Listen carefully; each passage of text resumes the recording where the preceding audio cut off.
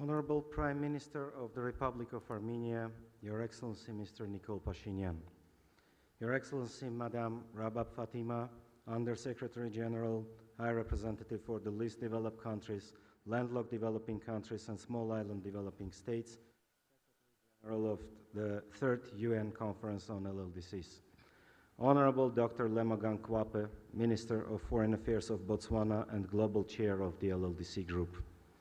Excellencies, distinguished guests, we're pleased to welcome you at the Ministerial meeting of Landlocked Developing Countries, convened in Yerevan under the theme Enhancing Equitable, Affordable and Inclusive Transport Connectivity as a Driver for Sustainable and Resilient Economies.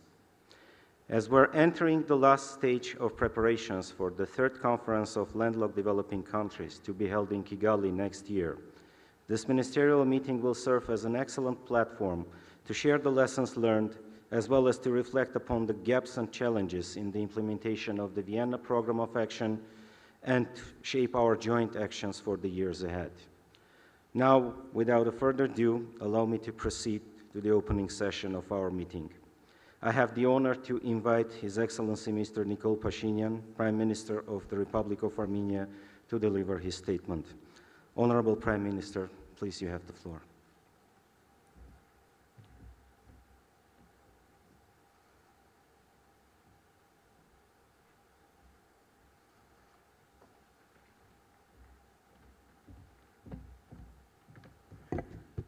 Thank you, dear friends. I will speak Armenian, so please take earphones.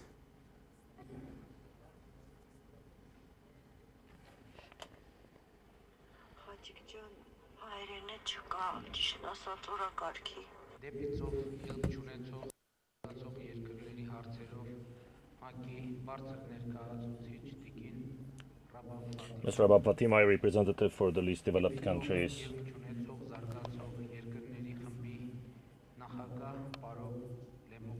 Honorable Dr. Lemogang Kwape, Global Chair of the LLDC Group. Honorable Ministers. Enhancing equitable, affordable and inclusive transport connectivity as a driver for sustainable and resilient economies is the theme of this ministerial meeting of landlocked developing countries. Dear representatives, dear attendees, I welcome all of you to the Republic of Armenia, to this crucial event on this very important topic. I greet you and I welcome you in the Republic of Armenia. I should note that generally, over time, we do reconsider the role of transport communications in the sense that our initial perception usually is that transport connectivity is important for transporting goods and persons, but in the recent past, given our agenda, we're also seeing the importance of transport connectivity for regional stability, security, and peace more broadly.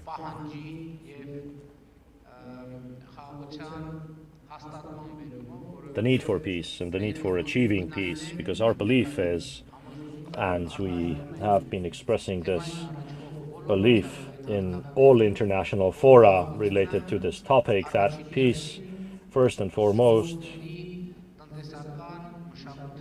is about economic, cultural, and political ties enabled to the nations and the peoples. And these ties obviously cannot take place without transport connectivity. And this is the reason why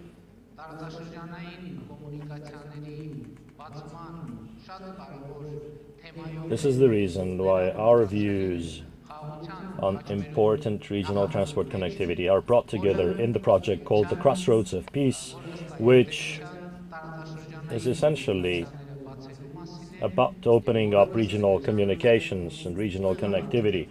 It is something that is directly related to enhancing access to the sea. You are perhaps aware that for over 30 years, Armenia's borders with Turkey and Azerbaijan are closed. And today we speak much and we discuss much in the international community, and countries of the region speak much about the potential for opening regions' communications, and it's very important to note before this esteemed audience that Armenia stands ready to engage in practical and effective steps for opening communications in our region, which is practically manifested in the following project. The Republic of Armenia expresses readiness to restore rail communication between Azerbaijan and Armenia. Two railway networks that existed in the past. The first one is the northern route that links Azerbaijan's Kazakh district with Armenia's Tavush region, and the southern route, which, among others, links also Azerbaijan's western regions with the Autonomous Republic of Nakhichevan. By the way, we believe that Azerbaijan's western regions can link with the Nakhichevan Autonomous Republic and the rest of the world via the northern route as well. And this willingness is something we have communicated and expressed officially, and we reiterate it today. The next one concerns road connectivity, which can have the northern route, the so-called middle route, and the southern route. As you can see, this will unleash new opportunities for our region.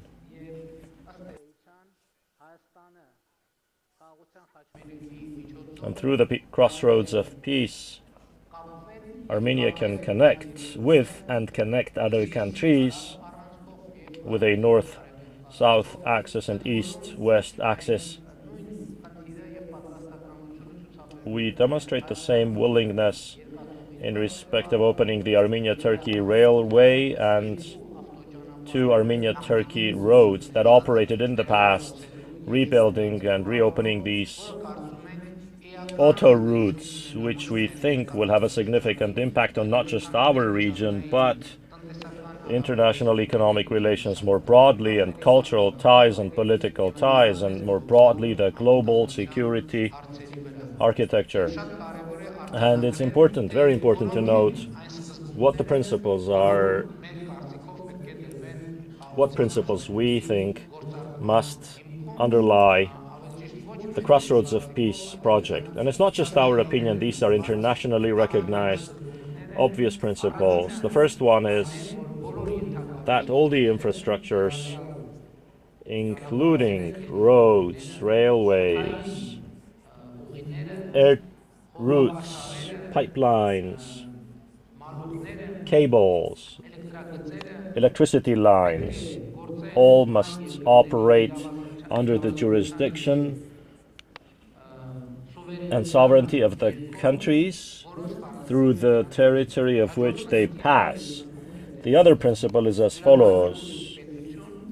Every country, via its state institutions, shall secure in its territory border controls and customs controls of these communications, as well as the security of all the infrastructure, including the movement of persons, cargo, and vehicles through them. I would like to highlight that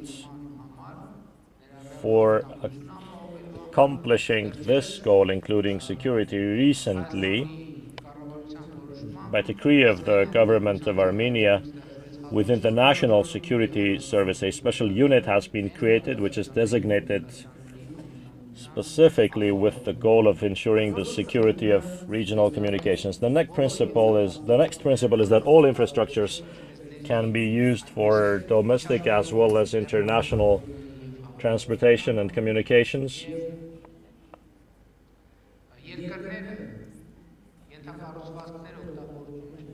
Countries shall use all the infrastructure in accordance with the principles of equality and reciprocity, and in the context of the aforementioned principles, there can be some streamlining of the procedures on the basis of reciprocity and equality. And dear guests, as you may have noticed, the Crossroads of Peace project, which on this map mostly shows railways and roads, can also be helpful for east, west, and north, south electricity transmission lines, cables, gas pipelines, the construction and operation of all of the above. This, of course, would be a much more extensive project than the regional one. As I said, it is one that could have significant international impact. This project is closely related to our theme for the day.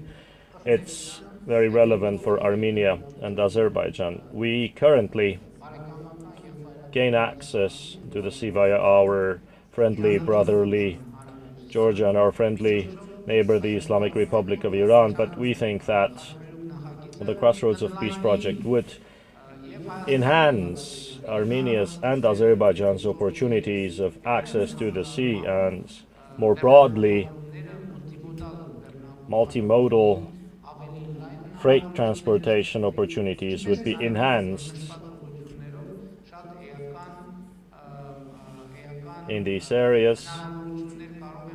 Significant potential could be unleashed also for pipelines, for cables, for electricity transmission lines. But then, of course, all of this is possible when Armenia and Azerbaijan achieve peace. And the main question that is posed is, to what extent is peace possible between Armenia and Azerbaijan, and what principles should underlie the peace to be achieved? And as is noted in this slide, the main principles are three, one of which I already essentially covered, which is that future transport arrangements and agreements on deblocking transportation must take place on the basis of the sovereignty, legal equality, jurisdiction, and reciprocity of countries. The first principle is Armenia and Azerbaijan fully recognize each other's territorial integrity and sovereignty based on the understanding that Armenia's territory covers 29,800 square kilometers and Azerbaijan's territory is 86,600 square kilometers.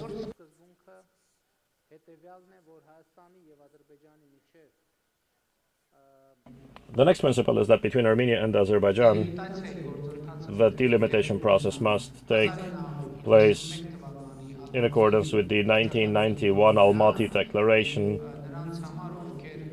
And for those of you who may not be too closely familiar, let me tell you that the Almaty Declaration is a document that stated two facts. One, that the Soviet Union no longer exists, and two, that the Soviet republics, in this case, the 12 republics that signed the Almaty Declaration, gain independence within the administrative boundaries of the Soviet republics, and therefore the administrative boundaries turn into state borders, and the signatory countries reciprocally recognize each other's territorial integrity within or on the basis of these borders. Very importantly, these three principles, these three agreements were documented as a result of the trilateral meetings in Brussels, in particular on 14 May and 15 July,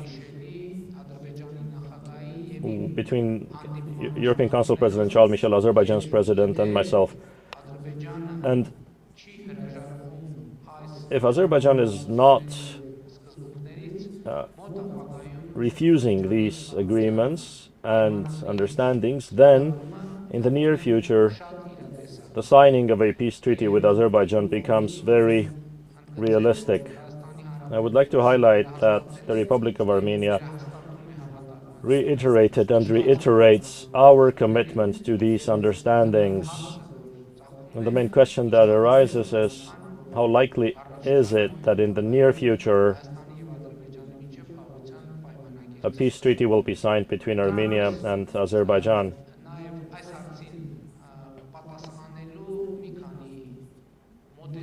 There can be several approaches to answering this question. One could focus on facts, which indicate that the likelihood of such an event is not high, or one could focus on facts, on such facts that illustrate and indicate or could give a more positive picture of a high likelihood of such developments. Objectively speaking, both groups of facts do exist, but a very important event happened yesterday between Armenia and Azerbaijan. There was an exchange of detained persons, prisoners. 31 representatives of Armenia and 1 military service person from Nagorno-Karabakh were returned by Azerbaijan or handed over to Armenia, and I would not like to focus on the facts that inspire pessimism. I would rather, at least based on yesterday's event, to view this as a ground zero from which we can at least try and make an effort to make sure that all future news indicates a greater likelihood of signing a peace treaty between Armenia and Azerbaijan rather than the opposite. Dear guests, I would like to once again welcome all of you to the Ministerial meeting with the theme Enhancing Equitable, Affordable and Inclusive Transport Connectivity as a Driver for Sustainable and Resilient Economies. And at this meeting, I would like to wish to you success, because the topic of discussion, the theme is a very crucial one. And as I said, it is of not only economic, but also political, security, cultural, and global relevance to the context. And I'm sure that today's discussion, the discussions today and tomorrow, and the findings and the conclusions will contribute to our region, to the landlocked countries in our region, and to broader global development, security, and stability. Thank you.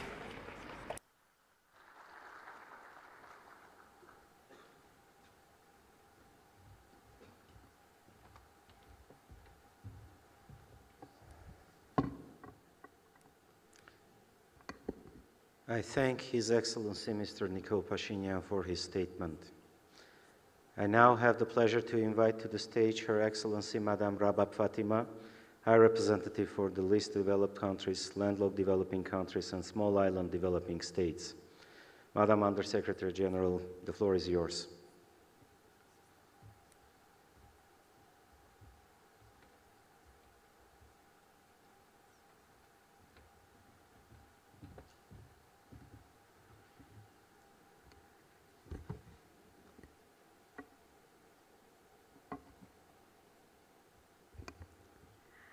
His Excellency Mr. Nikol Pashinyan, Honorable Prime Minister of the Republic of Armenia, His Excellency Mr. Lemogang Kwape, Minister for Foreign Affairs of the Republic of Botswana and Global Chair of the LLDC Group, Honorable Ministers, Heads of Regional and International Organizations, Excellencies, distinguished colleagues. I thank the Government of Armenia for convening this crucially important ministerial meeting on enhancing equitable, affordable, and inclusive transport connectivity as a driver for sustainable and resilient economies. Allow me also to express my sincere thanks and appreciation for the warm welcome and gracious hospitality extended to me and my delegation since our arrival here in this beautiful and historic city of Yerevan. For the 570 million people living in the 32 landlocked developing countries, the LLDCs, connectivity is the key to prosperity. These countries face a unique set of challenges due to their geographic isolation, lack of territorial access to the sea, remoteness from major markets, and inadequate infrastructure.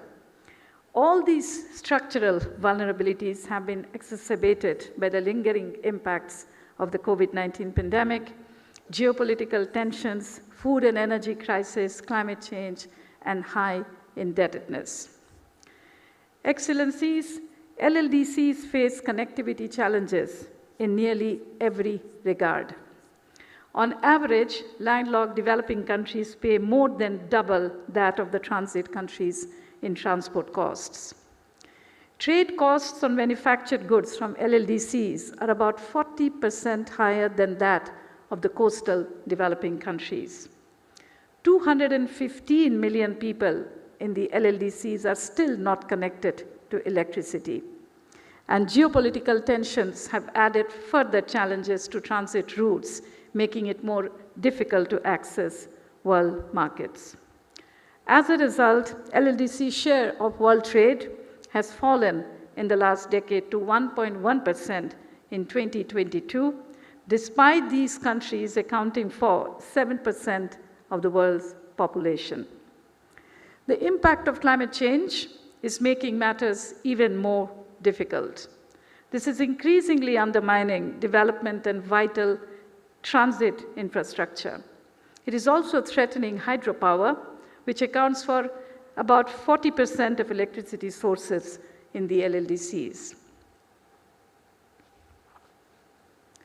Disaster-related economic losses reached 1.7% of the GDP of the landlocked developing countries in 2021, almost 3 times the world average of 0.5%. These combined connectivity challenges pose a serious threat to the LLDC's ability to realize the Sustainable Development Goals and achieve true structural transformation. Excellencies, despite these interconnected challenges, we are seeing some progress. Trade officially commenced under the African Continental Free Trade Area in January 2021. Progress has been made on economic corridors such as the Trans-African Highway, Trans-Asian Highway, and Euro-Asian transit links. The Single African Air Transport Market was launched in January 2018 to create a single market for air transport and allow freedom of air transport in Africa. The African Collaborative Transit Guarantee Scheme of the Afri-Exim announced its first ever multi-border transit bond in October 2023 in Zambia. But there is still much that needs to be done. Allow me, Excellencies, to share a few specific thoughts. First, we must upgrade transport connectivity to fix missing links and ensure that transport networks are resilient to climate change.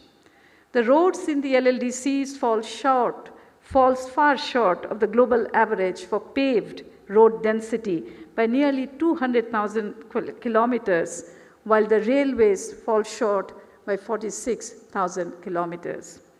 Upgrading transport infrastructure in the LLDCs to the level of the world average would cost an estimated $510 billion. We must therefore unlock additional infrastructure financing, including through a dedicated infrastructure investment finance facility for LLDCs supported by the global and regional development banks. Second, we must ensure that hard infrastructure is complemented by the necessary soft infrastructure, such as supportive policies, regulations, and processes. Accelerating the full implementation of the WTO Trade Facilitation Agreement will be key. The implementation rate of the Agreement on Trade Facilitation stands at 61% for the LLDCs, which is below the 81% for developing countries as a whole. LLDCs have already identified where they need technical and financial support, we must now ensure this is delivered by mobilizing the international community to implement all priorities of the Trade Facilitation Agreement. Third, we must make the most of the opportunities digital connectivity provides to overcome the physical barriers of being landlocked. Exports of digitally deliverable services from landlocked developing countries increased by 67% since the COVID-19 pandemic, more than 3 times the global average, to reach $10.6 billion in 2022. Digitalization is also making traditional trade easier for the landlocked developing countries. The ASICUDA computerized customs management system designed by UNCTAD, as well as the ITA international system administration developed by UNECE, are reducing trade costs. Still, more must be done to ensure that LLDCs have sufficient digital foundations. This includes support for digital infrastructure, skills development, national regulatory frameworks, and a conducive global regulatory framework. Expanding the ITU, Partner to Connect, digital coalition to all interested landlocked developing countries can help in this regard. Excellencies, lastly, we must commit to regional integration as one of the principal tools for connectivity in the landlocked developing countries. This includes regional approaches to both physical and soft infrastructure development and joint projects on transport, communications, and energy. The international community must provide support by boosting regional development assistance, including by raising regional aid for trade disbursements. Further, trade transit should be covered by specific provisions within regional and sub-regional trade frameworks, and the participation of the LLDCs in such frameworks should be strengthened.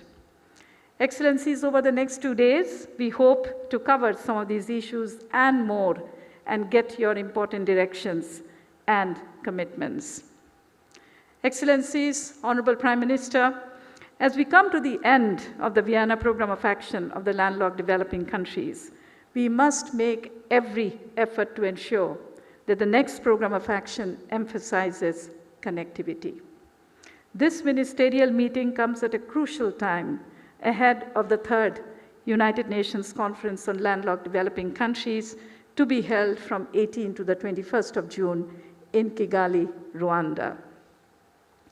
In my capacity as the Secretary General of the conference, my office is leading the UN system-wide substantive preparations for the conference, and the UN will be there as a whole to support you all in your endeavors. Your deliberations, Excellencies, over the next 2 days will inform the outcome document for Kigali, a once-in-a-decade opportunity to shape the development agenda for the LLDCs. As I conclude, I would like to call on all of us to continue striving for ambitious solutions to improve connectivity for LLDCs, and let us harness our shared commitment to drive transformative change in the lives of the 570 million people living in the 32 LLDCs to ensure that no one is left behind.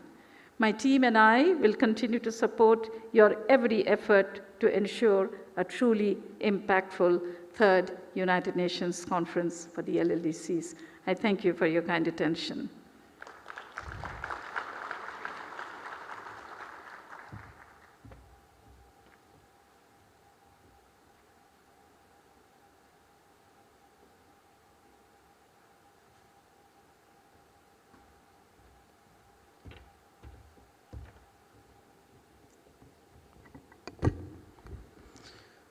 I thank Her Excellency Madame Rabab Fatima for her statement, and now I'm pleased to pass the floor to Honorable Dr. Lemogang Kwape, Minister of Foreign Affairs of Botswana and Global Chair of the LLDC Group. Excellency, the floor is yours.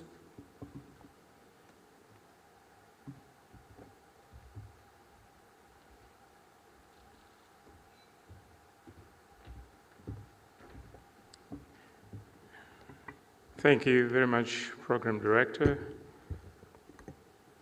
Your Excellency, Mr. Nicole Pashinyan, Honorable Prime Minister of the Republic of Armenia, and the Secretary General of High Representative Ms. Rabab Fatima, Honorable Ministers here present, heads of organizations, Excellencies, distinguished delegates.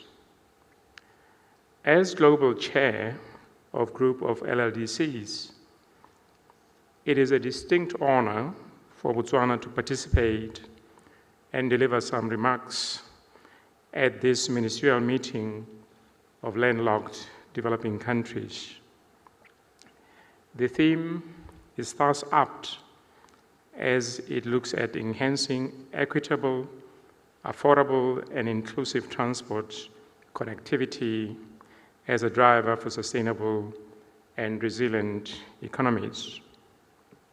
At the outset, allow me to thank the government of Armenia for organizing this timely ministerial meeting in the lead-up to the 3rd UN Conference on Landlocked Developing Countries. I further wish to express my sincere gratitude to the government of Armenia for excellent and warm hospitality provided to the delegation of Botswana since our arrival in this beautiful city of Yerevan.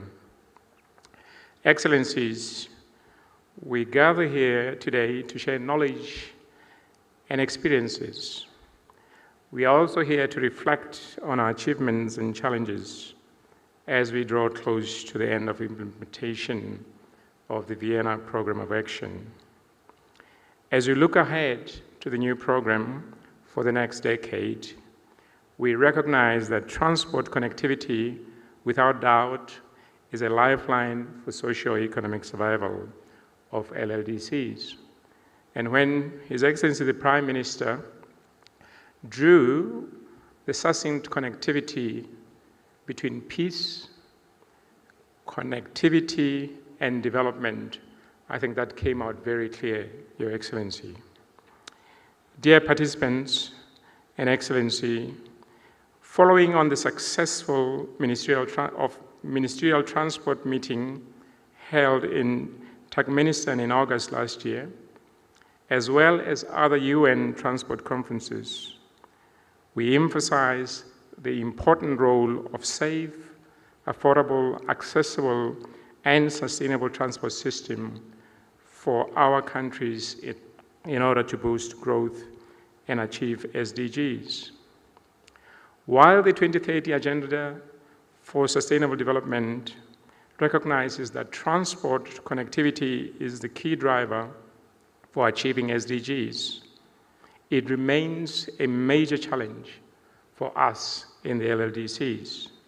For instance, LLDCs pays on average more than double what the transit countries incur in transport. And it takes longer a time for our countries to send and receive merchandise and other essential commodities from overseas market. This further compound the costs of trade in LLDCs. These exorbitant high transport costs erode LLDC's connectivity and competitive edge, discourage investors, and reduce economic growth in those countries. Such a situation is unfavorable for trade and the economy, and it limits the capacity of our countries to achieve sustainable development. That notwithstanding, not all is lost. There is some good progress on the expansion and upgrading of rail, road, ports, air transport, and closing missing links within our country. And again, the Honorable Prime Minister talked to that. This, however, is not sufficient. There remains many obstacles to enhance trade integration for our countries. Excellencies, you will agree with me that expanding transport infrastructure demand very high investment, far beyond the capacity of LLDCs and the transit countries. This is so because LLDCs, transit neighbors, are themselves developing countries faced with vast competing priorities of their own. In this regard, overcoming these challenges require continuous and dedicated effort from all of us. We therefore call for a more integrated international cooperation to help LLDCs in many areas, and I'll mention but a few. We need to first develop and maintain quality, affordable, accessible, resilient, and sustainable transport infrastructure and transit systems. We also need to phase out cumbersome and prolonged transit procedures and simplified border measures to increase transport efficiency and encourage the use of information technology to increase productivity at corridors. We also need to continue to support and increase investment in transport connectivity for both hard and soft infrastructure. And the Undersecretary talked to most of those things. As I draw to a close, let me emphasize that our group of countries count on the continued collaboration with transit countries and support of all our partners to ensure that the key areas and needs of LLDCs are adequately reviewed and enhanced. We hope that this meeting will continue and contribute valuable ideas and concrete inputs to the next program of action of LLDCs as we ramp up preparation for the third United Nations Conference on LLDCs that will be held in Kigali in July 2024. With those few remarks, I want to thank you very much for your kind attention and wish you successful deliberation. Good morning.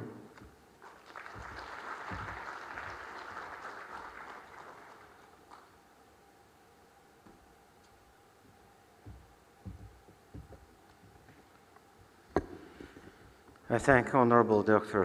Lemogang Kwape for his statement. Distinguished guests, this concludes the opening session of the ministerial meeting. I now invite everyone to have a short break over a coffee break, which is served in a lobby. After the coffee break, heads of delegations are invited to the stage for a family photo ceremony. I thank you and wish everyone productive discussions.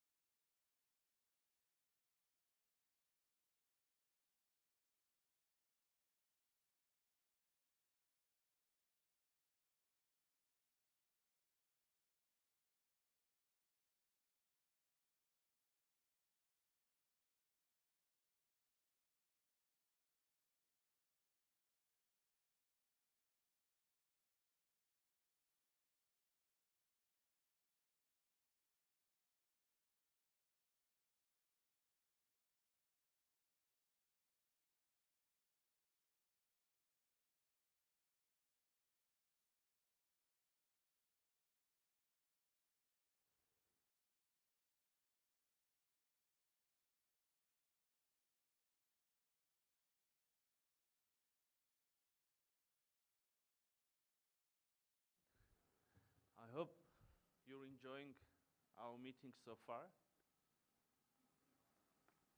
Now I think we can proceed to the next session. So, Honorable Undersecretary General, High Representative, Honorable Chair, Honorable Ministers, Excellencies, distinguished colleagues, I call to order the session on ministerial level exchange on the strategic importance of transport connectivity for the next program of action for the landlocked developing countries. We had an excellent opening session this morning.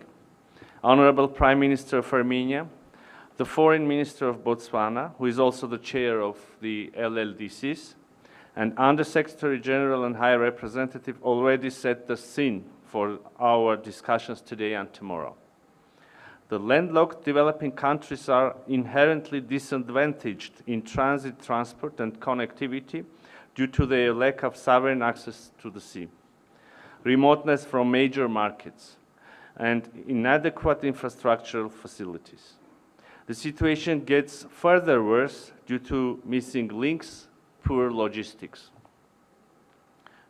dependence on their transit neighbors, and cumbersome transit and border requirements. Moreover, transport infrastructure of LLDCs remain largely unconnected to regional networks, resulting in high transport, trade, and travel costs for both goods and services. Furthermore, climate change and related natural disasters, as well as other ongoing global crises, including the COVID-19 pandemic and the geopolitical tensions, have further very negative impacts on the already challenged connectivity of LLDCs. These factors make us hugely uncompetitive in the international trade and regional and global value chains, which also happen to be a major source of our national income.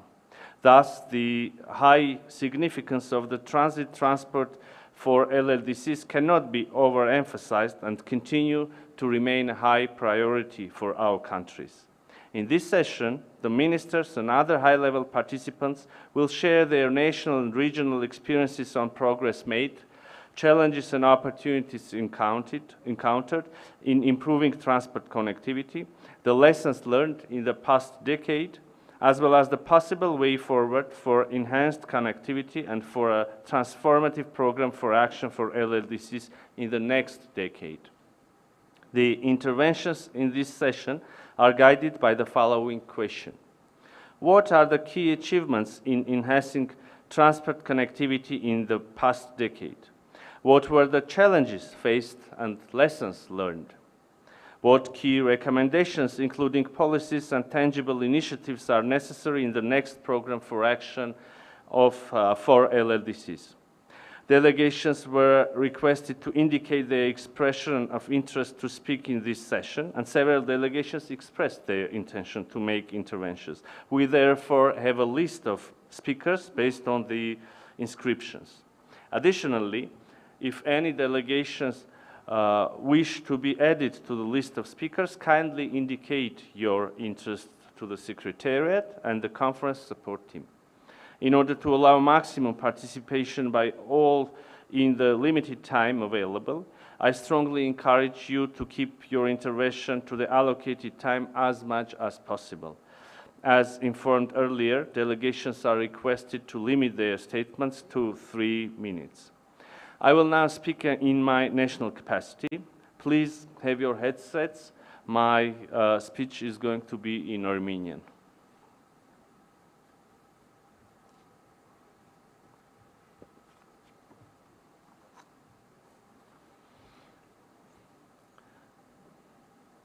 Ձերդ գերազանցություն Տիկին Ռաբաբ Ֆաթիմա, հարգարժան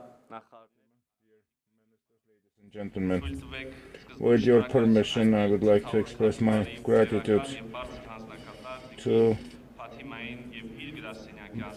Her Excellency Fatima and her office for support that we have received in organizing this meeting. I would like to also thank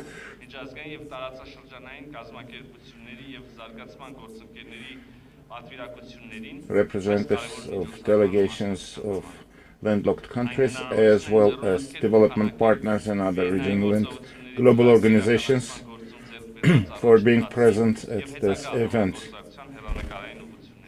where we are going to discuss the current status and future prospects of our cooperation. In the last report, the UN Secretary General has noted that the last half of the implementation period of the Vienna Programme of Action was marked by the devastating impacts of pandemic. The fragile recovery from the COVID-19 pandemic has been further disturbed by the challenging global macroeconomic conditions resulting in the exacerbation of the LLDC's structural and geographical vulnerabilities. International security crisis, disruptions of the supply chains, the increase of food and fuel prices, and climate change impact led to notable impacts and complications for the countries in the LLDC group.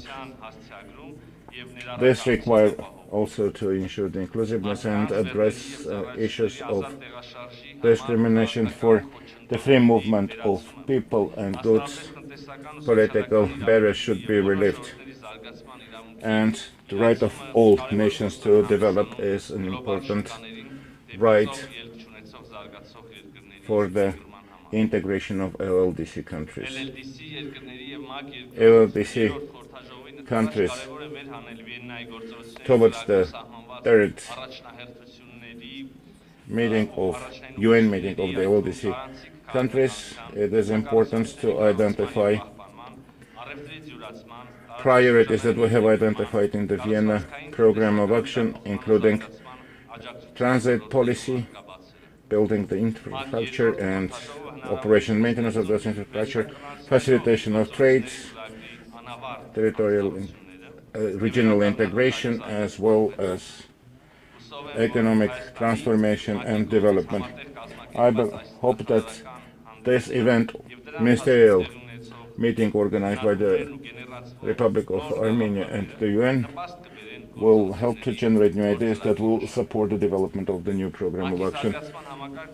The UN development system has necessary tools and experience, as well as list of partners, network of partners that will help to promote cooperation between the LDC's transit countries and development partners. To this end, we also consider the full use of the transit potential and trade potential as necessary in order to develop and promote sustainable and resilient infrastructure to support the future development of our countries.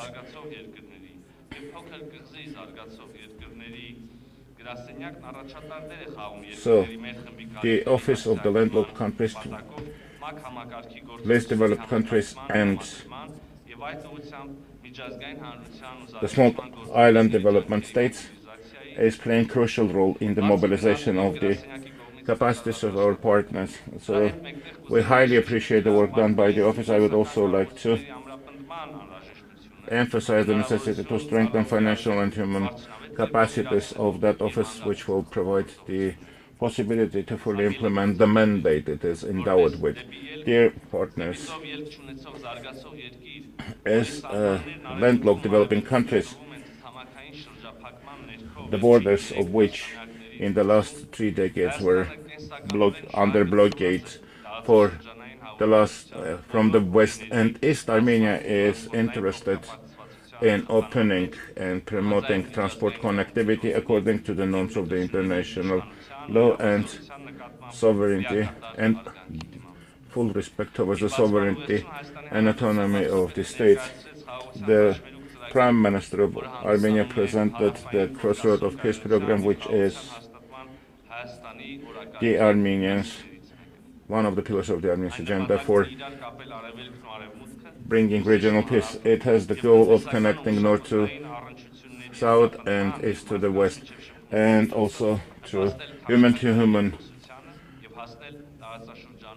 interaction and through development of trade and economy would further promote the development and peaceful coexistence of all nations and countries. The Republic of Armenia is willing to continue its active efforts in order to further expand the existing transport networks, including building new ones.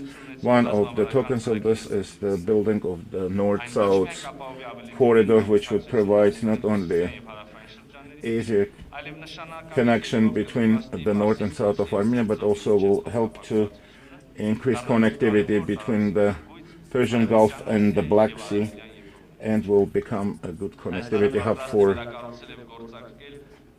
Asia and Europe. We're also willing to rebuild and reoperate Gümrük Ars and other railroads, and this is not to compete with other logistical projects in the region, but to complement the existing capacities. At the end, I would like to reiterate the Republic of Armenia's commitment for effective, multifaceted cooperation in the framework of UN for the promoting of priorities for the LLDCs. As member of the LLDC Group Bureau, we are willing to work with all partners in order to develop new list of commitments that would further promote and provide comprehensive response to the needs of the group on the road to the third conference. Thank you. I will now resume my duties as chair of the session and invite the distinguished delegates to take the floor in accordance with the list of speakers. And I first give the floor to the distinguished representative of Lesotho.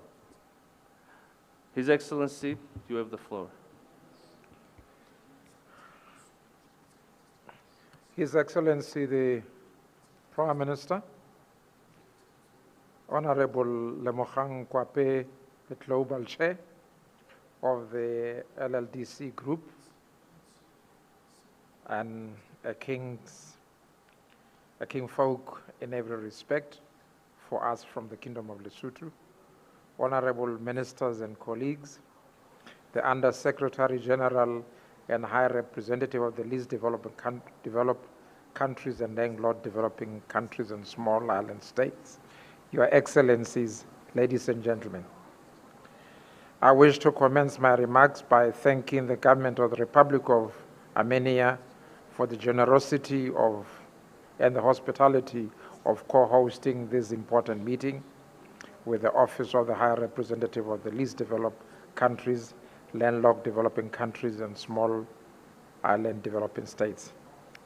We in the Kingdom of Lesotho, like many other LLDCs, recognize the value of regional integration through enhanced transport connectivity as a pivotal strategy in contributing to the overall improvement of the economy. Thus, we remain committed to implementing all international and regional treaties and protocols to improve the economic status. Most immediate for us is the African Continental Free Trade Agreement, whose prospects are high and the expectations of the entire African continent are dependent on it. Excellencies, as a matter of fact, it is my contention that without sustainable transport systems, there would be no sustainable development. It is against this backdrop that we firmly believe that the provision of resilient, reliable transport connectivity, which is climate resistant and appropriate, is pivotal in connecting various states and ensuring competitiveness. Equally important in addressing the unique challenges of the LLDCs on the transport connectivity for the next program of action, my delegation proposed the following approaches.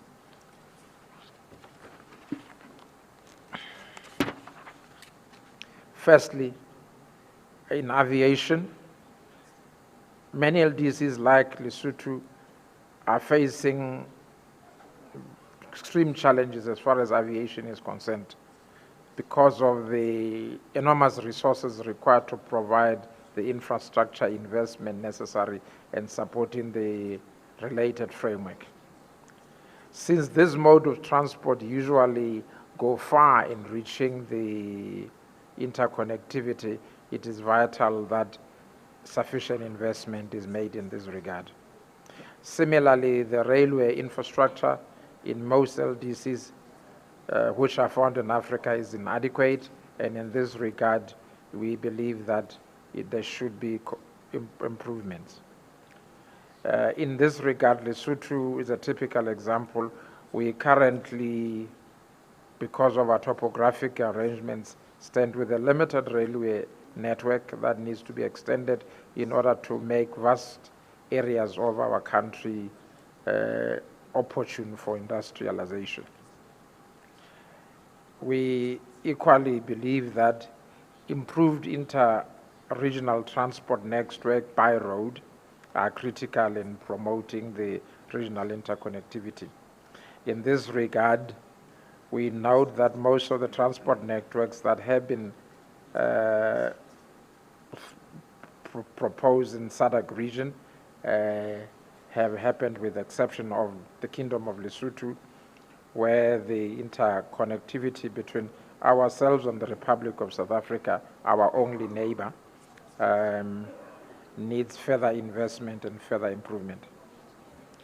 In this context, Chair, we conclude that we wish to emphasize that all these require articulated approaches to support the interconnectivity to boost our economies of various LLDCs, which could only be recognized through strengthened partnership between the private sector as well as developing countries and developing countries in all spheres.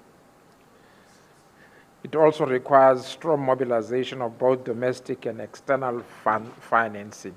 In this view, we continue to call development partners to scale up implementation of their pledges from different meetings so as to scale the capacity building, the technical and the financial assistance to the LLDCs and transit countries to support their transport connectivities. In the context of our limited time, Chair, let me thank you and thank you all for your attention. Thank you.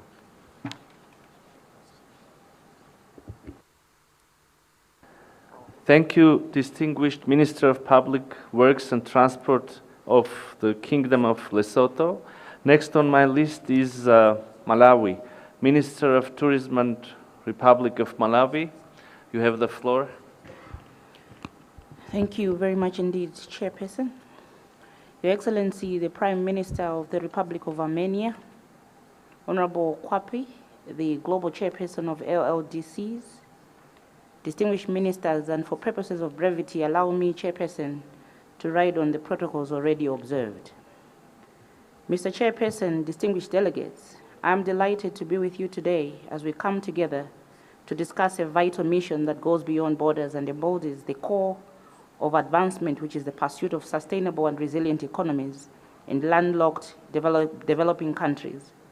Enhancing transport connectivity and digital infrastructure is at the heart of the Republic of Malawi's development agenda, in line with the Vienna Program of Action. Mr. Chairperson, we do realize that we cannot talk about economic freedom without the vital role that transport and connectivity plays in our society. Subsequent to embracing the Vienna Program of Action, my country has integrated this vital initiative into its policies such as the Malawi 2063, which is the country's development blueprint from now until the year 2063. Additionally, Mr. Chair, Malawi is also collaborating with neighboring countries under the bilateral and regional cooperation frameworks, as well as working in partnership with international development partners towards the full realization of the Vienna Program of Action.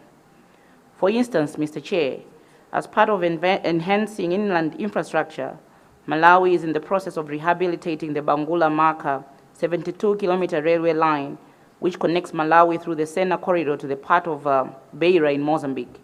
Additionally, through the tripartite institutional agreement between Malawi, Mozambique, and Zambia, we have agreed to jointly implement the Nacala Development Corridor, which is part of the Southern Africa Trade Connectivity Project. These ongoing initiatives, Mr. Chair, will efficiently and effectively open up Malawi to the rest of the world, while also facilitating trade with other landlocked nations in the region as we endeavor to promote intra-African trade under the African Continental Free Trade Area. On the digital infrastructure, Malawi has, among other things, signed an agreement on the diplomatic data corridor with Zambia, aimed at ensuring that our people access affordable internet. In the process, this will bridge the digital gap and establish an accessible and cost-effective digital market. Mr. Chairperson, these ongoing initiatives, Malawi is still, in spite of these ongoing initiatives, Malawi is still grappling with economic challenges caused by the COVID-19 pandemic. At the moment, Mr. Chair, we have a narrow fiscal space in Malawi. We are reeling in domestic and international debt. We have challenges in forex at the moment. And all of this, Mr. Chair, were exacerbated by the COVID-19 pandemic and also the conflict in Eastern Europe and the devastating impact of climate change. Therefore, it would be neglectful and rather careless of me to not mention or highlight the compounding effects of climate change on Malawi's economic development. The rise in climate change disasters, notably floods, landslides, storms, and even droughts, has surged in frequency and intensity in the past years, significantly affecting various sectors such as transport infrastructure for national and regional connectivity, agriculture, education, housing, food, energy, health, water, and the overall economy. Over the past decade, more than 25 disasters linked to severe rainfall events have occurred, displaying a concerning upward trend in the number of affected individuals and destruction of development infrastructure. Just like this year, I think, Mr. Chairperson, we experienced the effects of climate change when we had the Cyclone Freddy that killed over 1,000 Malawians and displaced over 500,000, Mr. Chairperson. And we need close to $1 billion United States dollars for us to replace the damaged infrastructure and to relocate the people that now are homeless. And this has necessitated the redirection of resources that could have been meant for development to now focus on humanitarian assistance in order to address these challenges posed by these disasters, particularly efforts to rebuild key transport infrastructure critical to national development. Mr. Chairperson, to confront these challenges, therefore, our primary objective should be the reinforcement of our commitment to bilateral, regional, and international cooperation. But more so, Malawi feels like we also need to enhance country-to-country cooperation, especially among neighboring countries. Collaborative efforts will not only promote connectivity, but also diminish trade barriers and enhance the efficiency of transit transport systems. The unlocking of the full potential of LLDCs necessitates robust collaboration with coastal neighbors, transit countries, and international organizations. Therefore, integral to our development agenda is a substantial investment in infrastructure encompassing the improvement of the roads, railways, digital connectivity, crucial for facilitating the movement of goods and people. To address the impact of climate change, there is a requisite for technology transfer, capacity building, and adequate financing that will facilitate early detection and effective response mechanisms. In this context, Mr. Chairperson, Malawi hereby proposes that the group of LLDCs here present and all stakeholders advocate for clear guidelines from the United Nations on how countries affected by disasters can access the loan and damage fund established during the COP27 in Egypt. The Loss and Damage Fund would assist LLDCs in upgrading and expanding transport networks, which in the long run lower transportation costs and enhance overall accessibility, laying a foundation for socioeconomic empowerment for communities, developing climate-smart resilience. This strategic move will empower LLDCs to overcome geographical constraints, fostering economic diversification, attracting investments, and creating employment opportunities. The consequential impact of heightened connectivity will reverberate across development sectors, contributing to more robust and adaptable economies. Given the multiple borders shared by LLDCs, Collaborative initiatives in transport connectivity can lead to shared prosperity. Joint infrastructure development projects, streamlined customs procedures, and harmonized regulations facilitate seamless cross-border movement, eliminating bottlenecks that impede the flow of goods and people. Mr. Chairperson, distinguished delegates, in the pursuit of adopting the successor program of action in Kigali, let us collectively ensure that the inclusive consultations being conducted consider also all concerns raised by member states and stakeholders. This approach ensures that the voices of LDCs are heard, fostering inclusivity despite our differences. Mr. Chairperson, with those remarks, I do submit, and thank you so much for your attention. And I thank the distinguished minister from Malawi. Ladies and gentlemen, now I would like to ask you again to keep the time limitations. And of course, you will always have the opportunity to hand the written text to the Secretariat for the archives and to be published, I guess. Now, Distinguished Minister of Foreign Affairs of Nepal has the floor. Mr. Chairman, Honorable Ministers, Excellencies, USG Excellency Madam Rabab Fatima, ladies and gentlemen. At the outset, I would like to join the previous speakers in extending our sincere thanks and appreciation to the government of Armenia for hosting the event and extending warm hospitality to us. I also commend the UNOHRLLS for their outstanding preparation for this significant meeting. The meeting with the theme Equitable, Affordable and Inclusive Transport Connectivity as a driver for sustainable and resilient economies could not have been more appropriate as we are looking ahead to the third UN conference on LLDCs in Kigali in June 2024, with our aspiration for the commitment to a new program of action with transformative vision and deliverable. Mr. Chairman, landlocked developing countries have been facing numerous structural challenges stemming from their geographical isolations, transit and trade vulnerabilities, infrastructure and connectivity challenges, as well as economic dependence. Inadequate and substandard transport connectivity has further exacerbated their extent vulnerabilities and challenges. On the one hand, it has hiked the prices of essential commodities, food, fuel, fertilizer, and on the other hand, increased economic expenses and hindered their exports to global markets. These countries are increasingly vulnerable to numerous global shocks and crises, including pandemics, conflicts, climate change, disaster, and unfolding complex geopolitical competition.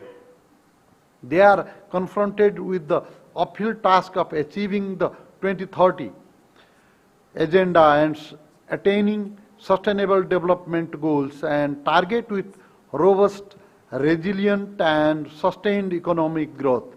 Establishing affordable, sustainable, resilient, and robust transport connectivity is imperative to tackle surmounting challenges and inherent structural limitations. LLDCs will realize their vision and aspirations of being land-linked from landlocked countries only through multidimensional connectivity at domestic and cross-border transit levels. Thus, transport connectivity and improved infrastructures can have a multiplier effect on development, economic growth, and productivity. It helps address poverty and inequality, as well as ameliorate the plights arising from inflation, increased cost of food, and disruptions in supply chains. Mr. Chairman, despite our decades of efforts, we have yet to improve the trade and logistic performance. The safer infrastructure financing, deficit in LLDCs and the poor maintenance of existing infrastructure have remained major hindrances. In light of these challenges, I wish to reiterate that our focus and priority would be on enhancing sustainable and resilient transport infrastructures in LLDCs, enabling us to foster a path to enduring economic growth and offer a brighter future to our people. Equally, there is an urgent need for a more coordinated effort to address the emerging debt crisis in LLDCs.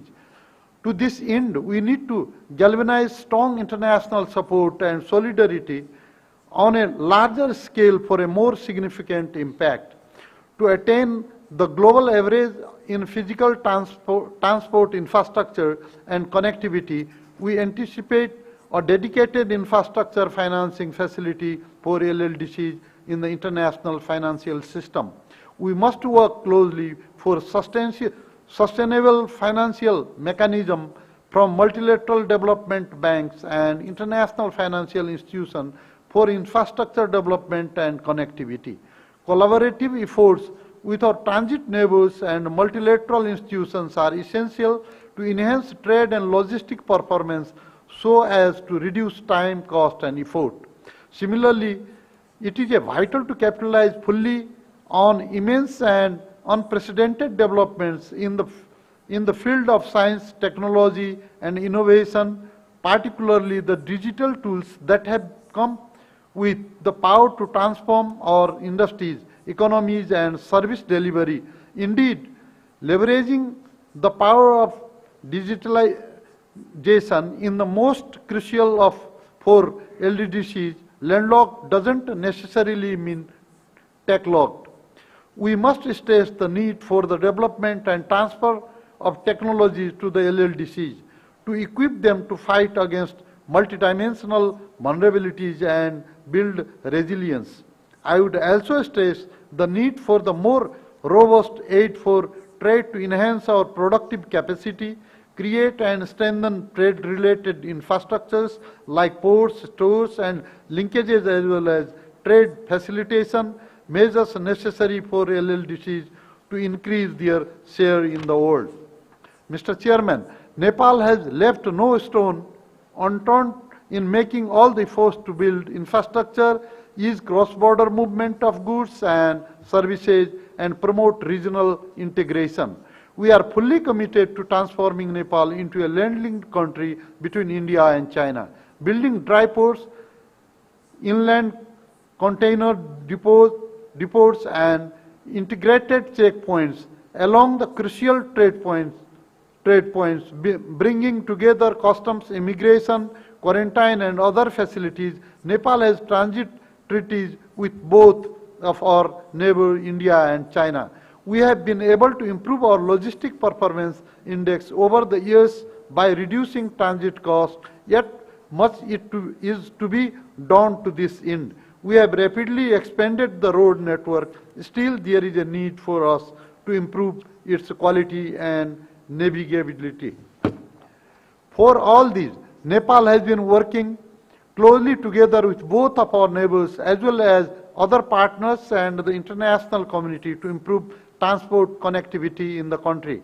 We request their enhanced support to enable us to overcome the challenges and vulnerabilities we have been facing being a least and landlocked developing country. Lastly, Mr. Chair, I wish to assure you and other distinguished delegates that Nepal stands ready to work closely with LLDCs, transit countries, international organizations, and all stakeholders. Let's work together for a successful LLDC 3 and new program of action that is transformative, constructive, innovative, practicable, and deliverable. Let's work together to address transport, transit, trade, and climate vulnerabilities facing LLDCs with renewed and genuine partnership among all stakeholders to ensure that we all grow together, leaving no one behind.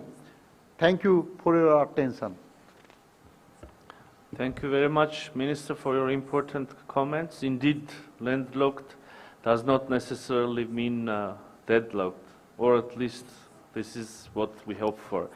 And now Minister of Transport and Infrastructure Development of Zimbabwe has the floor. Thank you, distinguished moderator. Your Excellency, the Undersecretary General and High Representative for the least developed countries, landlocked developing countries, and small island developing states, Madam Fatima, my fellow colleague ministers, allow me to say all protocol observed. Allow me from the outset, on behalf of the delegation of the Republic of Zimbabwe, to convey our sincere gratitude to the government of the Republic of Armenia and the United Nations for the invitation to this meeting and for courtesies and hospitality that have been accorded to us since our arrival in this scenic and historic city of Yerevan. My delegation also wishes to acknowledge the exceptional leadership of the Undersecretary General, Madam Fatima, for steering our work in a progressive and balanced manner since her appointment in August 2022. Indeed, your ability to facilitate a conducive environment for reflecting on pressing global development issues should be remembered as a hallmark of your leadership. Your Excellencies, I wish to assure this august gathering that Zimbabwe is committed to cooperation under the United Nations system and to the adoption of international good practices and standards in transport, connectivity, and sustainable mobility. Your Excellencies, Zimbabwe, under the wise leadership of His Excellency the President, Comrade Dr. Emmerson Mnangagwa, adopted an ambitious Vision 2030 agenda to chart the country's new development trajectory. The vision reflects the collective aspirations and determination of the people of Zimbabwe to achieve a prosperous and empowered upper middle income society by 2030. Among other priorities, the vision is leveraged by the following priorities: image building and international engagement and re-engagement, digital economy and infrastructure and utilities. We have thus prioritized infrastructural development by committing local resources towards the completion of 580 kilometers of world-class highway along our north-south corridor. Linking this road is the upgraded and modernized Bay Bridge border post, which was completed in the first quarter of 2023. We are targeting 4 more border expansions in the next 3 years, and I'm happy my colleague ministers from the neighboring countries are in our midst. Your Excellencies, we also continue to roll out a robust and road construction and routine maintenance program under the auspices of what we call the Emergency Road Rehabilitation Program. In the last 2 budget cycles, 35,645 kilometers have been constructed, rehabilitated, and routinely maintained across the country. Our efforts have also witnessed remarkable progress in other sectors of infrastructural development.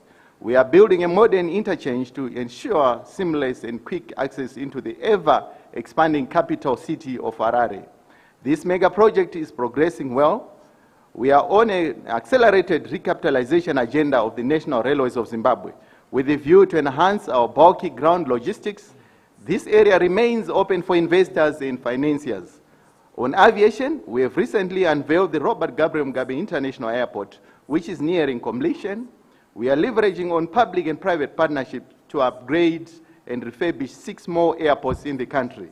Your Excellencies, ladies and gentlemen, we also have to believe to the practical challenges that we face in meeting the transport infrastructure needs of LLDC's country. The devastating effects of COVID-19 ravaged enabling sectors of our economies, including the transport sector. The diversion of resources meant for developing and modernizing infrastructure towards supporting basic livelihoods are just some of the direct consequences. Further, the impact of climate change and variability are becoming more evident with increased incidences of cyclones and floods, which have extensively damaged our transport infrastructure and disrupted connectivity. While climate change adaptation, mitigation, and resilience building have been mainstreamed into Zimbabwe's national policies, it remains a challenge which needs joint remedial action with the international community. Your Excellencies, esteemed delegates, despite the robust engagement and re-engagement efforts by my country's leadership, steered by the great leader, His Excellency, the President of the Republic of Zimbabwe, Comrade Dr. Emmerson Mnangagwa, illegal, unilateral, coercive measures, imposed by some Western countries remain an albatross to our efforts towards achieving our infrastructure development targets. I therefore want to use this platform to rally the international community to encourage countries which have imposed these illegal sanctions on us to lift them, as they are hurting the ordinary people and frustrating our efforts towards meeting our SDGs. Your Excellencies, we are not aloof to the challenges we face. The ministerial meeting is critical to us as it serves as a platform for us to examine ways in which we can boost transport connectivity through the sharing of knowledge, experiences, and innovative approaches with the ultimate objective of developing resilient and sustainable economies. As I conclude, I want to assure this august gathering once again that we remain optimistic in confronting the challenges which we face as LLDCs. Zimbabwe embraces smart win-win partnerships and sustainable cooperation with multilateral stakeholders with the UN system. Allow me to emphasize Zimbabwe's commitment towards the Vienna Program of Action for landlocked developing countries for the decade 2014 to 2024. As it is coming to an end, I call upon ourselves as a collective not to lose momentum, but to work towards formulation of the plan of action for the next decade. I thank you. Thank you, Minister. Excellencies, I kindly remind you that I'm giving the floor for 3 minutes. Now, Vice Minister of Transport of Kazakhstan has the floor.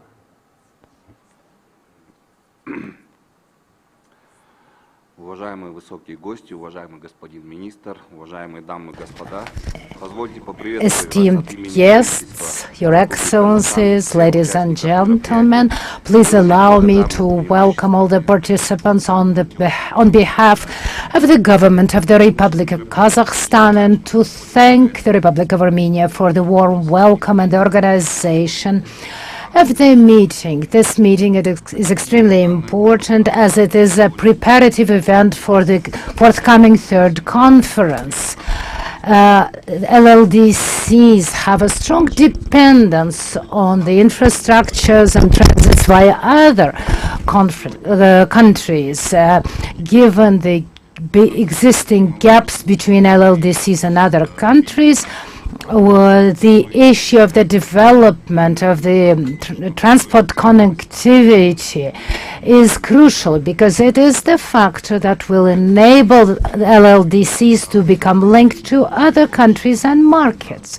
It's essential that we receive financial aid and strengthen the connectivity potential of LLDCs. Dear colleagues, Your Excellencies, Kazakhstan is the largest of the LLDCs and it plays a key role in taking measures for enabling the development and the connectivity of these countries within the framework of the Vienna Program, Action Program, and other projects. Let me please focus on the implementation of the Vienna Action Program for December this year.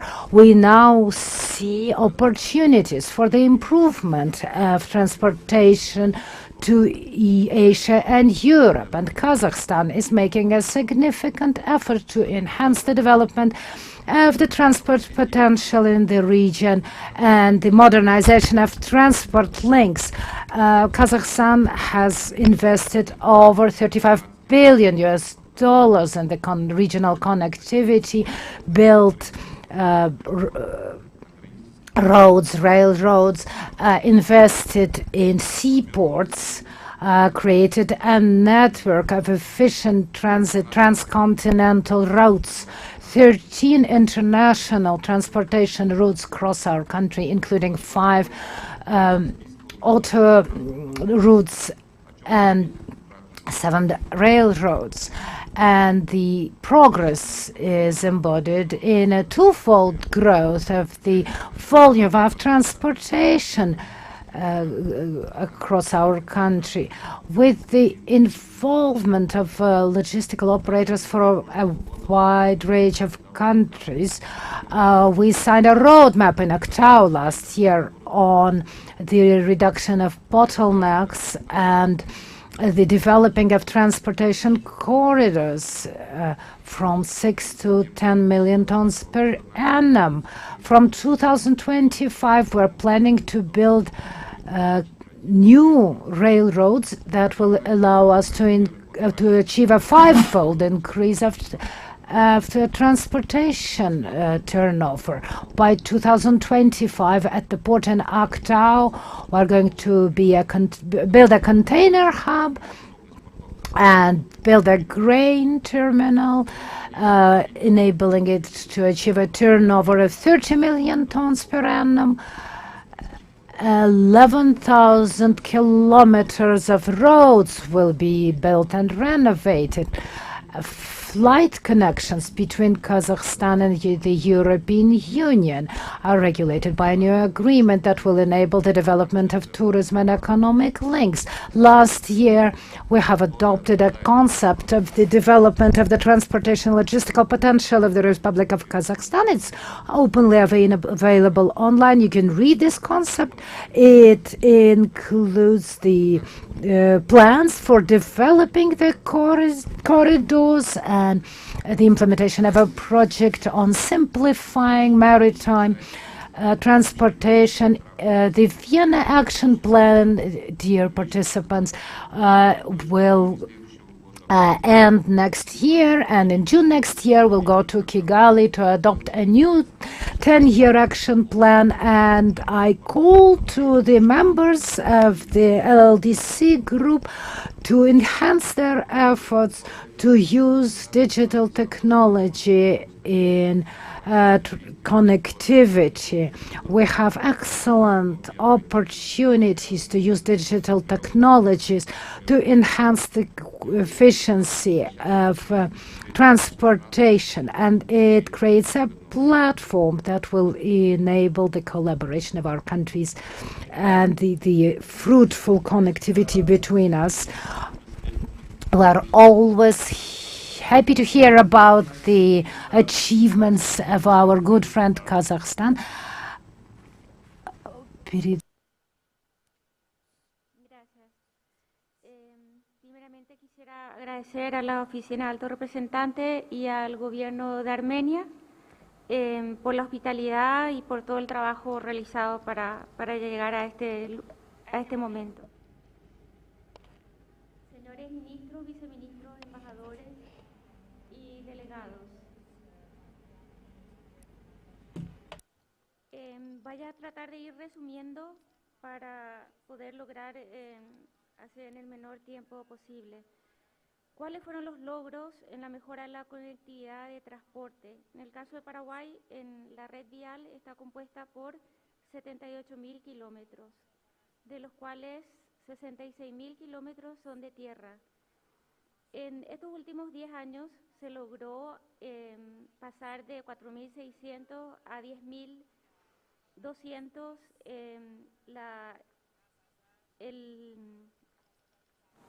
la carretera pavimentada. Sin embargo, todavía queda mucho por avanzar en este punto. También estamos construyendo un corredor de bioceánico que nos va a dar la salida a... In this area, we're building a corridor that will allow us to connect to the Atlantic. In this way, we can connect to Argentina, Brazil, and Chile. This is quite a significant investment of millions of dollars.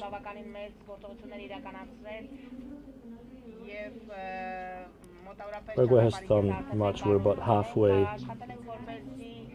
building the road. We have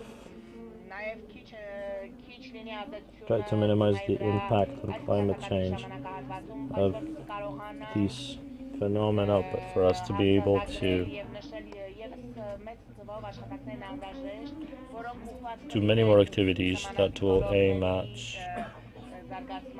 developing these sectors. We have an opportunity linking Uruguay, Brazil, and Bolivia. Paraguay started these activities in this field.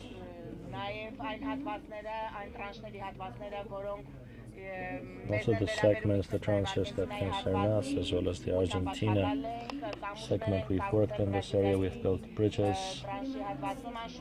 For the Brazil tranche, there's much still to be done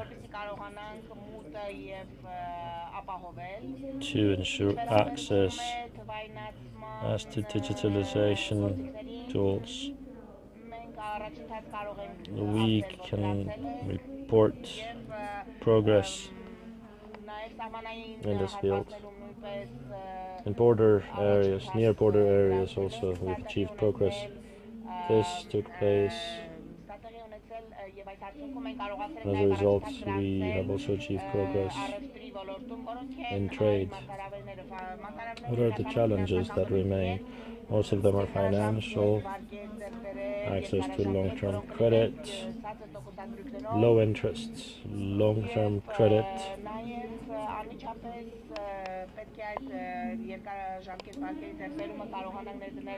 These loans should be directly invested in projects. And we need to reduce the tax payments so as to generate greater funding. Another challenge is the problem of air transport. We don't have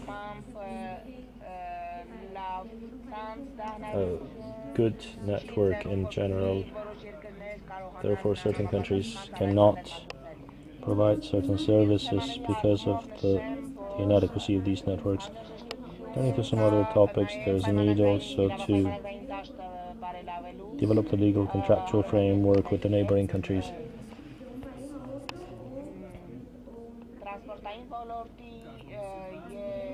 For the transportation field and for contracting issues also need to be addressed, and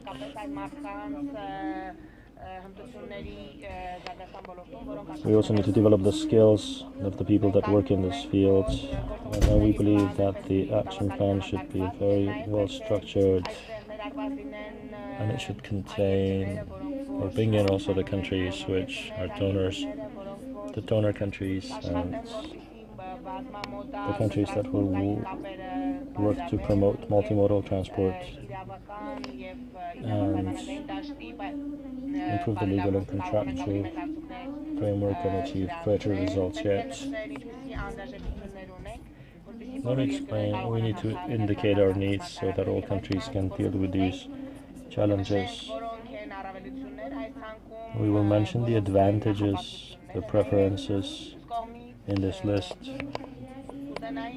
On the other hand, we would like to discuss issues related to border areas, especially when there's need for joint action such as investment plans. We need to specify what activities certain countries are to carry out, what the transit countries are to do. We think we can develop these topics in all the countries, and all of this will make an impact. And we'll be able to define more clearly what each one of us should do and what results we will achieve. On the other hand, we need research in the countries to estimate the additional costs of being landlocked. Such research would enable us to understand over the course of 5 years what progress we can achieve. That's all for now. Also, the Republic of Paraguay will actively continue to work for the preparatory process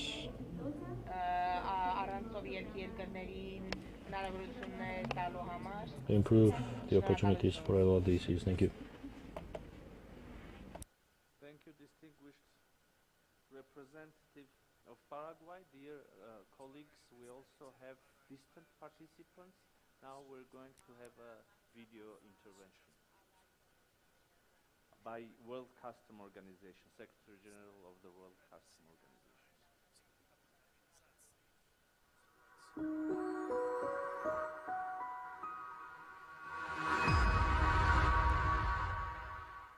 Excellencies, ladies and gentlemen, I would like to begin by thanking the government of Armenia and OHRLS for inviting the World Customs Organization to this important ministerial meeting. Recognizing the pivotal role of customs at borders, the WCO's vision of Borders Divide, Customs Connects resonates through the global community.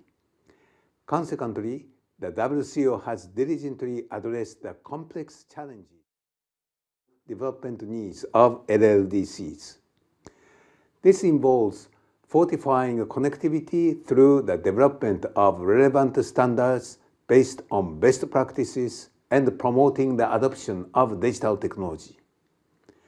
During the first conference on LLDC in Almaty, Kazakhstan in August 2003, I emphasized the critical importance of simplified and harmonized customs procedures for facilitating trade in LLDCs and transit developing countries, thereby enhancing economic competitiveness of our members. As a tangible contribution, the WCO introduced its transit handbook at the second UN conference on LLDCs, which endorsed the Vienna Program of Action in 2014. This marked the inception of the development of additional standards, including transit guidelines, a standardized dataset based on the WCO data model, and railway guidance. In the realm of digital connectivity, the WCO has championed the automation of custom processes and the interconnectivity of IT systems and solutions. An exemplary instance is the interconnectivity of custom transit systems in West Africa. Another noteworthy example is the regional electronic cargo tracking system successfully implemented by Uganda, Kenya, Rwanda, and the DRC. I recently visited Burundi to witness the extension of this system last month. In the post-pandemic era, the resilience of supply chains is paramount, promoting a heightened exploration of diversifying trading routes has intensified, and there has been an acceleration of regional integration. In pursuit of these goals, it is imperative to prioritize the urgent agenda of climate change and address related environmental challenges in alignment of the Sustainable Development Goals.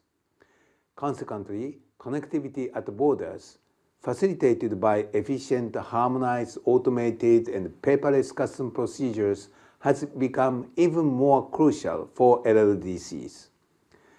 This includes efforts to reduce the physical waiting time for trucks at the border crossing points. With a rich history of collaboration and extensive experience, the WCO is committed to working closely with its partners in preparation for the third UN conference. Thank you.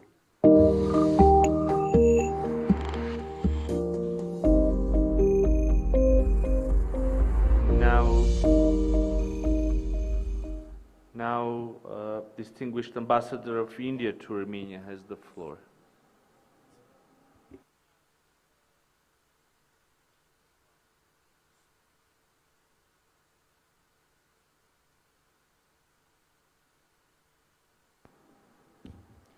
Honorable Foreign Minister of the Republic of Armenia, Honorable Ministers, High Representative for LDCs, LLDCs, and SIDS, and Secretary General of the Third UN Conference on LLDCs, Excellencies, ladies and gentlemen. As we prepare for the Third UN Conference on LLDCs that the government of Rwanda has kindly agreed to host, it is critical to look beyond the Vienna Program of Action for 2014-2024. The Secretary General's 10-year assessment report on the implementation of the Vienna Program of Action shows us that the last half of the implementation period saw the reversal of socio-economic gains that had been achieved by landlocked developing countries. This period was marred by global supply chain disruptions and increased prices for food, fuel, and fertilizers, which further compounded the trade and logistic costs for LLDCs on account of the ravages of the COVID-19 pandemic and geopolitical conflicts.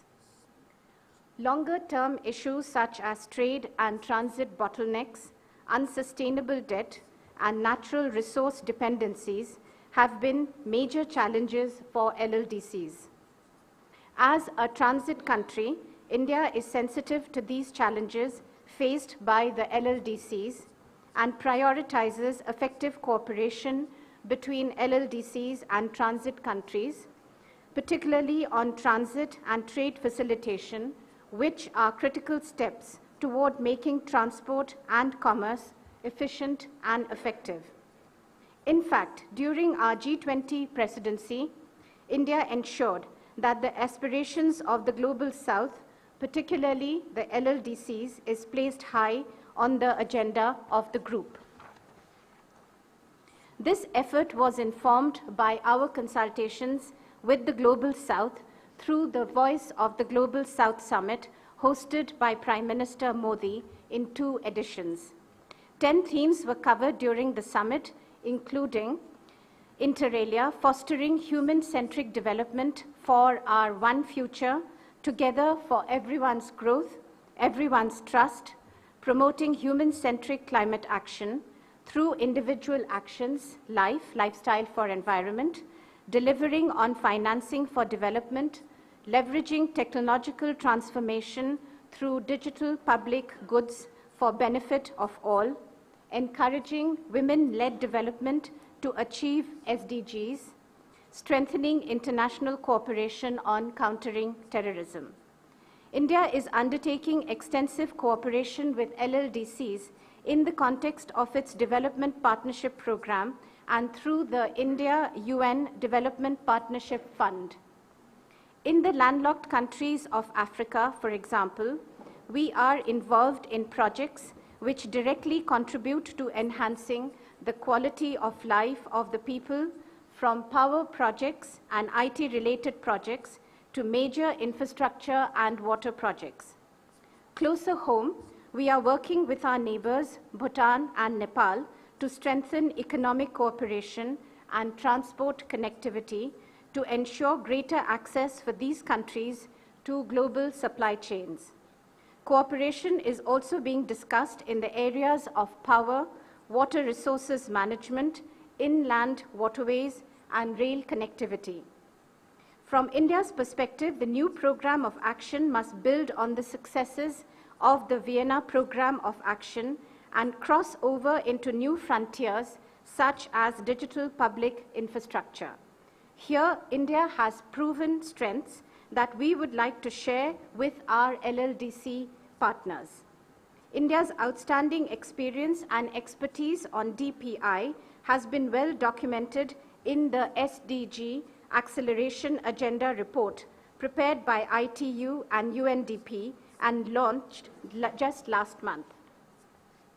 In order to encourage investments in safe, secure, trusted, accountable, and inclusive digital public infrastructure, particularly in the Global South, India plans to build and maintain a global digital public infrastructure repository, GDPIR, which will be a virtual a repository of DPI voluntarily shared by G20 members and beyond. Similarly, the Indian presidency's proposal of One Future Alliance is a voluntary initiative aimed to build capacity and provide technical assistance and adequate funding support for implementing DPI in low and middle income countries. Finally, as a regular contributor to the UN OHR LLS, India shall continue to provide financial support to this office, especially in the context of the forthcoming LLDC3 conference in Kigali next year. Furthermore, as a co-chair of the revitalized group of friends for the LLDCs, India looks forward to working with Rwanda in the organization of the conference. Thank you for your attention. Thank you, distinguished representative of India. Now the floor is going to distinguished representative of Chad.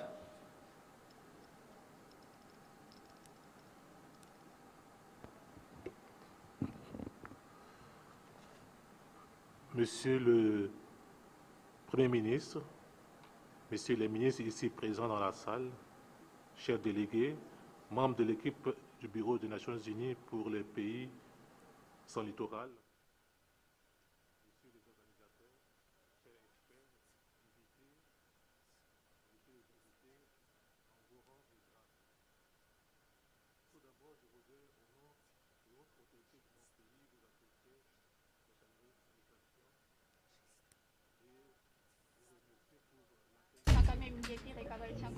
Allow me first of all, on behalf of the leadership of my country and myself, to cordially welcome you and greet you.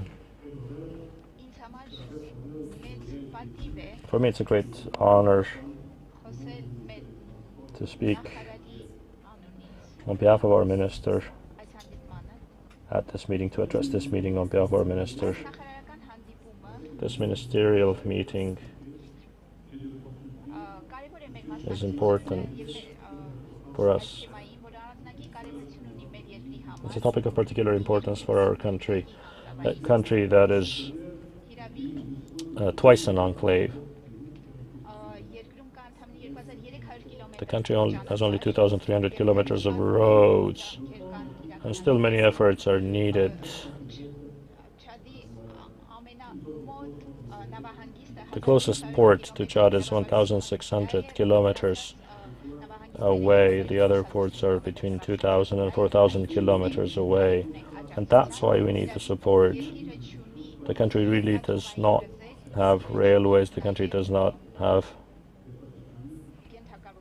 infrastructure, road infrastructure either, which is quite advanced.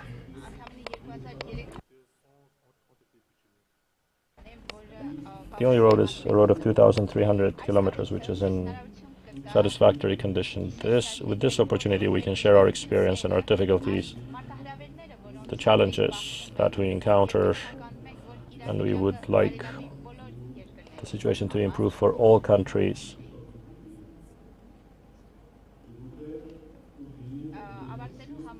To conclude, I would like to thank the organizers for this warm reception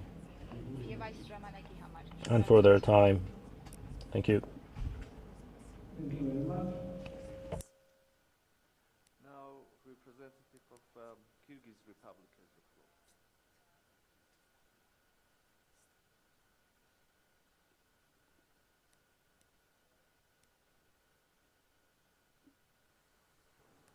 Извините. Уважаемые дамы и господа. Dear ladies and gentlemen, dear participants, allow me to welcome you on behalf of the delegation of the Kyrgyz Republic and to thank the Office of the High Representative of the United Nations and the government of the Republic of Armenia for the opportunity to participate in this event and to exchange opinions with other LLDCs. As it is well known, according to the last report of the UN Secretary General, there is progress in the implementation of the Vienna Action Plan, particularly where the overcoming of the consequences of the COVID-19 pandemic is concerned. Transportation connectivity is improving, infrastructure modernization is ongoing, but nevertheless, we face global environment challenges, the increase of prices on energy and food,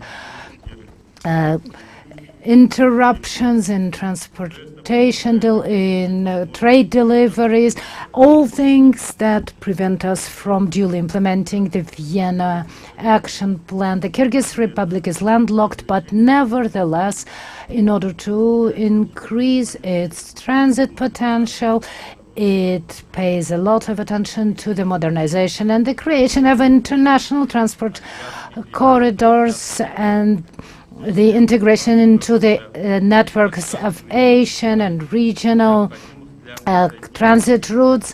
We are working on necessary steps towards the signing by the Kyrgyz Republic of the International Maritime Convention, which will enable the Kyrgyz Republic to participate in maritime transit. The Kyrgyz Republic is looking for new transportation routes and reducing dependence on existing routes, the reduction of the costs of transportation and transit, the reduction of risks connected with the existence of one main route. At the moment, we're working on a new multimodal direction of an international maritime route, the Southern Transportation Corridor, Turkmenistan, Tajikistan, and further to Europe. And shortly, we will be building a railroad to Turkmenistan and Uzbekistan. And we're also enhancing the already successful project on transportation of goods containers towards the sea. And given the increase of the trade turnover with China, the Kyrgyz Republic is planning to build dry ports. And on December 5, 2023, the route Pakistan, China, Kyrgyzstan was used for the first time to deliver goods. For the first time, Kyrgyz Republic has received goods from the ports of Pakistan. The next year, ladies and gentlemen, is the last year of the implementation of Vienna Action Plan, and it's extremely important that the new action plan is focused on the achievement of SDGs, on the development of the entrepreneurship, regional integration, and infrastructure development. The priorities are the development of modern infrastructures, digitalization, the transformation of economies by the introduction of green technologies, and the development of creative industries.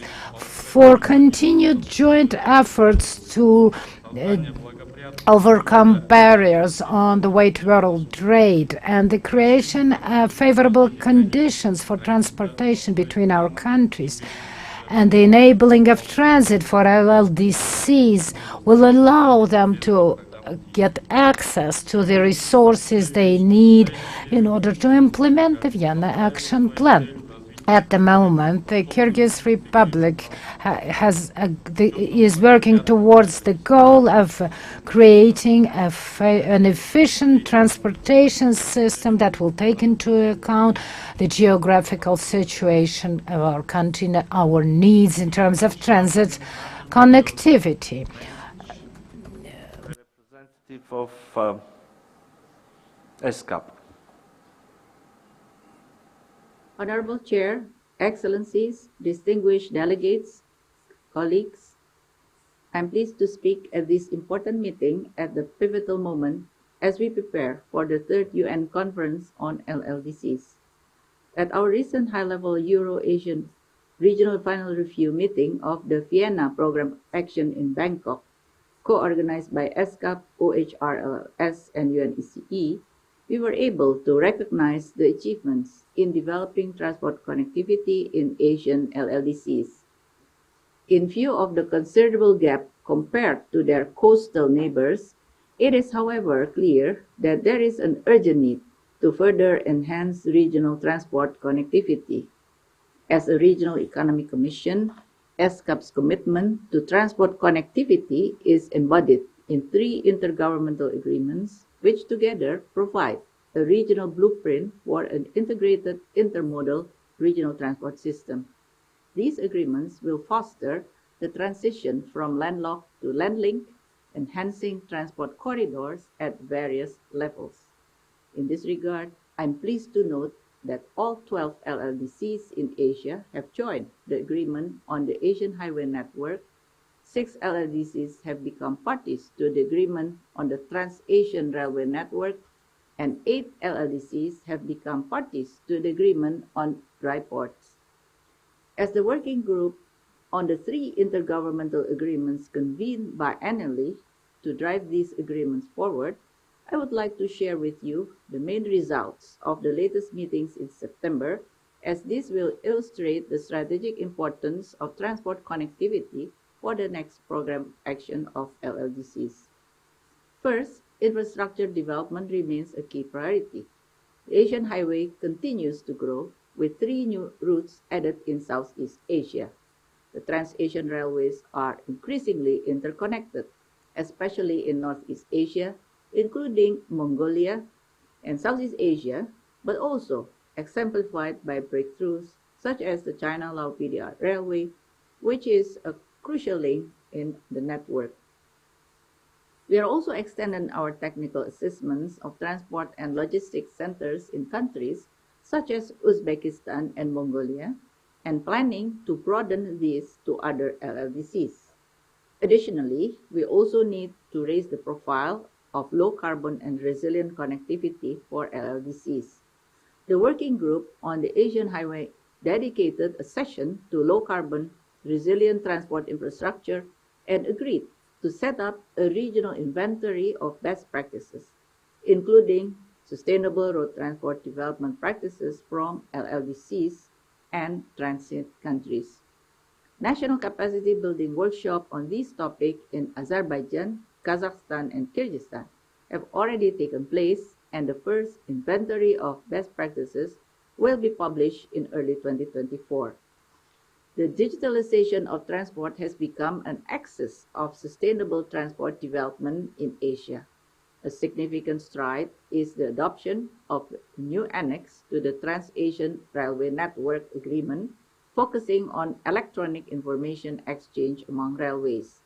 The development, reflecting increased digitalization during the pandemic, promises to enhance railway transport competitiveness along the Trans-Asian Railway Network, crucial for LLDCs in Asia, where rail transport is extensively used and has significant opportunities for further growth.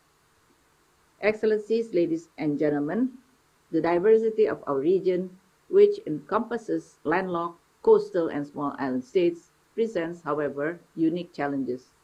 A tailored approach is therefore essential.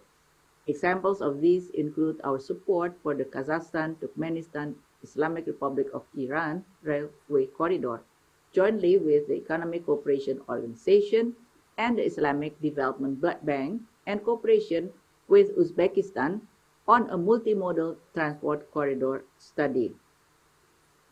We are also facilitating rail connectivity between North and Central Asia and Southeast Asia, leveraging the new railway link between China and Lao PDR. We hope the need for this tailor-made approach and the recognition of regional specificities will be duly reflected in the next program action for LLDCs. In conclusion, I wish you all great success in this ministerial meeting. Look forward to seeing you, ideally in person, in Rwanda next June to advance our shared goals for the prosperity of landlocked developing countries. Thank you very much. Now Russian Federation has the floor. Благодарю вас, господин председатель. Я так понимаю, мы немного идем. I see we're a little bit behind time. I'll try to speak a little faster. I'll speak English and make it a little shorter. I would like to begin by thanking the Armenian government for the warm welcome and for the brilliant organization of this event. We believe it's a very timely meeting and the topic is extremely important. Что касается моего сегодняшнего доклада,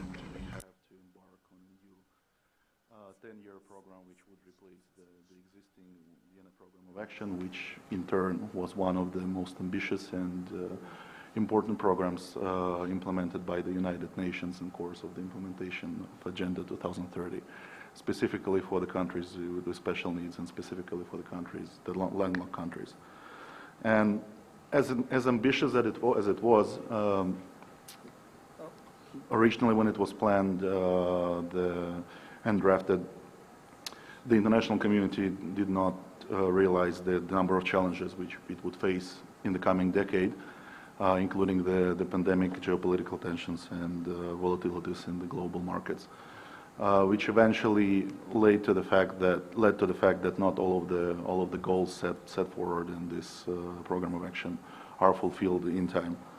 So this means that when we plan the next 10-year period for action in the interests of countries, landlocked countries, developing countries, we should take into account that additional efforts should be undertaken by the international community to make sure that the goals set forth in the next program of action are met in time. And the Russian Federation has been constantly partnering with the United Nations and international partners to provide support for the international assistance efforts dedicated to the countries with special needs and the landlocked developing countries. And regardless of the current pressure put on our country, we still fulfill the goals and obligations we've taken under the Agenda 2030, and we're fully committed to continuing and acting on the same path. And also guided by these observations, the government of the Russian Federation has decided to respond to the call made by the Secretary General of the United Nations and provide financial support to the preparatory process for the conference in Kigali. And we're just finalizing the paperwork, but I mean the decision is already there, and we would announce it shortly in New York. So we would thus contribute to ensuring that the next 10-year program would be substantially answering what the international community respects of it, and the preparatory process is going in full and encumbers all the perspectives of all the countries, and that's the purpose of our contribution. And accordingly, we fully welcome the intention of Republic of Armenia to put additional focus on the transport connectivity in line with the preparation for the third international conference, because indeed, like transport connectivity, like arteries in human body, they play the vital role for ensuring that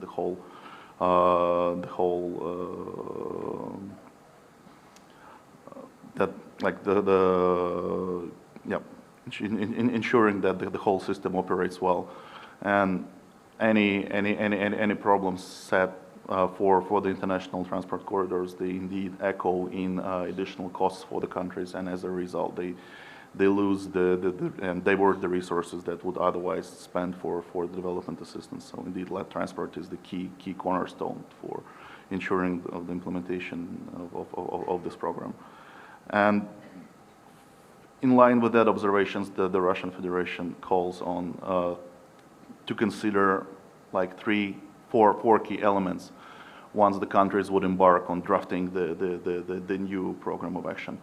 First is, as I said before, a number of delegations mentioned here today, including our friends from Kazakhstan and Kyrgyz Republic, the need for diversify the transport corridors and the need to address their development in a complex manner, like integrated and universal approach promoted for that towards that end.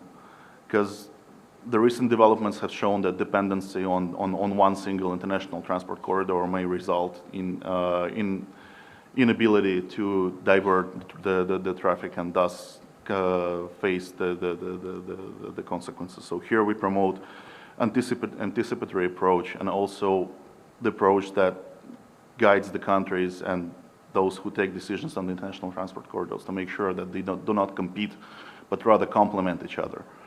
And for that, we've been implementing the Euro-Asian Transport Linkages Project on the UNEC and UNESCAP, and we would still continue to provide support towards that efforts. Second, like recommendation, it's pretty clear and easy, like leave the socio-economic development cooperation under the UN out of politics.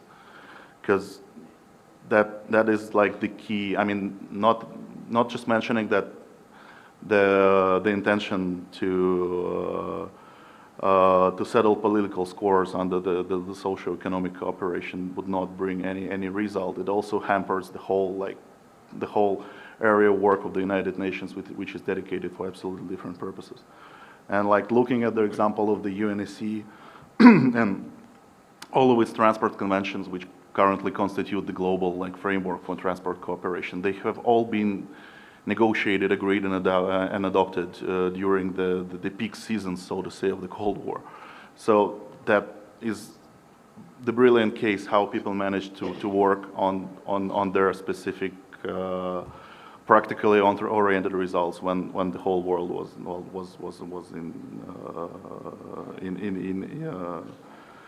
in negotiation of like different political goals. So I mean that is also like the orient for the new program. And finally, we would also support the idea that the regional integration, the digitalization, and the trade facilitation should also be the key components of the new program, because the previous work we've had under the previous decade has clearly shown that these are the key elements to focus on. So with that, I would like to finish. Thank you so much. Thank you very much. Rwanda is the next.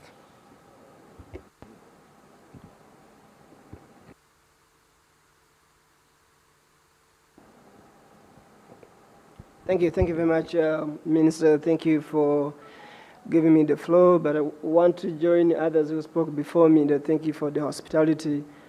Personally, it was a very good moment because when I arrived for the first time in Armenia, Yerevan, I met several old friends that I met in the international corridors of diplomacy. So it was very good to be picked by people that I knew, and thank you very much again for convening this meeting. Chair, I think most of the points have been mentioned. Just to say that Rwanda looks forward to welcoming everyone to Kigali and to look into an ambitious program for the next 10 years. I think learning from the reports we have read have given us that there is a lot of unfinished business picking from the Vienna Program of Action. So there is a baseline and there's huge that we need to do going forward, and taking the lessons that we have had from the concluding plan of action. On the challenges, I mean, like most of the delegations have said, the challenges we've faced are similar to other challenges that all other landlocked countries have faced. But I think the previous meetings we have heard, we have seen that even the landlocked countries are at different stages. So I think looking forward, we need to be looking at all these challenges. It's not going to be one size fits all, even for the landlocked countries. I think we need to unpack it to see even those countries which are lagging really behind far more than others. And I think from Botswana for the first meeting to Paraguay to Thailand, when we had these meetings, we could unpack, we read the reports, and we saw that even the landlocked countries are different. So how are we going to do even the new program of action to make sure that the far behind countries are going to be picked up, to be put on the fast rail to the next program and to achieve successfully? I think a few points. Number one, technology, privileging on technology has been mentioned. It's the era, it's where we are. I think we need to take advantage of that. Secondly, financing and investment model. I think from all the previous PrepComs what we have heard, financing and investment has remained on the table as the biggest issue. I think picking from these lessons, what the Honorable Minister from Nepal mentioned, we need, going forward, how do we collectively support establishment of a financial mechanism to help LDCs, and especially those who are lagging behind. And then finally, looking forward for the LDC 3, I think it's a pivotal moment for us to look at what are we going to be achieving at that conference. The preparation for the conference is as important as the conference itself. I think we need to come up with a groundbreaking outcome that will help us to achieve where we want to be. Thank you. Thank you. Now, Under Secretary General Mr. Gatet from ECA has sent a video message to us, we will be hearing.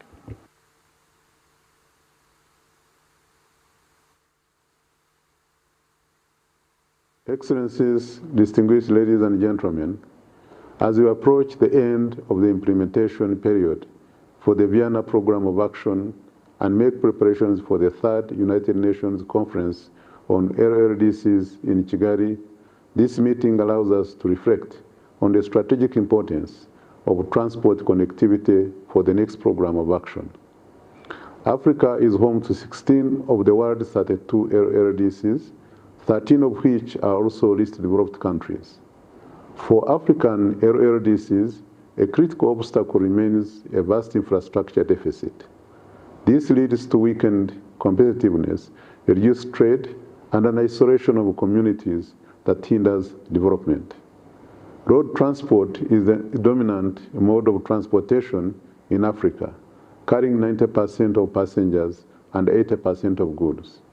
However, 53% of African roads are unpaved. African LLDC's average paved road density is less than half of the global average for LLDCs. Railway transport is Africa's second most dominant mode of transportation, but faces significant constraints due to limited network coverage and operational speed. Africa's railway network spans less than 90,000 kilometers, accounting for under 5% of the world's railway network. Excellencies, ladies and gentlemen, while the challenges are immense, it is important to also focus on key milestones achieved in recent years. These include the completion of the Kazungula Bridge and the Mombasa-Nairobi-Addis Ababa Road Corridor. ECA is also currently supporting the realization of the Ramu Port, South Sudan, Ethiopia corridor, a critical project linking Kenya, Ethiopia, and South Sudan to the Indian Ocean. Furthermore, the completion and modernization of the Addis Ababa-Djibouti Railway has been an important achievement. We need to see the realization of more of such projects. In this context, a new program of action for LLDCs must stress the importance of mobilizing strategic investments and strengthening regional cooperation.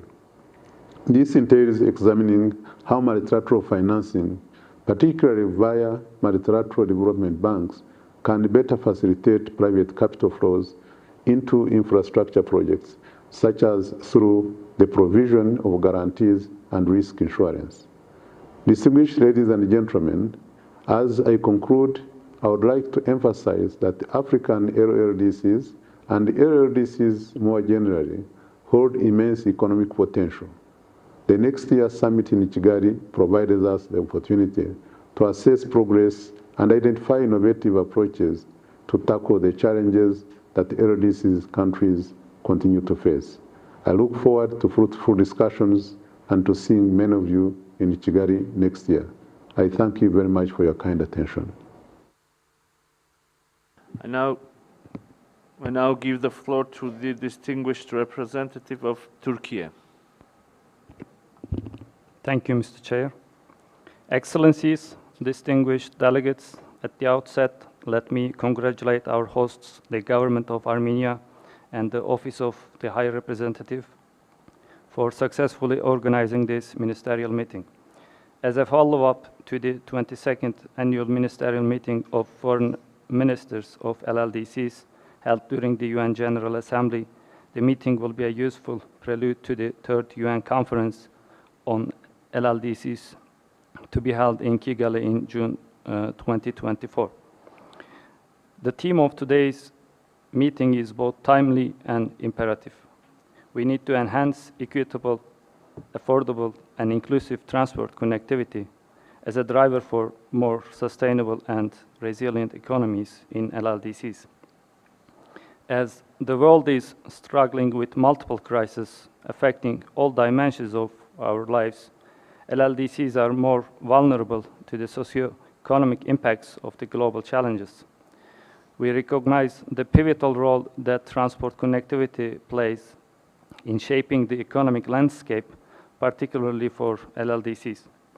The benefits of enhanced connectivity extend far beyond mere economic considerations, serving as a catalyst for broader sustainable development. Located at the crossroads of important transport corridors, Turkey prioritizes uninterrupted connectivity and supports multimodal transport corridors. To handle the connectivity projects much more coherently, we have come up with an initiative called the Trans-Caspian East-West Middle Corridor. The Middle Corridor is an important initiative with a focus on improving multimodal transport routes traversing the Caucasus region, the Caspian Sea, Central Asian countries, and reaching all the way to China. It encompasses several LLDCs, further contributing to their greater connectivity and integration efforts. Excellencies, in today's global society, the importance of digital connectivity cannot be neglected either. It acts as a linchpin for fostering economic growth and transforming societies. Technological progress, which lies at the heart of achieving digital connectivity, helps improve export structure and ease access to finance. Yet the gains that come with technological advances are not shared by all countries, but particularly LLDCs and the least developed countries. Turkey is the host and biggest donor of the UN Technology Bank for LDCs, which acts as a gateway for research, technological solutions, and training. LLDCs that also fall into the LDC category are welcome to benefit from the services of the bank. Finally, I take this opportunity to reiterate Turkey's commitment to supporting LLDCs in their efforts for sustainable development and greater connectivity. Thank you. Thank you. Now, Bhutan has the floor.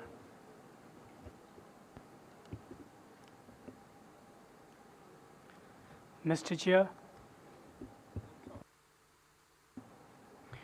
Chair, Excellencies, distinguished delegates, ladies and gentlemen, I am privileged to convey warm greetings on behalf of the Kingdom of Bhutan. This meeting comes at a special time for Bhutan. 52 years ago, we were included in the LDCs, guided by our visionary monarchs and the development philosophy of gross national happiness. We adopted a balanced growth that encapsulated not just economic progress, but carefully considered conservation of our environmental and traditional values. As Bhutan graduates is a proud moment, not just for us, but for all our development partners and the UN system. We express sincere gratitude for your immense contribution to our development journey over the decades. With this, allow me to provide some reflections on Bhutan's transport connectivity, which is the theme for today's dialogue.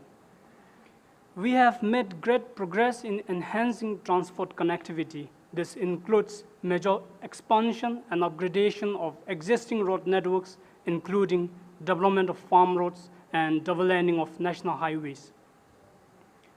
Building on Bhutan's promise to remain carbon neutral at all times, Bhutan has also started investment in low-emission transport, particularly in electric transport. Similarly, progress has been made in strengthening air transport. This includes the introduction of helicopter services and the development and upgradation of domestic and international airports. Despite the progress, Bhutan faces various challenges. The greatest challenge is the impact of climate change and natural disasters. We constantly lose our vital infrastructures to landslides and monsoon floods. This is further aggravated by our limited domestic resources. It entails high cost for Bhutan just to maintain existing infrastructures, let alone investment in additional ones. Furthermore, challenge persists in terms of limited domestic expertise in building high-quality infrastructures and performing technical works in the aviation industry. Against these challenges, the next LLDC program of action must incorporate various measures. Firstly, focus should be on building infrastructure resilience to the impact of climate change and natural disasters, this must also include an increasing shift into low-emission transport systems. Need also exists in developing innovative financing mechanisms, including greater domestic resource mobilization. And thirdly, leveraging science, innovation, and technology should also be emphasized, as their role in developing sustainable infrastructure is inevitable. Priority should also be on enhancing cross-boundary transport connectivity to ensure efficient and effective transit in the regional and international arena. Other measures can include greater knowledge transfer and human capital development to continued capacity building programs. Finally, we solicit the blessings of all the member countries and development partners here for your continued assistance. Sustainable development is the dream. Meaningful collaboration is the way. But actions must be taken now, or in a few decades later, we will have we would have reached a point of no return. I wish a fruitful meeting. Thank you, and Tashtile. Thank you very much. As Under-Secretary General kindly reminds me, Bhutan has just graduated from the group of countries with low income. Our congratulations and wishes of further success. Now another video intervention, this time by Secretary General of the Organization of the Black Sea Economic Cooperation. Excellencies, distinguished ministers,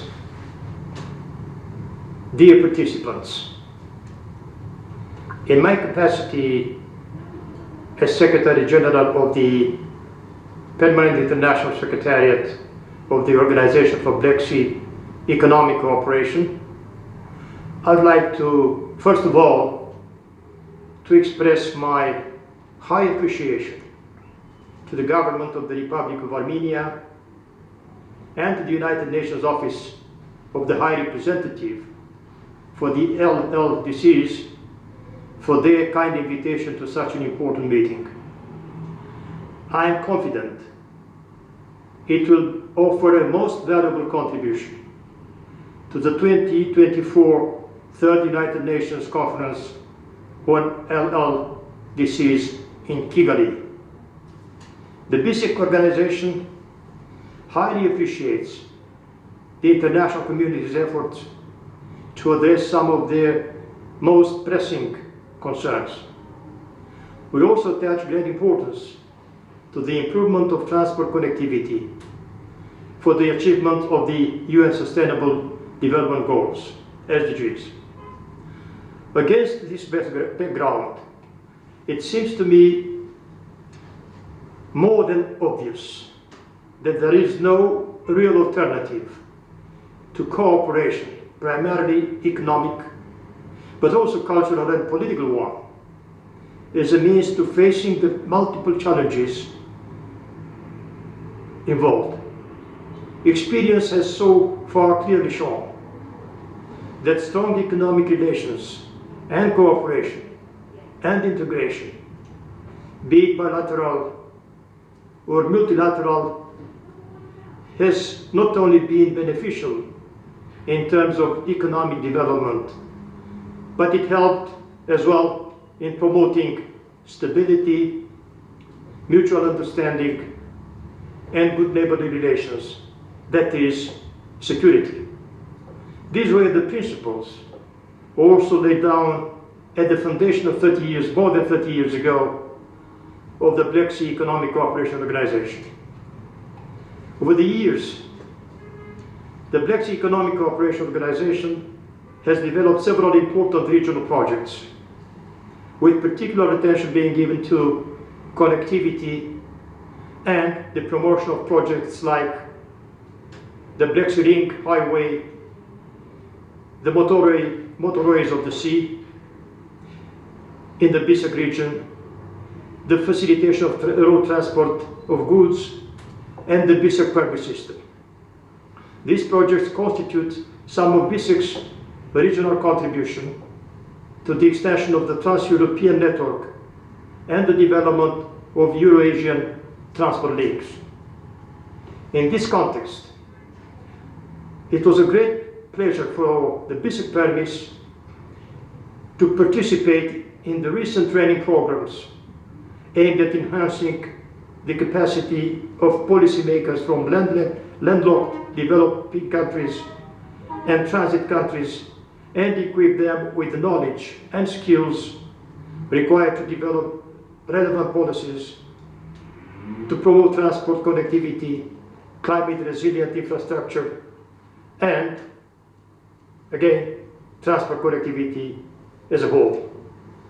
Dear participants, I want also to inform you that at the most recent event, organized in Istanbul on the 24th of October 2023 by the BISEC Business Council, one of the key members of the so-called BISEC family, the main emphasis was put on the need for further developing the middle corridor for the benefit of all, and especially for the countries of the region, especially the landlocked ones, which face common problems due to their geographical location, which affects their economic engagements with the rest of the world. In conclusion, I wish everybody success and fruitful discussions to all the participants of this very important meeting, ministerial meeting. Thank you very much for your attention. Now, Executive Officer, representative of International Think Tank for Landlocked Developing Countries has the floor. Thank you, Your Excellency. And last but not least, I'll try to be more short because I don't want to stand between you and the lunch. So I would like to go directly to the points I would like to highlight today, and to suggest strategic solutions that should be given serious consideration and acted by the governments of LLDCs and United Nations agencies and development partners. The first is to establishing the Infrastructure Development Fund. A visionary idea raised during the substantial LLDC business dialogue during the World Export Development Forum was organized in Ulaanbaatar, Mongolia last June. This concept recommends creating a dedicated infrastructure development fund tailored precisely to address the unique requirements of LLDCs. Infrastructure undeniably forms the foundation of the transportation and trade sector, but it is evident that the associated financial investments are substantial. Next is air transportation enhancement. Air transportation plays a pivotal role in our pursuit of improved connectivity and the smooth facilitation of trade. LLDCs should intensify their efforts towards the augmentation and refinement of air transport infrastructure. Working collaboratively with the relevant institutions like the International Civil Aviation Organization holds great potential for achieving significant benefits. Initiatives such as allocation airport cost slots by selected governments to LLDC airlines and cultivation of air connectivity are steps in the right direction. Furthermore, we have conveyed a strong interest in collaborative research efforts, especially in the fields of air cargo, which can yield mutual benefits for all involved parties. Last thing is climate change resilience. Climate change, while imposing substantial challenges on LLDCs, also brings forth opportunities for adaptation and mitigation.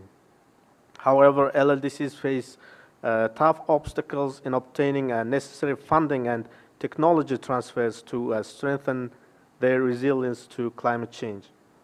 This difficulty underscores the urgency of international collaboration and support in enhancing our preparedness to effectively address the challenges of climate change, undoubtedly examining the potential of carbon credits as a means to fund green development initiatives is essential. However, it is vital to emphasize again that the success of this approach depends critically on securing international support and investment. In conclusion, I would like to re-emphasize our full commitment to the cause of LLDCs, and we look forward to your support and guidance for coherent approach in the implementation of the International Think Tank's agenda, especially with regard to the 2030 agenda and developing new program of action for LLDCs. So we stand ready to support in this endeavor. And finally, I would like to call on landlocked developing countries that have not yet ratified the multilateral agreement for the establishment of international think tank to do so at its earliest convenience, and ask development partners and friends of LLDCs to support and effectively utilize the international think tank for sharing experience and know-how, research, and addressing challenges, as noted in the Article 64 of the Vienna Programme of Action. Again, I would like to congratulate and express my sincere appreciation to the government of Armenia, and also for the United Nations OHRLS for their continued support. Thank you for your attention. Thank you very much. Dear participants, we just heard the last speaker on my list. Are there any additional requests? Yeah, Georgia. And Georgia followed by Burundi.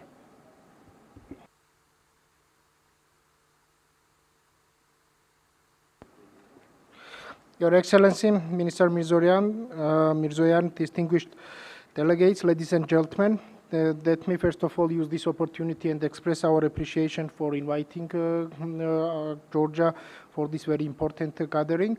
I want to pass best wishes of my minister. We are waiting very important decision today and tomorrow, becoming Georgia candidate, receiving candidate status for European Union, and because of this, minister is in trip in different European capitals and asked me to replace him. Georgia strongly supports its good neighbor and partner Armenia. And first of all, I want to express that we appreciate and we support the visionary approach of government of Armenia, which opens important avenue for the whole region.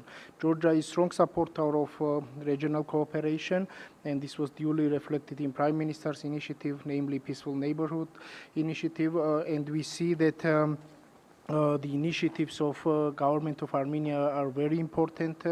I want to say that South Caucasus becomes important region for the regional cooperation, for the connectivity, for the middle corridor, which also already was mentioned here as well, and the initiatives, visionary approach, and the initiatives of Armenia, government of Armenia has important value in this regard as well. Dear Minister, I want to say that count on us, count on our support to your government, to the people of Armenia, and we are with you. Thank you very much. Thank you very much. We all wish all the success to our brothers and sisters from Georgia on this very important upcoming fact, I would say, or event.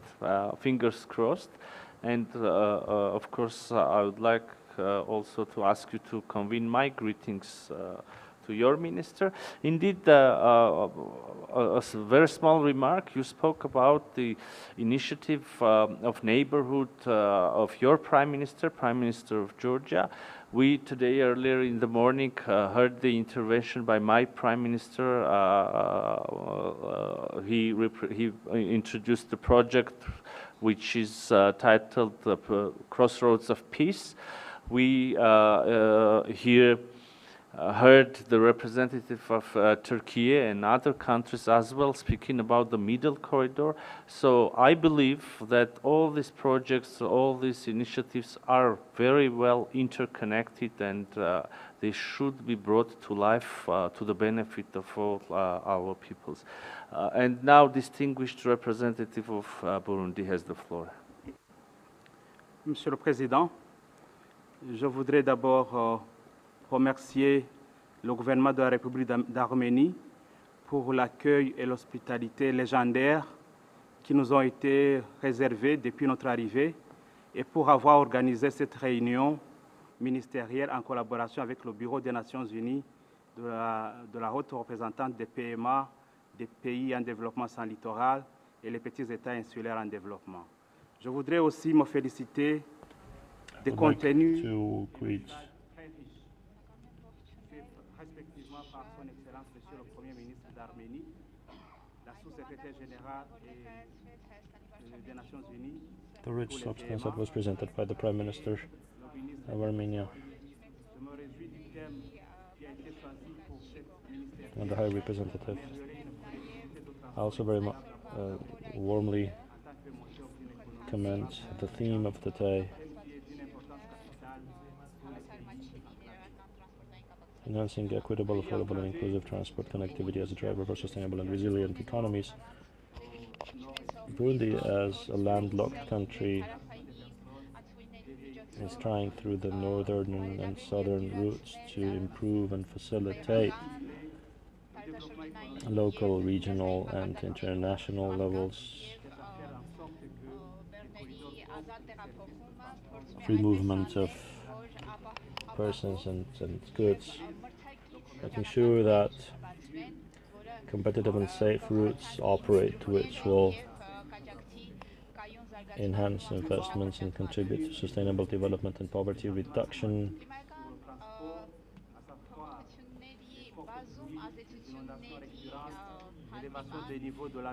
In the face of multiple effects of climate change, such as rising sea levels, rising temperatures, and other calamities caused by climate change, our ministry is trying to improve resilience.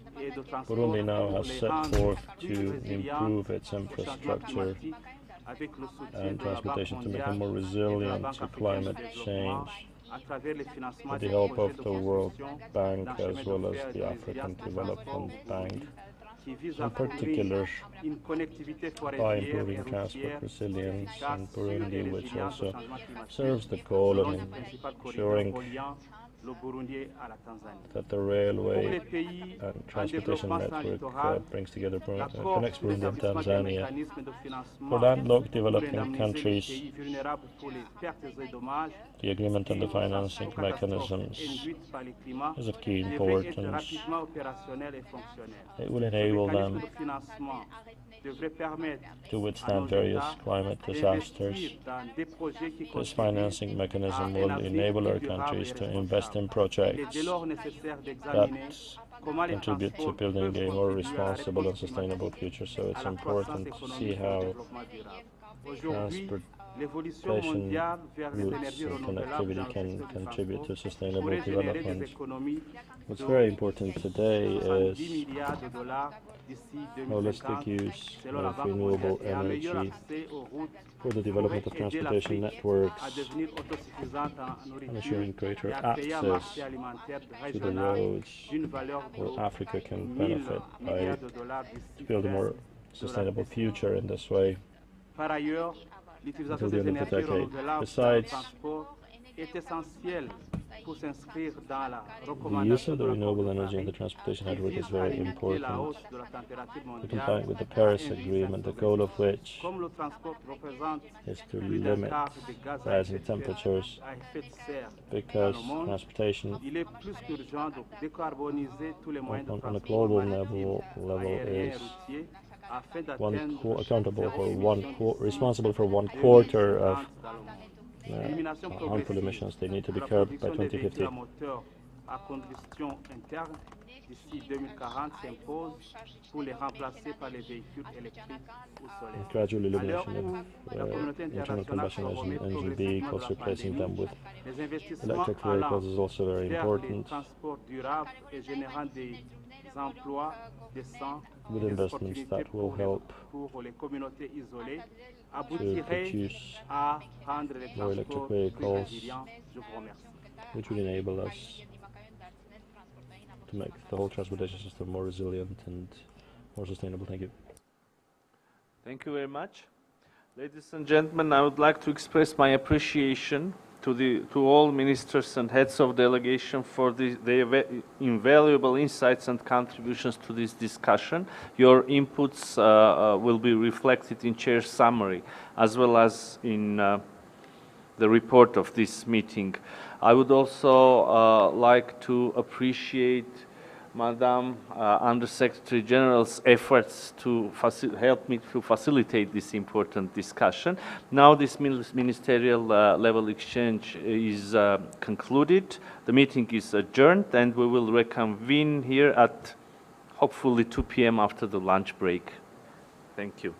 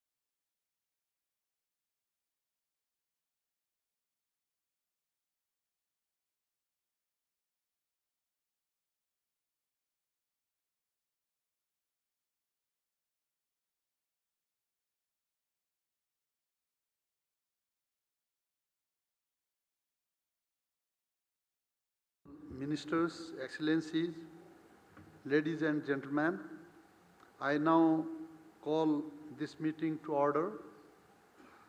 I welcome you all to the first session of this meeting. The session aims to take stock of where we are in achieving equitable, affordable and inclusive transport connectivity. We will discuss the lessons learned on promoting transport connectivity in the framework of the implementation of PBOA. It will also provide recommendations on measures, initiatives which could be pursued for achieving accelerated progress in the field of transit transport and connectivity in LLDCs in the context of the next 10-year program of Action for LLDCs.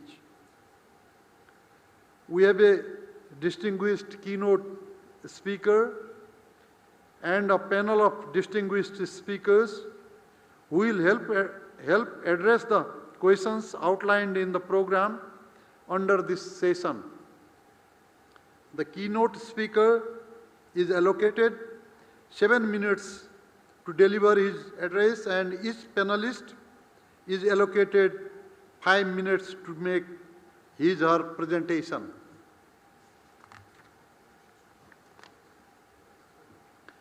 I encourage each speaker to abide by the time limit. We have provided time for interactive discussions after the presentations, and I encourage you all to make the most of the opportunity to interact and engage with our speakers. Our distinguished panelists, in order that they would speak, are His Excellency Mr. Asset Asabayev, Secretary General of the Permanent Secretariat of the Intergovernmental Commission, Traseka, who is our keynote speaker for this session. The panel consists of His Excellency Mr. Maksat Kaliak Parov, Vice Minister of Transport, Kazakhstan; Shandak Droz Edinburgh, Mr. Chief UN OHR LLS, Mrs. Arena Bolia Molusi Tembo, Chief Planner, Ministry of Transport and Logistics, Zambia; Mr. Loyal Jasons, Economic Affairs Officer, UNECE, UNECE. Without further ado, I will now give the floor to Mr. Asset Asabayev to give the keynote address. Thank you. Thank you so much, Mr. Chairman. I will make my presentation in Russian. And I have a small presentation. If it's possible, please launch it.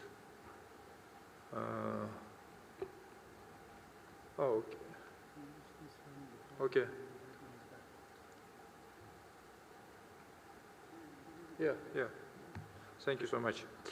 Уважаемые участники сессии, дамы и господа, рад вас всех приветствовать от имени Постоянного секретариата Межправительственной комиссии Трасека и от себя лично. И хочу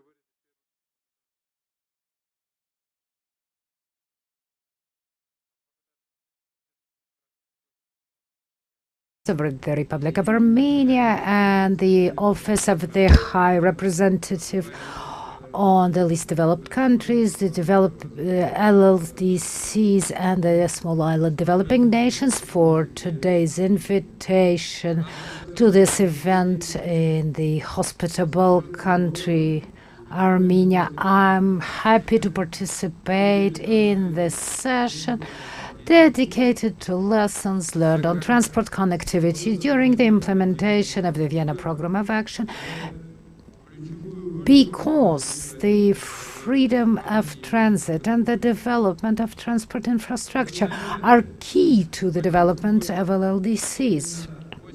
As you know, 8 out of 14 TRASECA countries are landlocked, and it's crucial to us to enable free transit, the development of trade relations. The transportation of goods and transit transportation is a key goal set down in a multilateral agreement signed 25 years ago. Since the Vienna Programme of Action was adopted, a number of infrastructural projects were realized in many countries, benefiting the efficiency of the transit corridor in general. But the goals of this program are not limited to infrastructure. They depend on many crucial components. And therefore, over the years, the Permanent Secretariat has been working on enhanced connectivity between regions, which includes the harmonization and simplification of legal requirements, the improvement of border crossing procedures, the development of digital options, which are all crucial for LLDCs. As you know, TRASECA has its own goals and measures, and I'm going to focus on the priorities that concern this dimension. I would like to highlight the fact that in my speech I'm not going to focus on the other priority, the development and the exploitation of infrastructures, because this is implemented on the national level.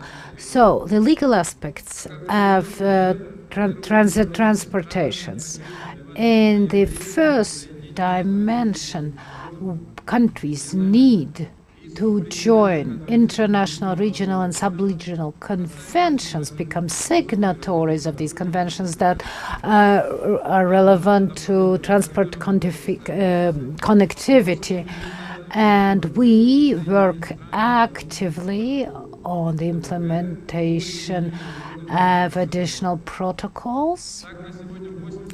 8 TRASECA countries have started piloting digital projects of each year, and 10 of the 14 TRASECA countries have adopted the additional protocol. And one of our goals is to ensure the efficient implementation of international and regional conventions on transit transportation, including reducing the costs and time of transportation. TRASECA has prepared reports on the legal standards of multimodal transportations, which focus on industrial laws adopted on national level. Some of the TRASECA countries have demonstrated best practices in adopting these regulations on national level. A Tajikistan transporter will need at least 4 transit permits to deliver their goods to Europe, and that substantially increases the costs of goods. And this is why TRASECA is working on the elaboration of a unified permit, which would be digital and replace 4 paper-based permits. We are also working on the elaboration of multilateral TRASECA permits, which have already been used in the Black Sea region. Another measure that we are implementing is the recognition of the subcontraction procedure for trucks in various countries. And another point is the simplification of border crossing procedures and requirements. And Treseca is working on the improved coordination and collaboration of customs and border crossing services, the establishing of regional mechanisms for the reduction of bottlenecks. And we're working in these directions on the Treseca routes. And we are working on the harmonization of customs, procedures, and formalities at border crossing points. This work involves the members of various organizations. It's extremely important because Treseca countries have highly varied customs and border crossing procedures, so this work is ongoing. We also prescribe the coordination of legal and administrative procedures and provisions. We have elaborated a model procedure for one-stop border crossing points. I would like to finish by focusing on digital models. Last year, we have created a new document that introduces digital lines, digital waiting lines, and with the goal of establishing a unified regional ecosystem for transportation. We need to ensure efficient digital information exchange between countries. So I'll now go to the very end of my presentation. As a lesson learned during the implementation of the Vienna Program of Action, it's important in the new program to include more multilateral measures, because the implementation of a measure by just one country doesn't produce the necessary effect. Some things cannot be done on a national level. Even if two countries start efficiently exchanging information, this won't enable them to share the same information with other countries. The same works for electronic documents, especially where transportation across a number of countries is concerned. There is an acute problem of coordinating and harmonizing the border crossing points in the seaports on the Caspian and the Black Sea. Ladies and gentlemen, I sincerely hope that our shared efforts will contribute to the implementation of the Vienna Program of Action, and that Treseca will continue working or enabling LLDCs to have access to the ocean. I would like to finish by wishing everyone a productive and fruitful day. Thank you for your attention. Mr. Asset Asap Bheb, very thoughtful keynote speech. Now I turn the floor to our panelists, and we'll start with His Excellency Mr. Nurjan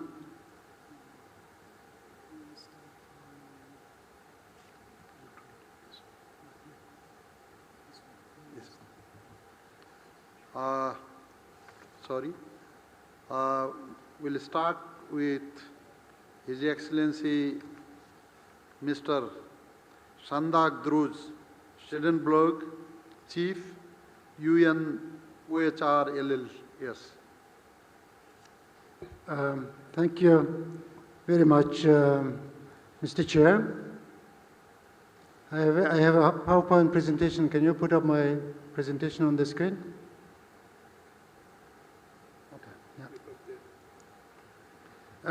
Thank you, Mr. Chair. So my first slide has two parts, but I will not speak on the first one, but I will just skip the first part of the presentation, and then I will elaborate on the World Bank report on Logistics Performance Index, which is, I thought, very highly relevant for the landlocked developing countries and very relevant for the agenda of this meeting. The Logistics Performance Index is an international benchmark for comparing logistics performance and effectiveness of countries on 6 dimensions of trade-related performance. This includes trade transport-related infrastructure, customs and border management, quality of logistics service, promptness in shipments, tracking capabilities, and access to competitively priced international shipments. All are very relevant for landlocked developing countries and for the agenda of this session. The logistics performance is evaluated on 5-point scale, with 1 the lowest and 5 is the highest. The other chart on the right of my slide for the Logistics Performance Index shows persisting gaps in transit and transport connectivity of landlocked developing countries. The performance of the LLDCs remain below the rest of the developing world. On average, LLDC's logistics performance is 12% lower than that of both transit developing countries and developing countries in other developing countries. They fare, the landlocked developing countries fare less well across all 6 dimensions. Therefore, the LLDCs tend to experience long delays in ports than corresponding transit counterparts, significant corridor delays, and significant dwell time inland and including the destination. Due to these challenges, LLDCs are disadvantaged in terms of cost and time required for international trade. Poor connectivity and high trade costs also impede LLDCs' integration into regional and global value chains. Our most recent estimates show that on average, development levels of LLDCs are approximately 19% lower than what could have been if they had access to the sea.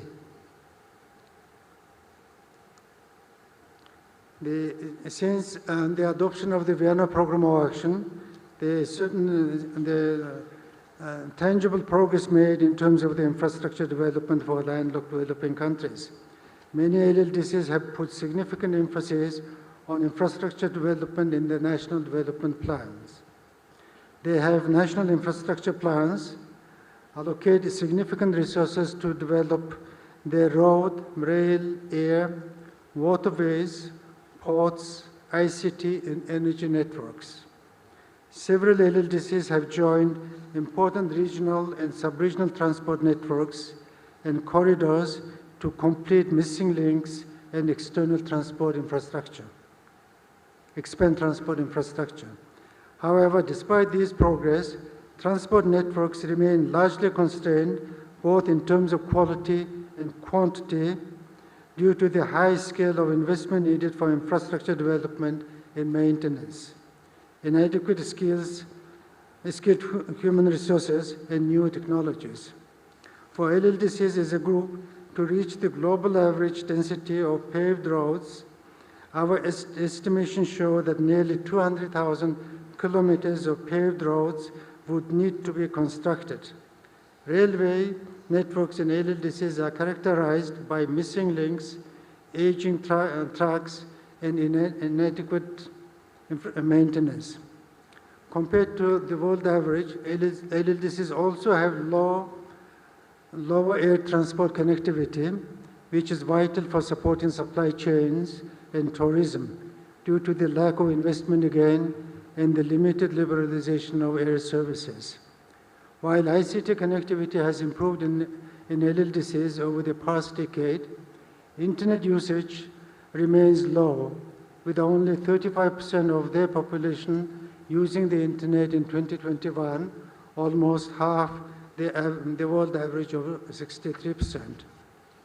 Accessing the internet cost in LLDCs is highest in the world. It exceeds the Broadband Commission affordability target in 28 out of 32 landlocked developing countries. This is partly because LLDCs are relevant upon neighboring coastal countries for access to internet submarine cables. Because of the time limit, I will skip this slide and then I will go to my last slide in my presentation, which is on recommendations. The outcome of this ministerial meeting on transport connectivity will be very important as input for the next program of action that will be adopted at the LLDC3 in Kigali next year. In this regard, let me emphasize key recommendations in 5 areas. First, the LLDCs continue to face persistent deficit in physical infrastructure compared to the rest of the world. Addressing this requires concerted efforts at 3 levels. At the national level, public investment in infrastructure must be increased to bridge transport infrastructure gaps, especially in rural areas. At the regional level, efforts must be made to coordinate investment planning and financing to raise joint resources and connect regional markets. At the global level, international community must support financing for infrastructure development in LLDCs, including through increasing resources for multilateral development institutions and banks. Mobilizing finance, including through domestic resources and new financing mechanisms like blended finance, impact investment, and green bonds, is critical to expand public-private partnerships in infrastructure financing. Second, the Logistics Performance Index shows that where the LLDCs especially struggle is with the soft infrastructure. Addressing this will involve investments in border infrastructure, customs procedure, transit policies, and digitalization of analog and paper processes. The implementation of the Trade Facilitation Agreement is fundamental for improving soft infrastructure by reducing non-tariff barriers and easing trade processes. Third, service provider capacity must improve. This includes strengthening the legal and regulatory regimes governing the logistics sector to improve competition, for instance, by liberalizing air, land, and maritime service provision. Doing so reduces prices, increases services options, and has positive spillover for the economy. Fourth, improved supply chain data is needed to support evidence-based decision-making. Lastly, improving logistics performance requires countries to consider it a cross-cutting policy area. The work crosses the administrative boundaries of transportation, commerce, infrastructure, industry, finance, social issues, and environment. For instance, investments in physical infrastructure must be coordinated with the policies in service sectors and with finance planning to design bankable infrastructure projects. This includes the private sector, which must be integrated into policy design and implementation. Anchoring infrastructure development through transport corridors can be an effective approach for cross-cutting policy design to increase the efficiency of intermodal facilities between countries along the transport corridors. As a cross-cutting approach also involves taking account of impacts of climate change to design, build, and manage more climate-resilient transport infrastructure development. So this is the end of my presentation. Thank you very much for your attention. Thank you. Thank you, Mr. Sandakdorj Eden Bileg, for your excellent presentation. Now, I give the floor to Mr. Nurjan Rahmat, Head of Unit of International Organizations, Ministry of Foreign Affairs, Kazakhstan.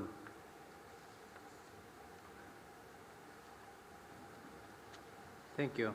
dear Minister, Honorable Minister, dear panelists, distinguished participants, ladies and gentlemen. With all protocol observed from the outset, I would like to speak on behalf of the government of Kazakhstan and to reiterate what the Vice Minister of Transport of Kazakhstan has just said this morning, that without enhancing equitable, affordable, and inclusive transport connectivity, we will not be able to build the sustainable and resilient economies of our LLDCs. Strengthened transport connectivity is one of the most crucial prerequisites to secure the transformation of our countries from landlockedness to landlickedness. Due to our geographical constraints, landlocked developing countries require robust transportation infrastructure and efficient transit mechanisms. These are necessary to the country's effective participation in global trade. Ladies and gentlemen, taking this opportunity, I would like to showcase the experience of Kazakhstan and share with you on the main achievements and plans in further strengthening the transport infrastructure of our country. During the years of implementing Almaty and Vienna programs of action, we have formed a network of efficient transit transcontinental corridors and routes. Currently, there are 13 international transport corridors across Kazakhstan, of which 5 are railway and 8 are road. I would like to describe the main priorities in this area. In the railway industry, Kazakhstan plans to build in the near future 1,300 kilometers of new roads, railroads by 2025. In November 2022, construction of the second tracks of the Dostik-Mointy railway section has already begun, which will increase capacity 5-fold and increase the speed of container trains to 1,500 kilometers per day. Up to date, 27% of the construction has already been completed. In Kazakhstan, the railway line will occupy a large share of the middle corridor, mentioned already earlier in this session in the morning and in our panel. In November this year, the construction of the Almaty bypass railway line began. Its implementation will relieve the Almaty junction by 40% and reduce the cargo delivery time to 24 hours. Also, at the end of November this year, construction began on a new Darbaza-Makhtaral railway line between Kazakhstan and Uzbekistan, which will relieve congestion at the Sarayagar station, which is now operating at full capacity. Sea transport. Also, as part of the development of the middle corridor, measures are being taken to increase cargo transportation through the seaports of Aktau and Kuryk. By 2025, a container hub will be built in the port of Aktau, which will increase the volume of transportation to an additional 300,000 20-foot equivalent units per year. A grain terminal will be launched in the port of Kuryk this year as well. These measures will increase the throughput capacity of Kazakhstan's ports to 30 million tons per year. In the Central Asian direction, annually in the south of Kazakhstan, we transport 30 million tons of export, import, and transit cargo. In this direction, Kazakhstan has a direct railway connection through the Kazakhstan-Turkmenistan-Iran corridor. Automobile transport. Freight transportation by road is of particular importance in the development of corridors. Today, these transportations are carried out with 42 countries along 8 transit road corridors passing through our country. In 2022, 3.6 million tons of transit cargo were transported by road across Kazakhstan, an increase of 27% compared to the previous year. This year, over just 11 months, this figure amounted to 4.5 million tons, an increase of clear 38%. All these measures are reflected in the concept for the development of transport and logistics potential of the Republic of Kazakhstan until 2030, approved last year. This concept is freely available online, so you can familiarize yourself with our future plans. Air transport. As for the legal transport for international transportation, today 13 airports in the Republic of Kazakhstan operate in the open sky regime, according to which foreign airlines can operate regular flights to Kazakhstan without any restrictions on frequencies and directions, including using the 5th degree of the freedom of air. Work is underway to sign a horizontal agreement on air services between Kazakhstan and the European Union, which will provide an opportunity for the development of tourism and economic ties. Signing is planned in the near future. Kazakhstan is generally interested in switching to alternative environmental fuels in order to reduce emissions into the environment. So Kazakhstan has become the first country to announce voluntary participation in the carbon offsetting and reduction scheme for international aviation developed by the ICAO. Taking this opportunity, we invite European companies to cooperate for the development of Kazakhstan airports. Distinguished participants, bridging the transport infrastructure gap to achieve seamless connectivity of Kazakhstan, as well as all other 31 LLDCs, is contingent on the mobilization of large-scale investment and financing, as it was mentioned today and in this panel as well. Mobilizing investment and financing for LLDC transport infrastructure from all available sources is vital. Bilateral, multilateral, and multi-stakeholder partnerships and initiatives remain essential to support sustainable transport transformation in LLDCs. Leveraging the role of the private sector, including through public-private partnerships, floating equity and debt instruments in capital markets and blended finance, can help address some of the resource deficits. Transport corridors are considered as backbones of transportation networks, linking major gateways and hubs, and can be an important means to enhancing LLDC's connectivity to global markets. Calls were made to address the creation of economic corridors by promoting regional sustainable development. Such coordination should also include strengthened coordination among the UN agencies, governments, and other interested stakeholders on a regional basis. In this vein, Kazakhstan underscores the utmost importance that these challenges are duly addressed in Kigali next year to end up on the high agenda of the new program of action. We wish the chair of the group, as well as the Secretary General of the Third UN Conference on LLDCs, a successful outcome in Rwanda next year. Kazakhstan's delegation is ready to efficiently participate in the preparatory process. I thank you. I thank Mr. Nurjun Rakhmet, Head of the Unit of International Organizations, Ministry of Foreign Affairs, Kazakhstan, for his insightful presentation and sharing his national experience and thoughts. Thank you. Now, I give the floor to Mr. Mrs. Irene Bawalya Mulosi Tembo to share Zambia's experience and as well as her thoughts on the policy option for LLDCs in the next program of action. His Excellency Mr. Narayan Parkesh, Minister of Foreign Affairs of Nepal, Honorable Ministers, the keynote speaker, fellow panelists, ladies and gentlemen, thank you for giving me the floor. Zambia played a significant role in the negotiations leading to the Vienna Program of Action in its capacity at the time as chair of the group of LLDCs. As such, Zambia was fully engaged and committed to the implementation of the Vienna Program of Action. The Vienna Program of Action came into being under the leadership of the Patriotic Front government.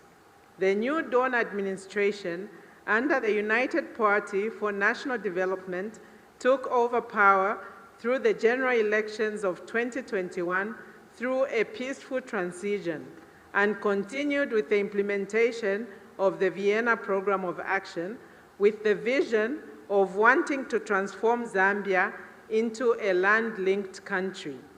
In this regard, I'm happy to share with you some key achievements and best practices experienced in the implementation of the Vienna Program of Action in the area of transit transport connectivity. As you may be aware, Zambia is centrally located in South Central Africa and is surrounded by 8 neighboring countries, namely Angola, Botswana, Democratic Republic of the Congo, Malawi, Mozambique, Namibia, Tanzania, and Zimbabwe. We also believe that we have a 9th neighbor, Burundi, as what separates us is an expanse of water, the Lake Tanganyika. In order to achieve transit transport connectivity, Zambia has had to develop transport corridors to all seaports in the Southern Africa Development Community, SADC region, thereby allowing for the efficient movement of goods, services, and people, resulting in increased trade as well as regional integration through enhanced regional value chains and investments. Zambia subscribes to 9 corridors, with about 5 of them traversing the country. These corridors are the North-South Corridor, the Maputo Corridor, the Walvish-Bay-Ndola-Lubumbashi Corridor, the Beira Corridor, Nakala Corridor, Tazara Corridor, the Lobito Corridor, the Lake Tanganyika Corridor, and the Central Corridor. Some of the key achievements have been the construction of such infrastructure as roads, one-stop border posts, bridges, way bridges and ports, and the planned construction and rehabilitation of railway lines. Among the best practices experienced are for Zambia to maintain good neighborliness with all her neighbors, as well as for us to enter into agreements with these countries on a bilateral, tripartite, or regional basis, along with our development partners to ensure the smooth development and operationalization of transport corridors. Another major success recorded has been in the harmonization of policies, legislation, rules, standards, and procedures, as well as in the reduction of delays at border points through the establishment of one-stop border posts. An additional achievement was the adoption of the Zambia-Zimbabwe model law for the Chirundu one-stop border post by other countries in the region. In the recent past, we have observed the setting up of permanent institutions or secretariats to operationalize the transport corridors, which is a plus, as this will enhance the pace at which these corridors will develop and spur economic activities. Challenges. Notwithstanding the achievements recorded, there are still a number of challenges encountered, especially pertaining to gaps in transport infrastructure, as there are many missing links due to shortfalls in financing for infrastructure development. Further, Zambia is highly indebted and reached agreement on debt relief with multilateral and bilateral creditors recently, and modalities are still being negotiated. Further, inadequate financial resources coupled with a high number of corridors has resulted in high transaction costs for a country like Zambia due to heavy traffic volumes leading to rapid deterioration of road infrastructure, leading to high maintenance costs. Further, the COVID-19 pandemic exposed us to more vulnerabilities, although goods and services still had to move across borders. To avoid prolonged delays and cumbersome procedures at the borders, the SADC Ministers of Foreign Affairs, Transport and Health came up with guidelines to facilitate the movement of goods, especially the essential medicines and services in the region.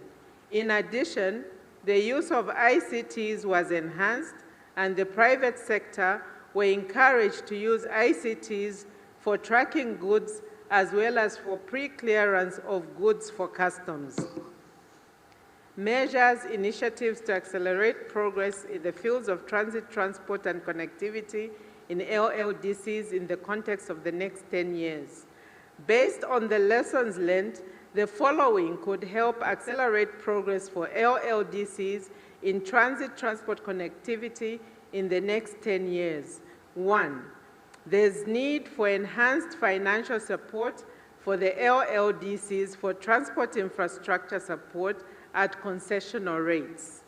This financial support is especially needed for the construction and rehabilitation of railways for the movement of bulk cargo, as this will help to prolong the lifespan of roads.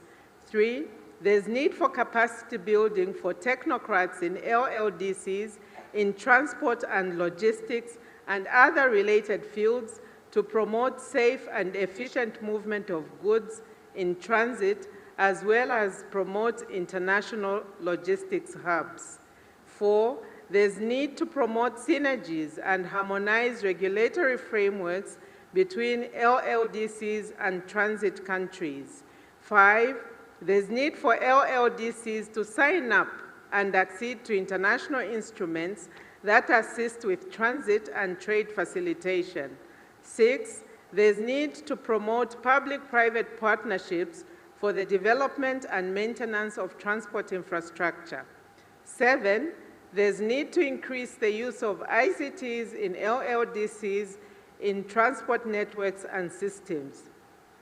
And 8, lastly, but not the least, there's need to promote culture and arts, the creatives in LLDCs to spur connectivity among our people and also to raise awareness and funds for transport infrastructure development.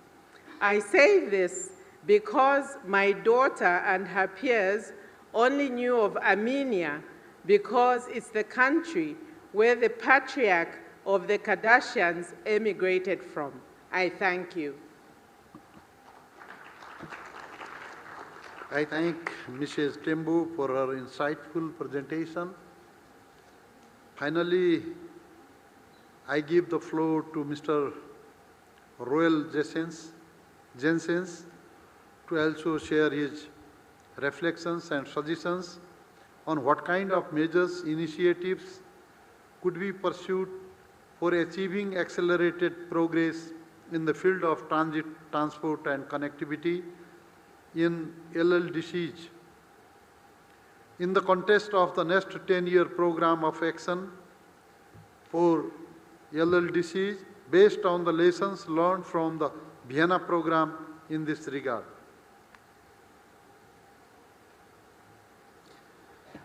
Yes, thank you very much, Mr. Chair, for this kind introduction. Ladies and gentlemen, distinguished participants, on behalf of the United Nations Economic Commission for Europe, UNEC, and in particular the UNEC Sustainable Transport Division, I'm very pleased for the opportunity to briefly address this panel discussion.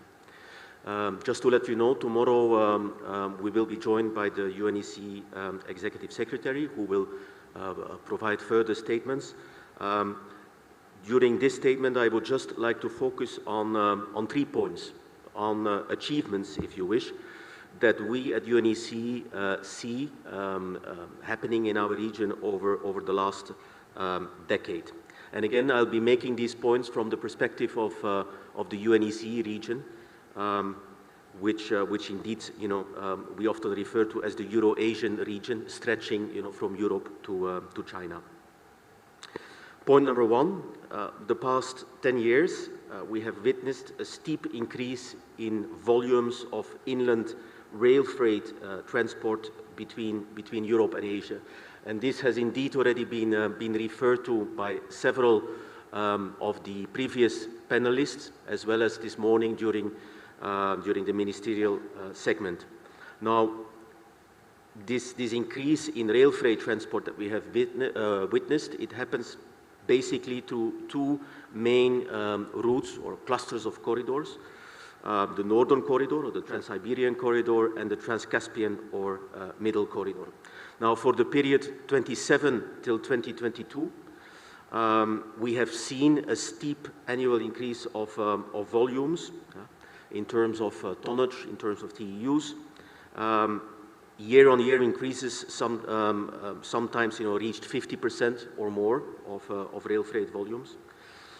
Since 2022, there has been a slight decrease of volumes on the Northern Corridor, with volumes on the Middle Corridor on the increase. So there has been a bit of reshuffling, of diversification of these routes.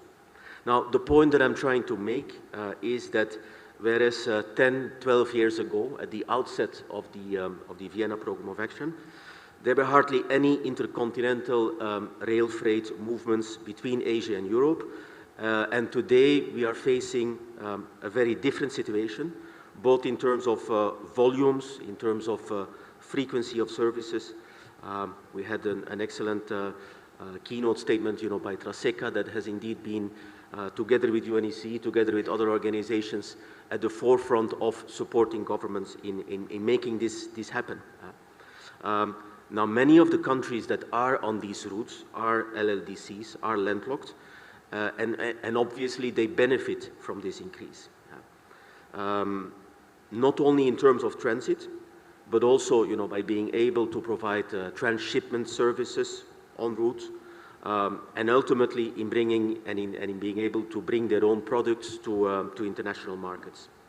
At UNECE and together with the governments, we do not look at these corridors connecting Europe and Asia as merely transit corridors, but we look at this really, as has already been mentioned before, as economic corridors, bringing development and prosperity to an entirely to an entire region, and often a region that is landlocked. Now, I have a piece of good news to bring, and our Executive Secretary will say more on this tomorrow.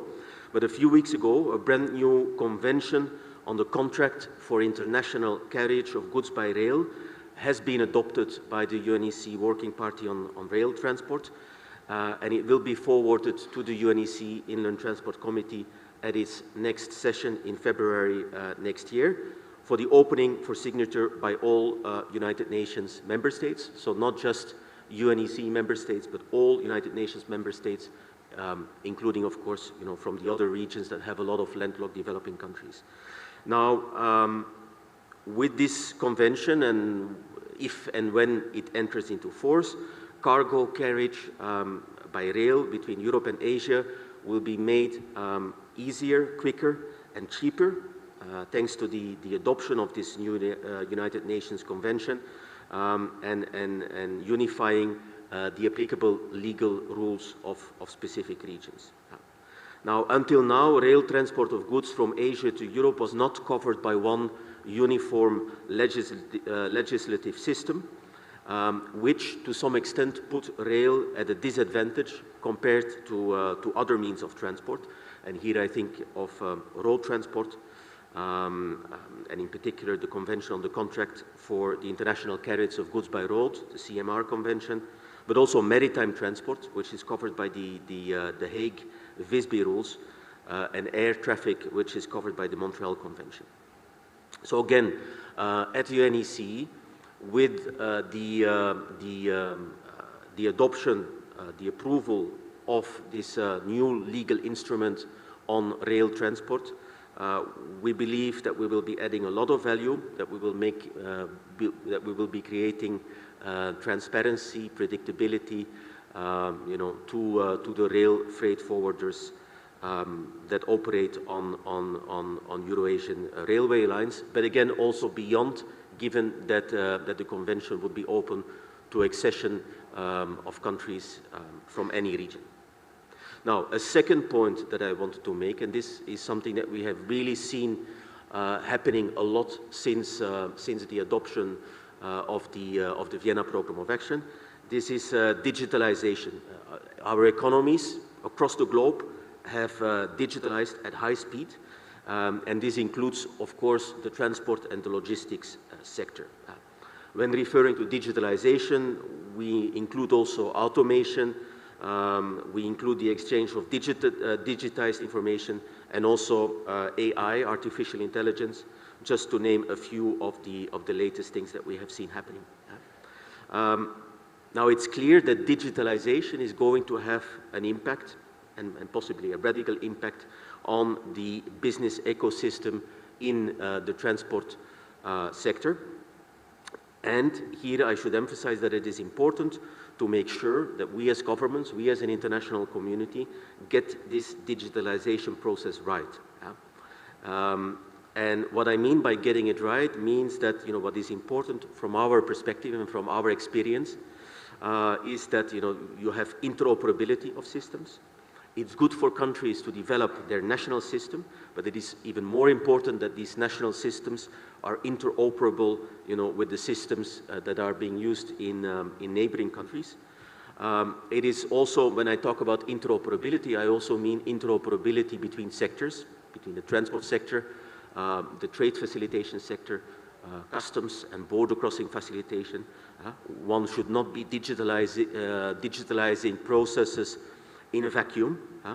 And again, at UNEC, we speak from a certain experience because, for instance, over the last 10 years, there are two of our main legal instruments that have been successfully digitalized. One is still in the making, the other one is accomplished. There is the TIR Convention, which is a globally recognized, transit tool, transit instrument that again is open to accession for the entire globe, for member states all over the world. And there is the CMR Convention, which is the road consignment node. Now, looking at digitalization, I think it is important to distinguish two things. One, there are the semantical aspects, which is basically the technical interoperability, where one should select data elements that you want to digitalize. And again, here interoperability is key. But there are also the legal aspects, and that is why often digitalizing legal instruments or conventions is not happening overnight. It takes years to materialize. And this has to do with the fact that the legal aspects of a convention that is being digitalized still need to have the same coverage, the same applicability in their digital variant, so to say. So this is an important point that I wanted to make. Again, when it comes to TIR and ETIR, we see that many countries have either, since basically ETIR entered the annex surrounding ETIR to the TIR Convention, entered into force a couple of years ago, we have seen that many countries have either completed or are initiating the integration of their national customs system with the ETIR system. And we talk here about Azerbaijan, Georgia, Pakistan, Tunisia, and Uzbekistan, Turkey, Kazakhstan, and Kyrgyzstan, as well as Tajikistan and Iran. So there's a whole group of countries that is working on these. Many are LLDCs or transit developing countries. Now, a final point that I want to make, and again, it is a point that has already been made several times by panelists in this panel, but also this morning. This is the impact that climate change is having on transport systems. And again, the last 10 years, which more or less coincides with the duration of the Vienna Program of Action, are also the warmest that in global history. With the last 9 years, from 2014 till 2022, ranking as the 9 warmest years on record. And again, I don't need to tell you that this is creating problems in terms of extreme weather events, in terms of landslides, in terms of floodings. Even just looking back at this year, there are already a countless number of events that have occurred, and it is clear that this is affecting transport systems. And therefore, at UNEC, we take this very serious. We have a group of experts that works on this topic, and we would strongly advocate that the Kigali, program of action or any future program of action for LLDCs takes this duly into account. So these are the 3 points that I wanted to make, Chair, from the perspective of the Euro-Asian region. And with this, I give the floor back to you. Thank you.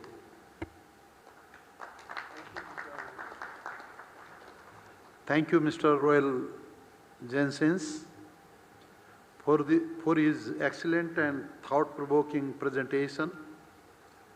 Honorable Ministers, Excellencies and distinguished delegates, ladies and gentlemen, we have heard from our distinguished speakers. It is now time for an interactive discussion.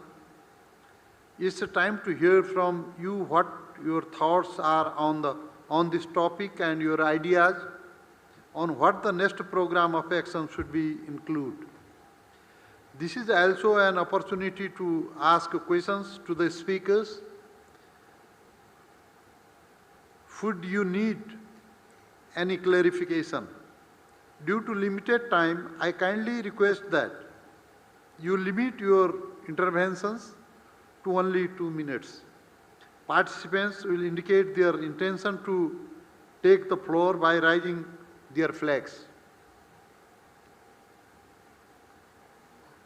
Rwanda. I now give the floor to Rwanda. Thank you very much, Honorable Chair. Thank you very much for giving me the floor. First, I thank the panelists and I thank you, the keynote speaker. I think you've covered really very well in terms of looking back 10 years. My only 2 thoughts are that the 10-year program we've been going through until now to probably December this year or early next year presents 2 parts. One is achievement, 2 notable challenges in all the areas you have mentioned. And this gives us 1 step. There is a collective lessons learned, all of us, LDCs, transit countries, partners, everyone. So there is a collective lesson. Now the next step is going to be is what are we going to use these collective lessons together to shape the future we want as LDCs, but also as well as partners, because the success of making landlocked countries land-linked and to unlock the potentials and possibilities in landlocked countries benefits everyone. I think as a way forward, I think we need to be looking at 2 parts, the enablers, both internal, as in the countries, but also external. And again, you have mentioned some of the external shocks we get as landlocked countries, in addition to already the challenges we have. So I think going forward, we'll be looking at those, what would be the enablers to help the internal, but also the external factors to better help us in the next program of action. And then lastly is the means of implementation. It was the same thing during the Vienna program of action. It's the same thing in the SDGs.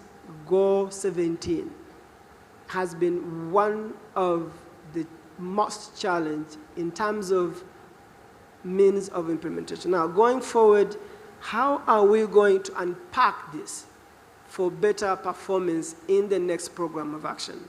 I think this will be very, very critical that the means of implementation in terms of technology transfer, finance, countries are in debt, debt stress, a lot of things that probably we'll be hearing from now and then, but the means of implementation will have to be stressed very, very, very clearly so that everyone knows what I will be doing as a country, what external partners will be doing, what other countries will be doing to make sure that we all achieve what we will have set forward.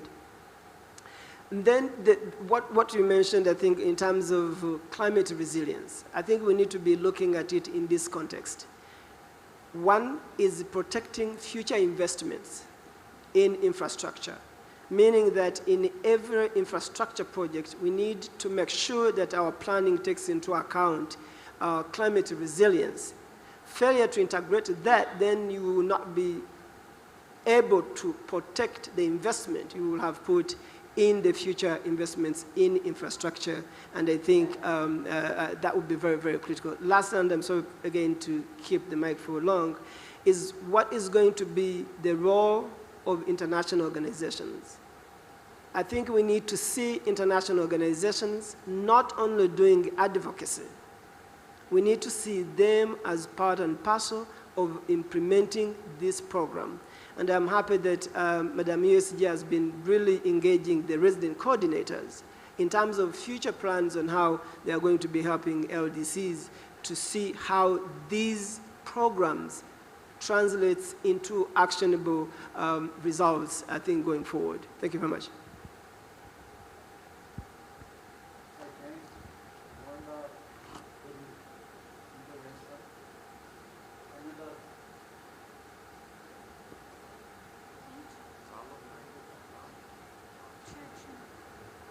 Another? Anybody? Please.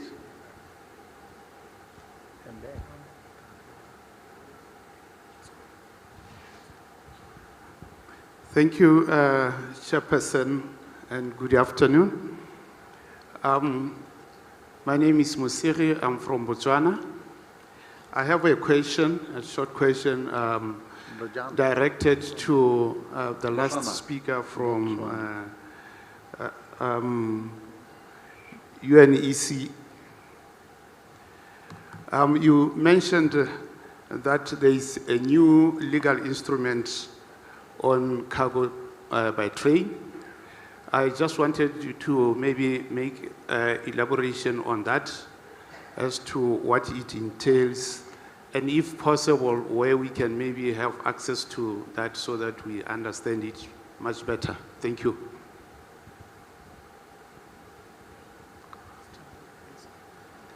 I thank for his intervention. Another, please. Mr. Chair, thank you very much for the opportunity. I just would like to comment what should be the focus, one of the key focus in the next program of action. So under the future direction highlighted by UNOHRLS, the fifth direction is the cross-cutting approach. And in that respect, Your Excellency talked about the need to garner greater private participation. So my view is that in most of the landlocked and developing countries, there is absence of conducive regulatory framework or conducive business environment to have a vibrant private sector. So the focus should, in that respect, the focus should be on developing, enabling business ecosystems, basically in the form of deregularization, investments, as well as embracing public-private partnership.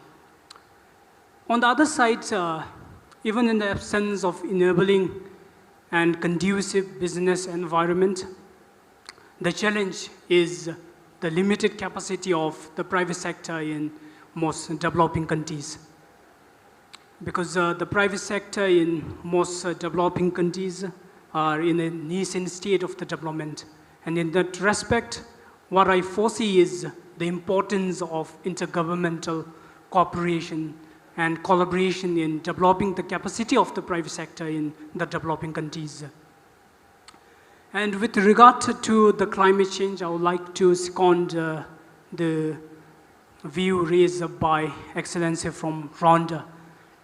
So one of the key focus in terms of climate change needs to be how do we incentivize the developing countries who contribute the less to the climate change, and how do we encourage and how do we incentivize adopting climate-friendly interventions in the developing countries. So in that respect, what I foresee is the need to enhance climate-friendly incentives, maybe carbon credit as a means of financing would be one of the important interventions for those developing countries who contribute the least to the climate change but suffer the major brunt of the consequences. Thank you very much. I thank Botswana and Bhutan for intervention. Please. Thank you so much, Chair. My name is Vera. I'm Minister of Tourism from Malawi. I wanted just to give my intervention regarding the Vienna Program of Action, I think as it relates to two issues. The one that has just been articulated by the person from Bunan that just left the floor, the issue of climate change and the resilience of our communities. Because, Mr. Chair, I do recognize that we can do everything that we can, but if we don't build the resilience of our communities, everything that we're going to be working on will come to nothing, because in Africa, they will still be cutting down trees to substitute on issues of energy or to support their livelihoods. So what we are experiencing, especially in my country, is that we have intergenerational transfer of poverty.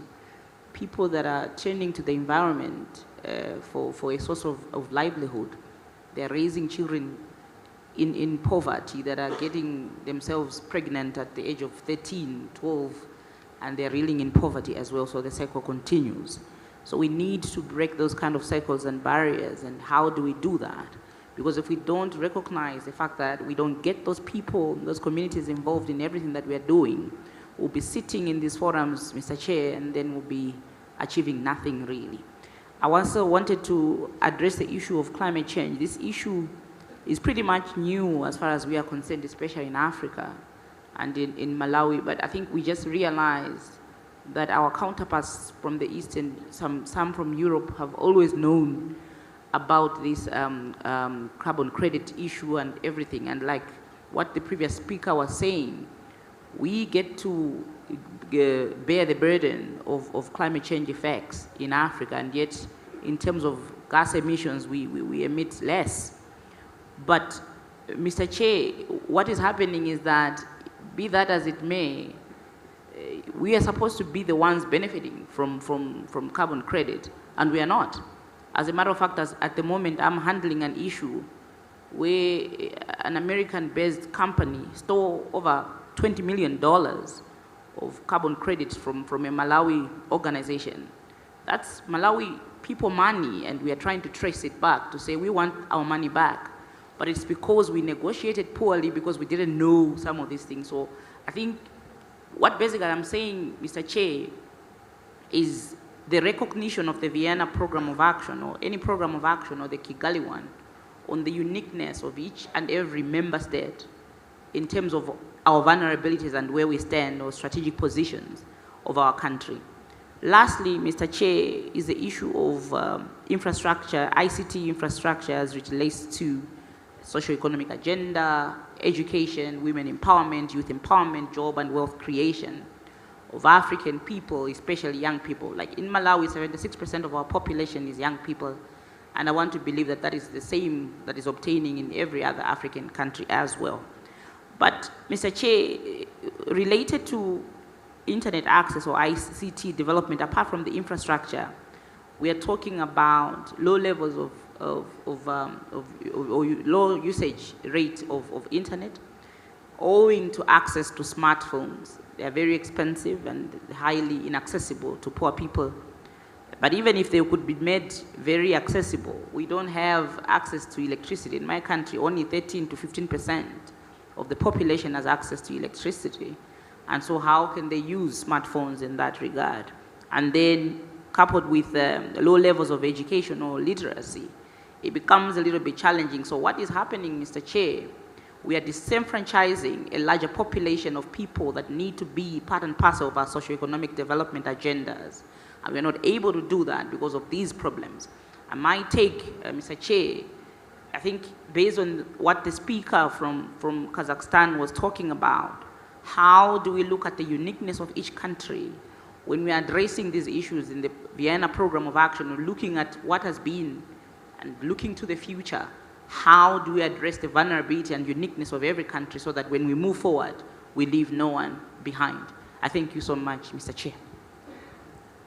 I thank Honorable Minister of Tourism, Malawi, for her intervention. Anybody else? Please.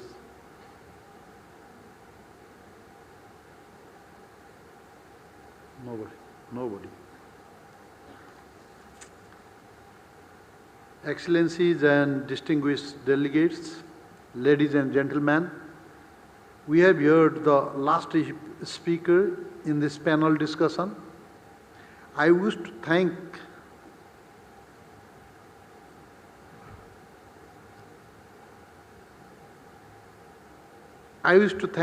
the distinguished speakers and all of you for your valuable contribution and inputs and the experiences that you have shared.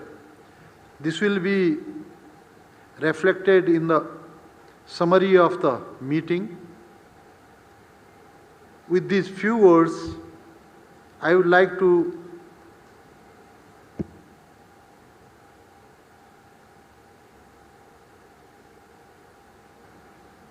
should have to give opportunity to respond. One by one, I would give the responsibility to response. Please, from right side. Yes, thank you very much for this opportunity. Now, very briefly, there was a question about what exactly this new legal instrument, this new convention on railway transport covers. Well, basically, it will bring with it a number of advantages to countries that become parties to the contract. So, for instance, parties to the convention will be able to apply a single, simple, and clear legal regime that focuses only on the main aspects of rail transport, covering the entire transport route from the premises of the consignor to these of the consignee. So it really covers that entire route. In that sense, it allows contracting parties to avoid multiple freight transport regulations that may apply en route and the different content that these regulations may have. That's the first advantage. Secondly, it allows for the use of a single consignment node for the contracting parties. Again, what is important is for this convention to be able to be used by countries, it would need to, you would need to have a number of neighboring countries or a region or sub-region that accede to it, so that you have a kind of a corridor under which or on which these provisions would apply. There is a third advantage that I would like to mention, which is the fact that in principle it applies to multimodal transport operations. So in other words, for instance, container transport by road or by barge for inland waterways between centers and transshipment terminals, or from arrival terminals to recipients. And a final point that I would like to highlight is also that it offers a single system for liability covering loss or damage or delays in delivery, applying to all railway undertakings participating in end-to-end transport operations. So these are some of the advantages that it offers. Again, I should emphasize the convention has been adopted by a designated working party. Now it is going to the UNEC Inland Transport Committee for opening up, to signatories. It is not entering into force until a certain number of governments have acceded to it. So it is not going to be applicable overnight. This is likely a process that will take time. Yet we thought that it makes sense, for you to be aware of this process and of this existence. So back to you, Chair. One by one. Thank you very much, Chair. Just to say that we look forward to the third United Nations Conference on LLDCs, and no one size fits all, but we look forward to continued cooperation from our development partners and collaboration between LLDCs and transit countries. Thank you.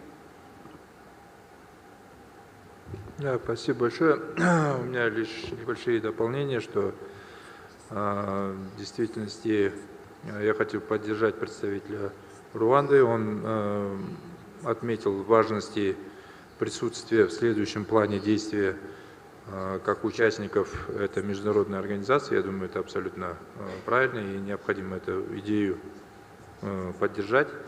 В действительности те или иные международные организации проводят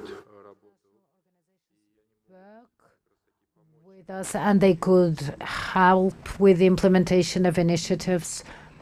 It is important to focus the future action plan that will be adopted in 2024 on climate change issues, and this is becoming more and more topical.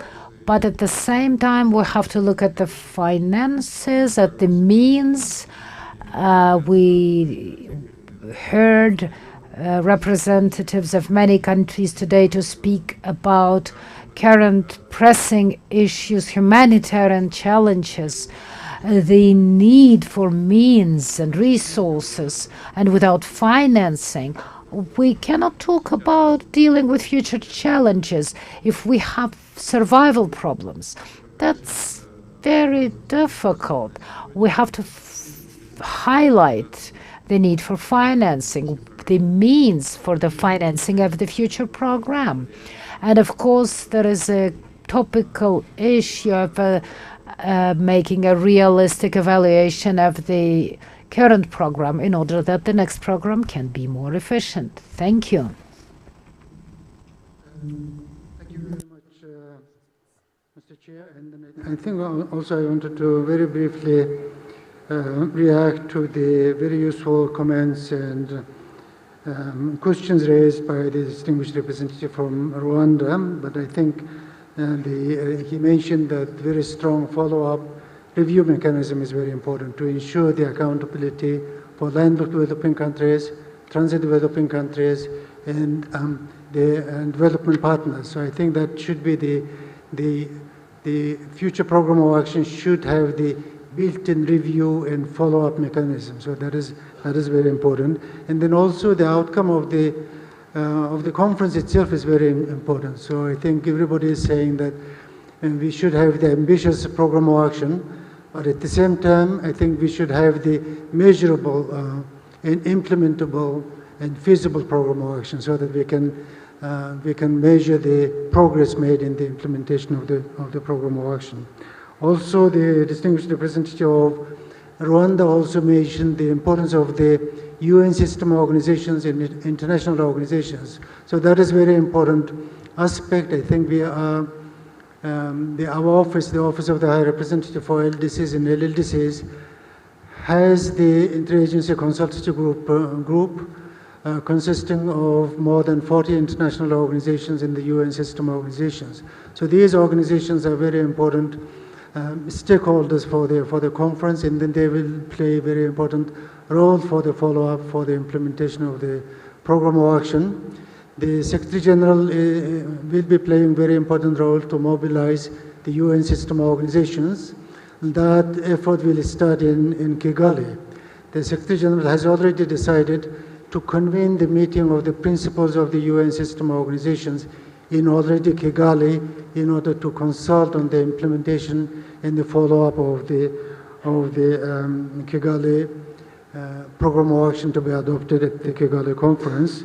And then, of course, the distinguished representative of Rwanda and also the Excellency Minister from Malawi and other delegates raised the importance of the climate change. So they mentioned that landlocked developing countries contributed very small. Their contribution to the climate change is very very negligent, very small, but the impact is very, climate change impact for landlocked developing countries is very big. So I think that is a very important issue. I think during the preparatory process, the climate change came out as one of the priority issues in the new program of action. So I think hopefully the landlocked developing countries will have a priority on the program of action.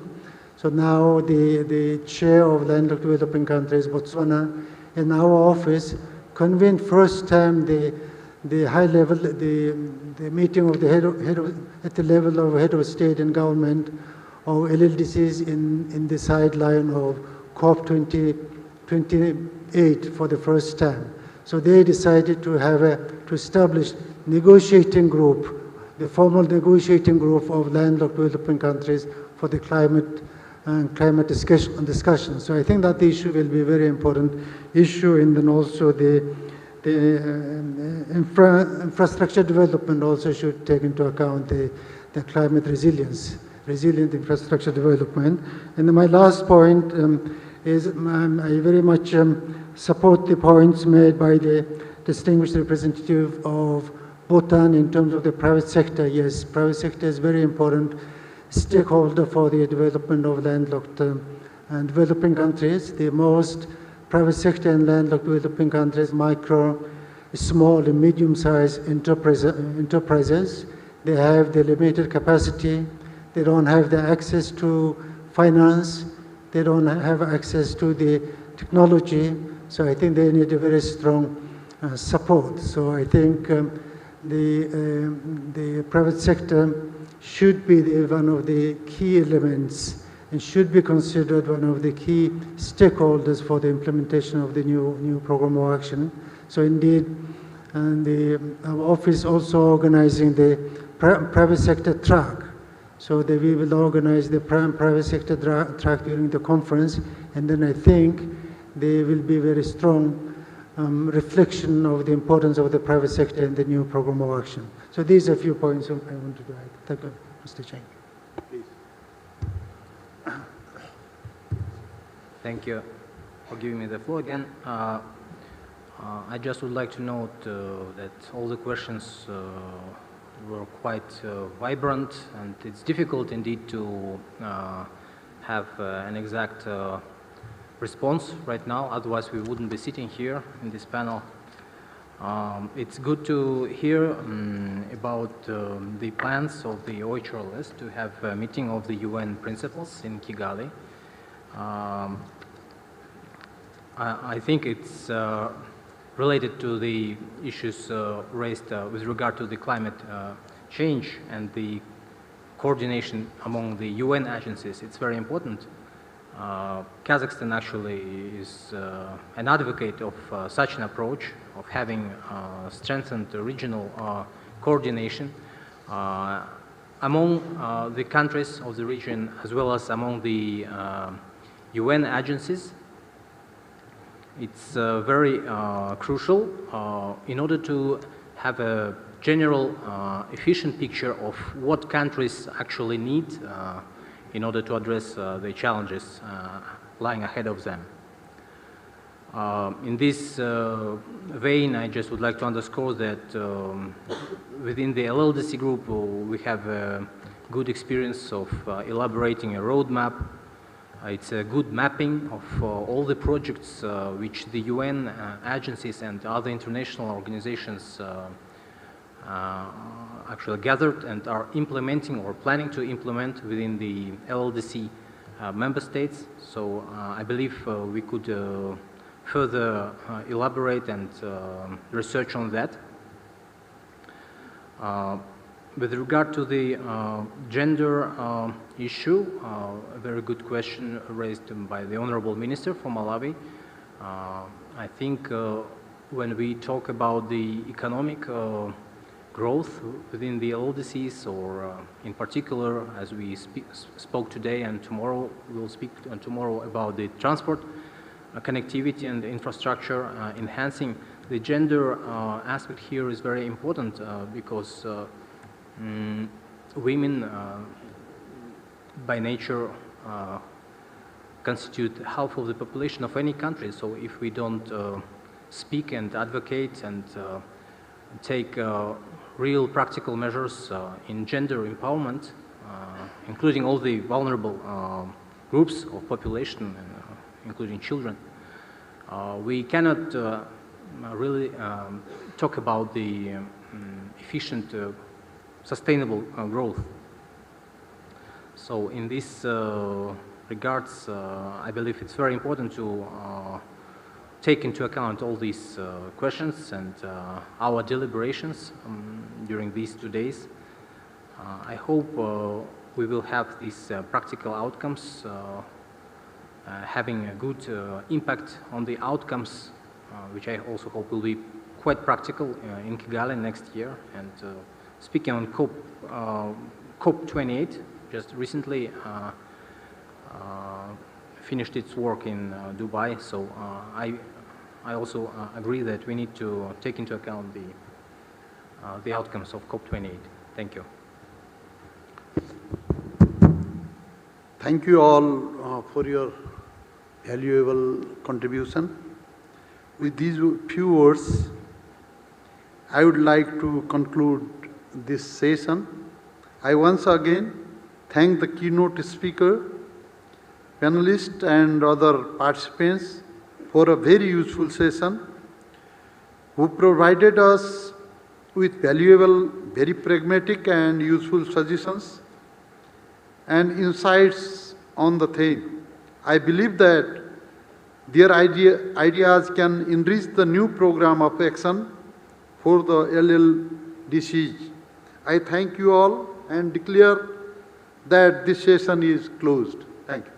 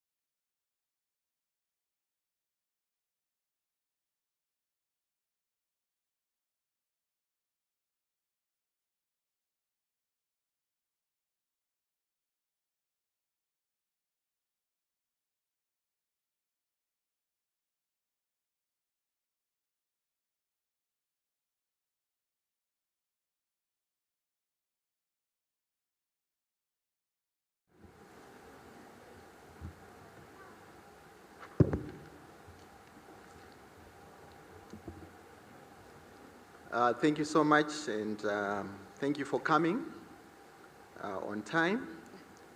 Honorable ministers, distinguished delegates, ladies and gentlemen, the fourth estate, our media team, allow me to introduce to you the panel that I have in front of you.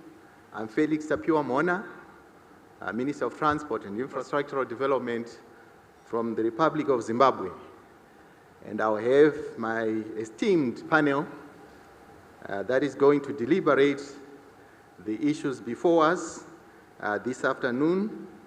And I'm happy to introduce on my immediate left the Minister of Territorial Administration and Infrastructure from the Republic of Armenia, Mr. Neo Sanyosian, and to his left, I have my colleague, Honorable Minister from Chad, Director of Research Planning, Monitoring and Evaluation, Mr. Alabaye Jean-Francois, and on my immediate right, I have our keynote speaker, renowned Madam, who is going to give us the keynote address, Madam Caroline Gegnat, World Bank Country Manager for Armenia.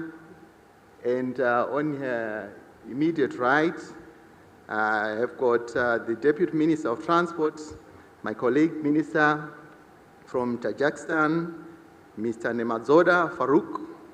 And on his immediate right, we have got the Deputy Director General, Department of Planning and Finance, Ministry of Public Works and Transportation from Lao PDR, Mr. Jansaka Botapanith. This marks the esteemed panel before us. Your Excellencies, distinguished delegates, the landlocked developing countries, due to their inherent geographical circumstances coupled with multiple disparities with respect to energy, ICT, and finance, continue to face hurdles in their efforts to make meaningful and sustainable progress, greatly disadvantaging their pursuit of sustainable development. Furthermore, while LLDCs have made progress over the year in advancing their infrastructure development, many gaps, hurdles, and challenges continue to persist.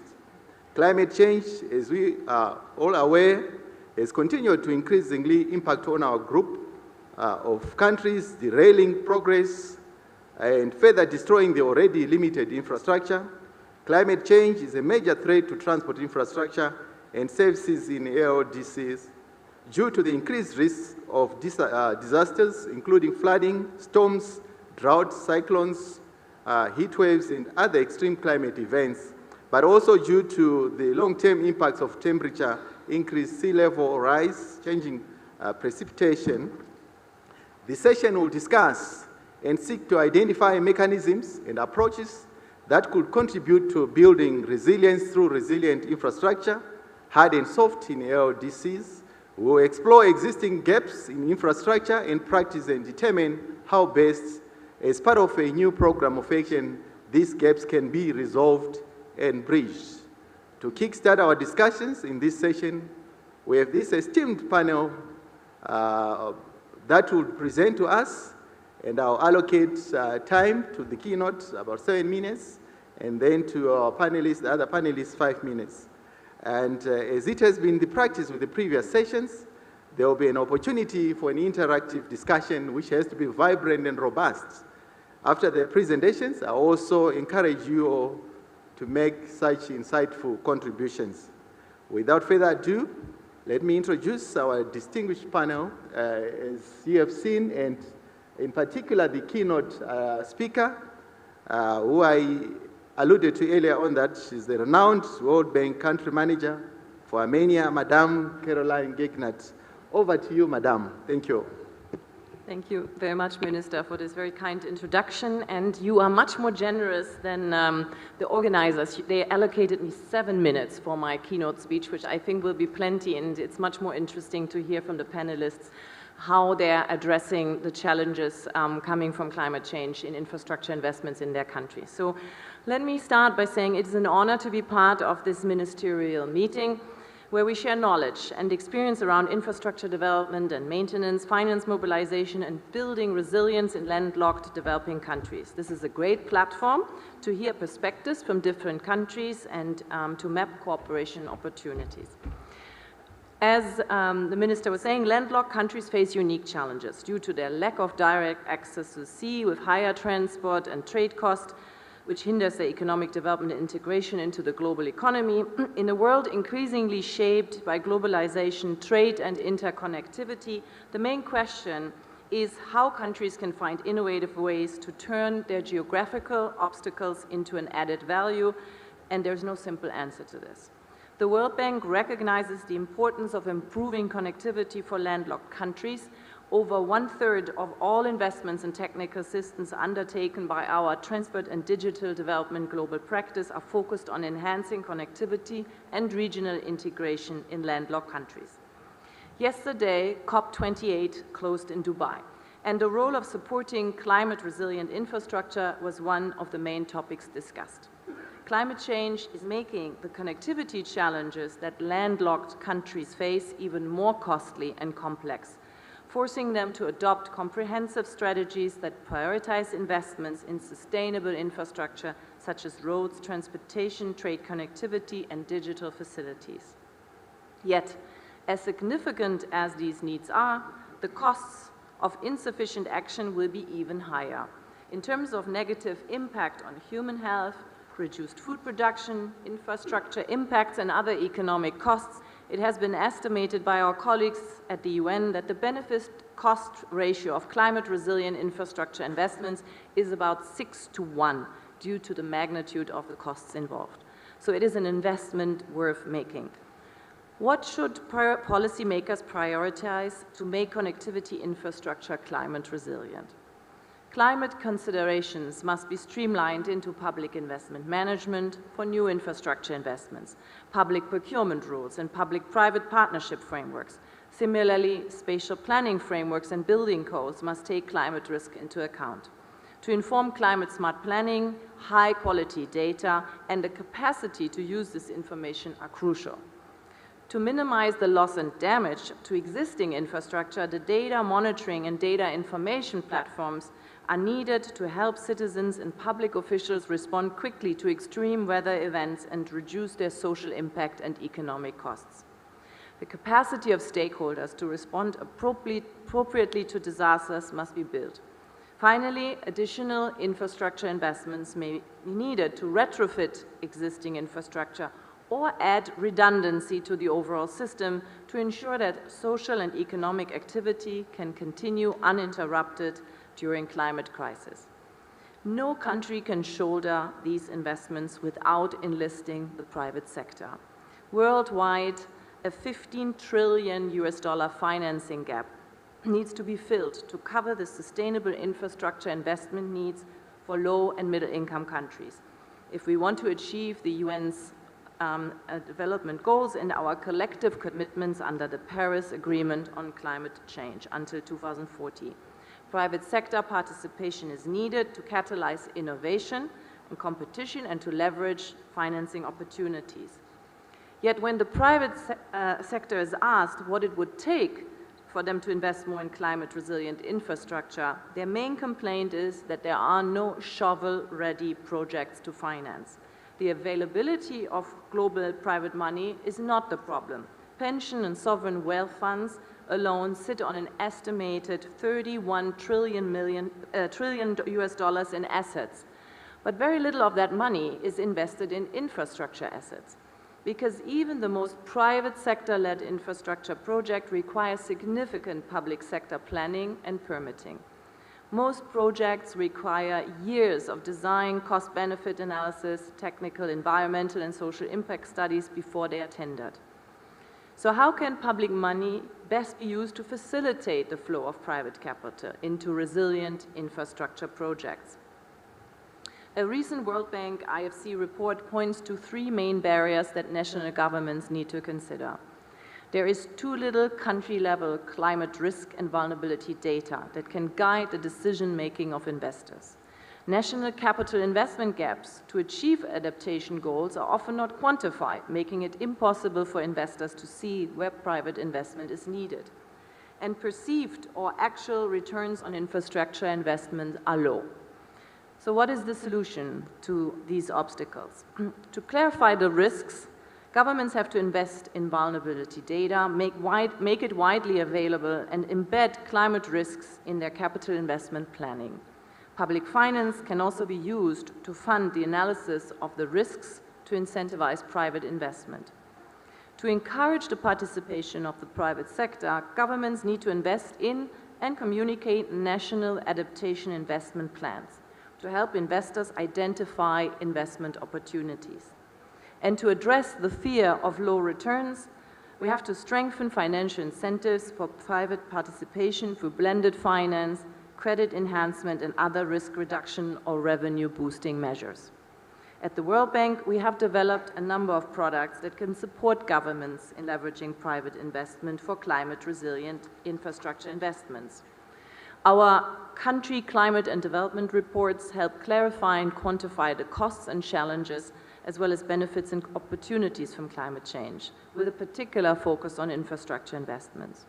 The World Bank's public-private infrastructure advisory facility has developed climate toolkits for infrastructure PPs to help policymakers identify climate risks throughout the project identification, appraisal, contract structuring, and tendering phases of infrastructure PPPs.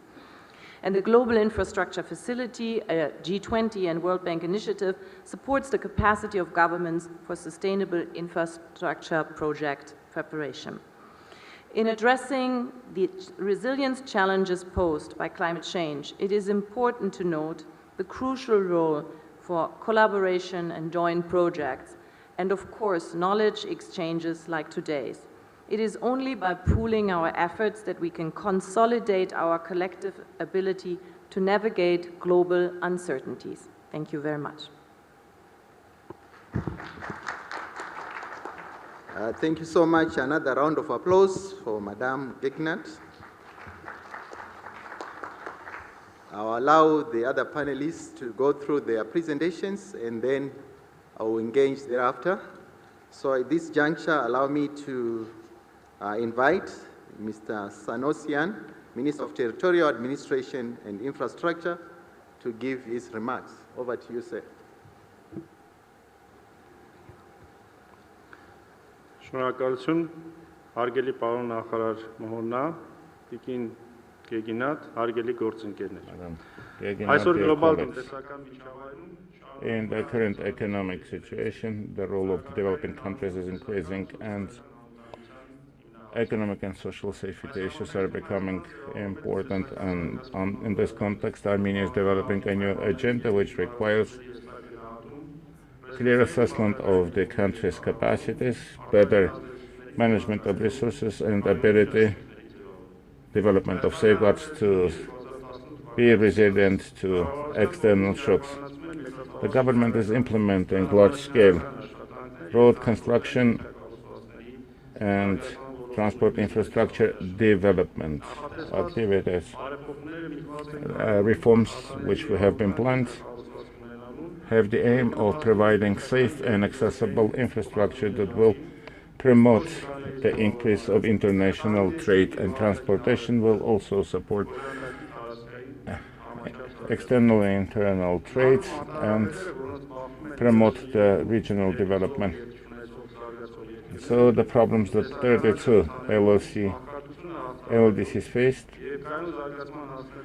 are almost the same, and in their aspirations we may overcome those challenges only in case if we have improved transport infrastructure and services to offer.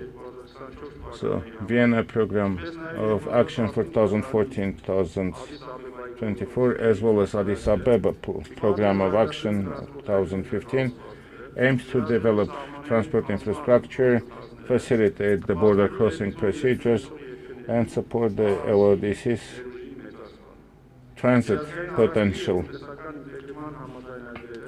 The trade facilitation agreements set out the rules for trade, transportation, and transit, creating some opportunities for cooperation for the regional countries. Armenia has adopted and implementing several strategic infrastructural projects. North-South corridor is the top priority. It will connect north to south, providing transport communication at the level of international standard with the neighboring countries. It would significantly reduce the travel time and transport costs, will link together or connect together the Black Sea with the Persian Gulf. So we will have 461 kilometers of road to travel, which would significantly reduce the transport costs and the travel time. So it will be 6 hours to travel from Georgian border to the Iranian border instead of 9 hours. And the travel velocity will reach 80 kilometers instead of 60 kilometers per hour now. Armenia is modernizing and expanding its road network, and many new roads are being built. Changes are being introduced in the field of road construction, operation and maintenance. And this year we will complete M6 interstate road. 51 kilometers will be modernized, connecting Vanadzor to Alaverdi. It's a strategic road connecting Armenia to Georgia.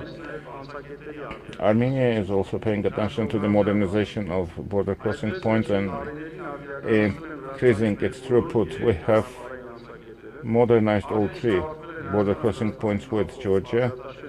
Bagration Sadako new bridge is being completed, or it's completed actually, and we will start next year also modernization and increase the throughput of the border crossing point with Iran. It is about 24 million euro project, and it is planned to complete the work in 2026. For Armenia, which has only 2 out of 4 borders open with the neighbors, aviation is becoming very important. We have sustainable and stable increase in the post-COVID times. We have 54% growth in 2022 as compared to 2021, and in the 10 months we have 55%. In the 10 months of 2023 we have 4.7 million passengers traveling to and from Armenia.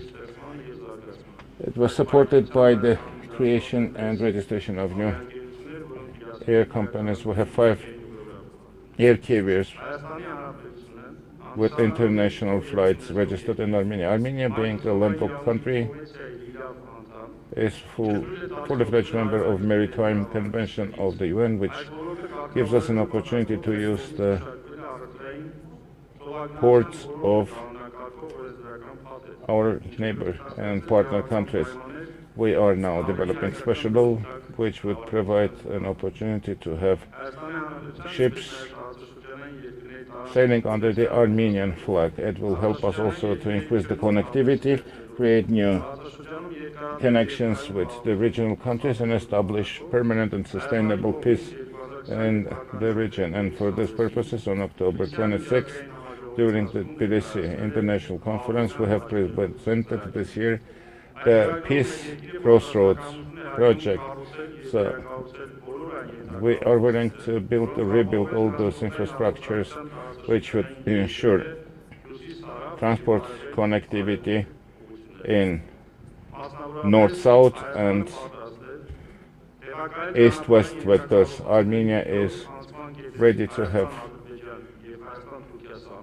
7 transit points on the border with Azerbaijan and Turkey, ensure communication between Turkey and Azerbaijan, restore 4 different segments of the railway connection between Azerbaijan and Turkey, and have 1 border crossing point on the border with Turkey. The principles of the peace crossroad are as follows: all transportation links, all pipelines, cables, electric lines, pipelines, railroads, roads, air corridors are working under sovereign control of the countries on the territory of which they are located. Each country is carrying out own customs and border control and ensures safe and secure movement of people and freight. And this is applicable to all internal and international transportation, and it is done on the basis of equality and respect. So our policy is based on providing new and supporting new knowledge and capacities based on the development of new technologies and improving the quality of infrastructure. Probably this much about the work that was done and reforms in the sector, and I would be ready to answer to any questions you may have. Thank you. Thank you so much. Another round of applause for Honorable Minister. I now move on to Honorable Deputy Minister of Transport for Tajikistan, Honorable Nemanzoda Farouk. Over to you, sir. Спасибо, господин председатель, за предоставленное слово. И прежде всего for the possibility to present. First of all, allow from the name of the Republic of Tajikistan to the Republic of Armenia for the warm reception of the hospitality and organizing this event.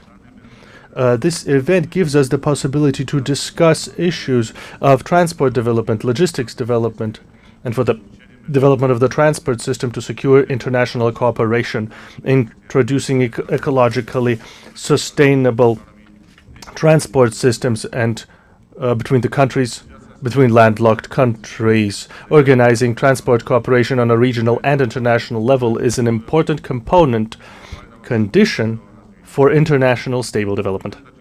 The Republic of Tajikistan is a developing country, is a landlocked country, and we are an active participant of an international convention of regional and international initiatives, and we dedicate all effort to develop transport, and we have the strategical goal directed at developing our country into a convenient transit country. With the support of international financial institutions, up until today in the transport sector of the Republic, we've implemented 64 investment projects to a total sum of more than $2 billion. The result of the implementation of those investment projects was the efficient usage of more than 2,200 international applied roads and infrastructure that matches all modern standards. Now in this sector we have 17 investment projects to the total amount of $1.122 billion. Dear colleagues, the growing globalization of international trade connections forces us to speed up the process of transport integration into the international trade network, which is extremely important for the development of international transport corridors. The access to sea and therefore to trade networks is extremely important for the indicators of the trade influence of the country. So sea transport plays a huge role in international trade, and the being landlocked country creates a certain challenge. According to international right, landlocked countries must have the right to access to seaports, and I believe that it is necessary to take appropriate means to create certain possibilities and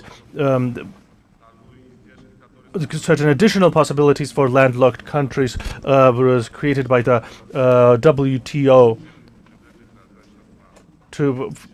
for landlocked countries, and more for landlocked countries than for developing countries with access to the sea. We need to take into account the new challenges and the new capabilities of digital technologies. Taking that into account, Tajikistan is a member of the Convention on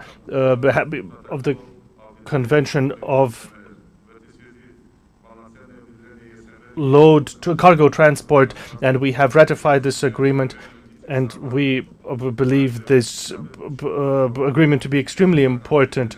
And we have a new agreement on implementing new road infrastructure up until 2024, and this program of investment control in Tajikistan is extremely important to reach our investment goals in the economy using information communication technology, using a digital system of road infrastructure control. Dear colleagues, taking into account the challenges and the goals of stable development, it is extremely important to secure the efficient work of the transport system to activate the logistical chain. We need to secure the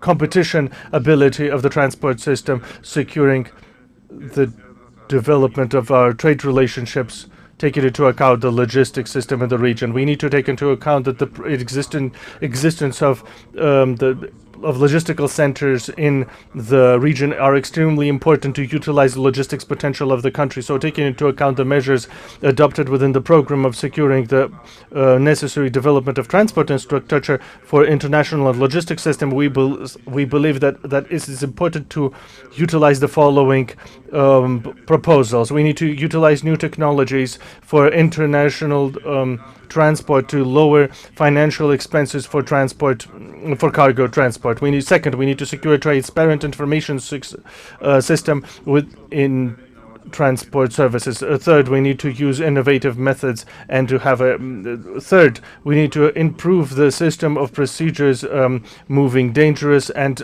quickly spoiling loads. Next, we need to improve the transition ability of border points and improve customs control. And finally, the last point, we need to improve integration of regional countries to have the most successful international cargo transits. The last but not least, I must mention that we are dedicated to our international agreements for trade with trade organizations, and we are always happy to cooperate with our neighbors in the sphere of transport. Using this possibility, I would like to wish you good health, success, and a good event. Thank you for your attention. Thank you so much. Once again, a round of applause. Thank you, Honorable Deputy Minister. Allow me now to move on to our third, in terms of the panelists,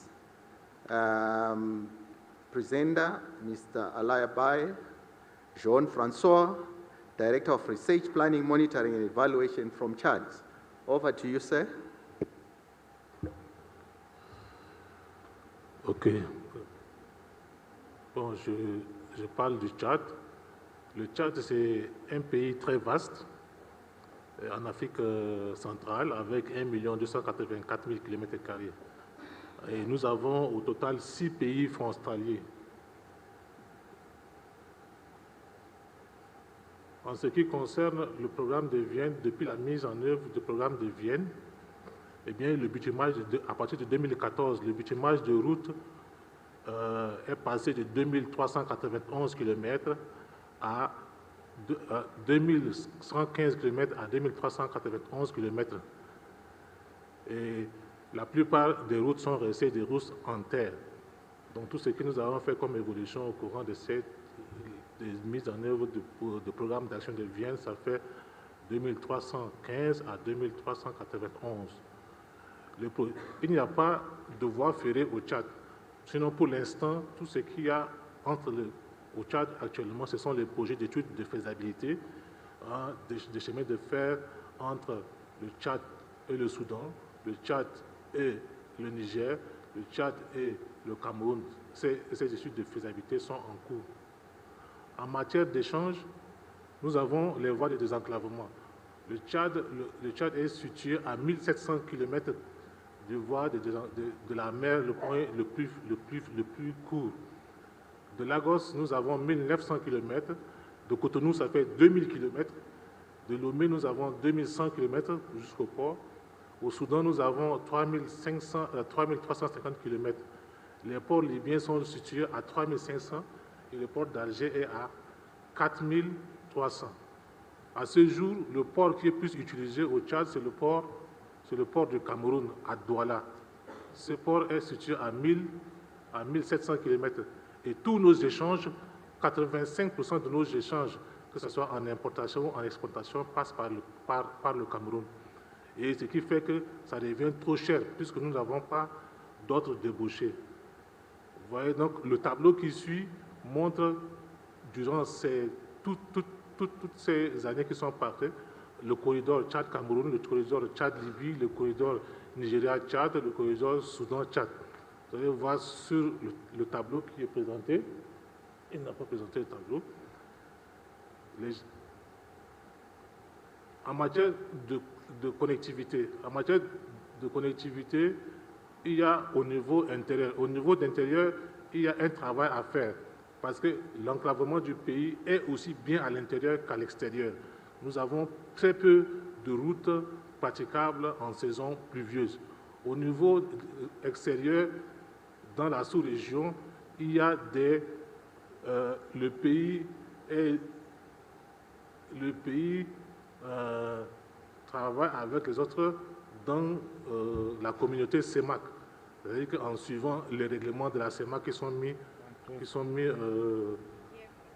au point. Donc ici, dans le cadre de corridor, nous n'avons que le corridor Tchad-N'Djamena-Douala. Ce qui fait que nous avons besoin de diversifier encore d'autres corridors en passant vers l'Afrique de l'Ouest.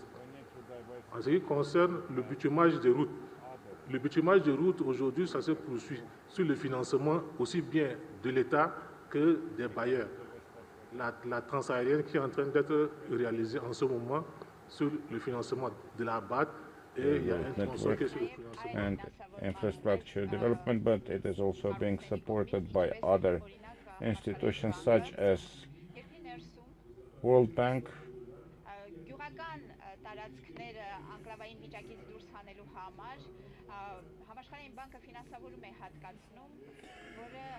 the World Bank is also providing some funding that gives us a possibility to link together rural communities inside the country, connect them, and also ensure food safety and awareness about the agricultural best practices. As of the connectivity to international transport links, the World Bank is financing development and improvement of the connection between Chad and Douala. This is basically related to the renovation of two segments in Cameroon and in Chad that will connect us to the port. There is also a project of integration and connectivity funded by the World Bank to have connection with Niger, with Niger, and it is the route until the border with Niger, and there is also bridge construction project that will link us to Cameroon, which will help us to actually overcome this enclave situation. As I said, the closest naval port is about 1,700 kilometers away. The others are more distant, and the infrastructure is quite old and worn. There are also other obstacles which increase the transportation costs. In Chad, we do not have professional transport services. We have to professionalize the service as well.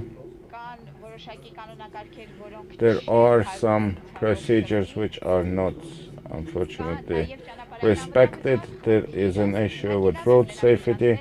Of course, it is good to have corridors, but you have to also ensure security and safety on those roads, and the country does not have resources to do that, and we do not have funds also to build railroads. It is important to diversify, of course, and not focus on Douala and N'Djamena only. We would like to open connections with Sudan and Western Africa, and we would like to restore and modernize our infrastructure as well as our hubs and professionalize our transport services and improve the road safety. Those are the main commitments that we have. We would also like to improve our internal network in order to connect rural areas and build so-called dry ports. This will help us to shorten the distances and facilitate import and export. We would also like to ask for support for improvement of the port infrastructure. This needs to be funded. It requires actually significant financial injections, and the country will not be able to do that alone. Therefore, we would like to ask for support to implement large-scale projects. Of course, there are important corridors, but we do not have important stops on those corridors. We have to build them as well. Those are the main difficulties that we face, as well as activities that we have done and recommendations that we would like to present and to be taken into account during the Cali meeting.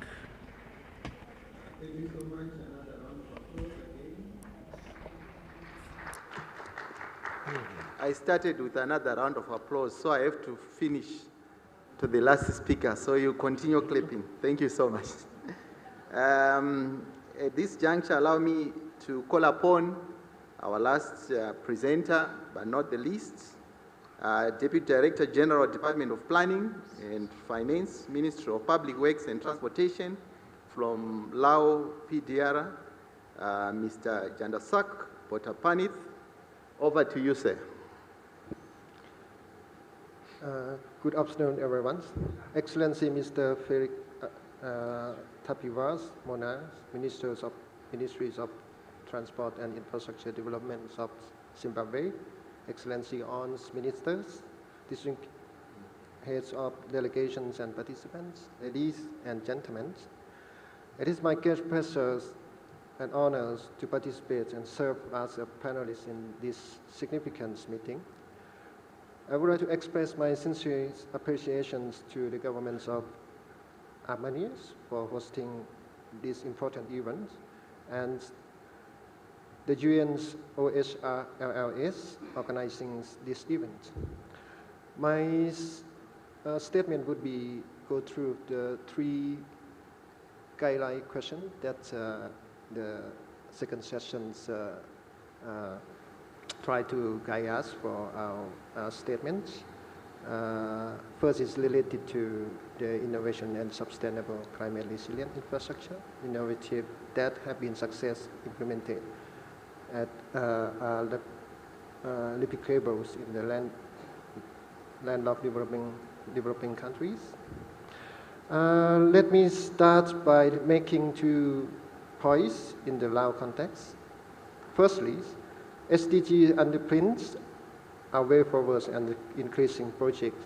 We need to ensure that the infrastructure is climate resilient, support sustainable urban developments at the same time as supporting rural communities. Secondly, Lao is strategically positioned in the wide region shared border with the 5 ASEAN countries. It is a bridge between the largest ASEAN economy and the largest markets in the region, China. Improved transport connectivity is a prerequisite for transforming Laos from the landlocked country to the landing country, providing a land bridge for the greater Mekong subregion. Infrastructure connectivity is vital for reducing the imbalance between the flows of the import and export. As a member of the ASEAN Economic Community, AECs, Laos region's integration and trade with ASEAN and China has been an important contributor to its economic growth over the past decade. However, the challenge for Laos as a landlocked countries, we all face infrastructure shortage. In Laos, these are the compounded, related low density populations.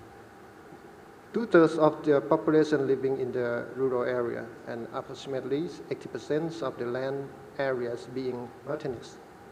This impact on climate change on the resilience of our infrastructure assets, road maintenance, and consequently high costs of transport. Despite these challenges, we have made significant progress improving connectivity. The length of the highway has been more than double since 2001. The transport of forest tea, agriculture product, minerals, finished product, and other goods has increased by 5 to 8 annually. The volume of goods transport has increased 3 times since 2001.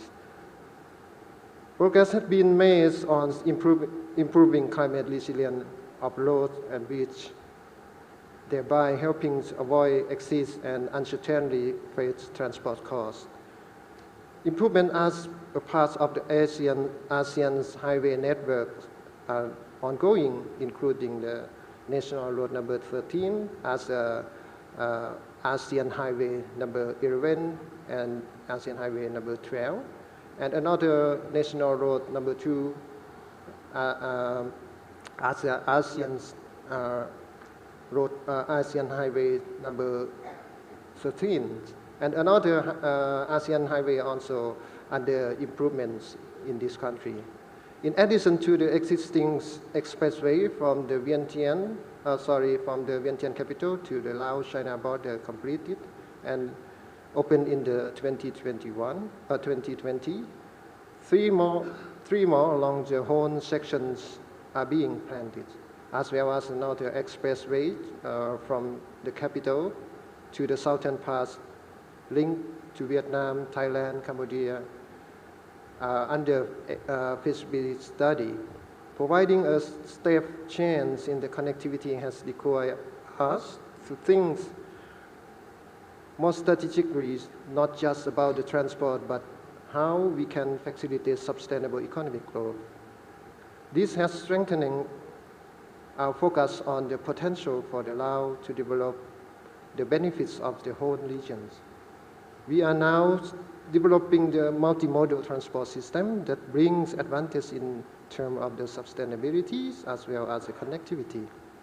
As you may know, Laos-China Railway just have been completed and provide the opportunity for economic development in Laos.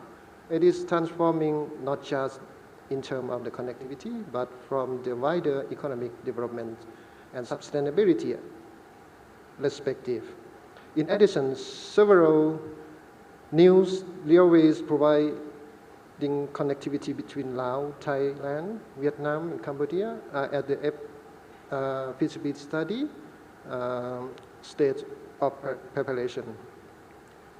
The railway provides a significant opportunity for the Laos to increase exports of agricultural products.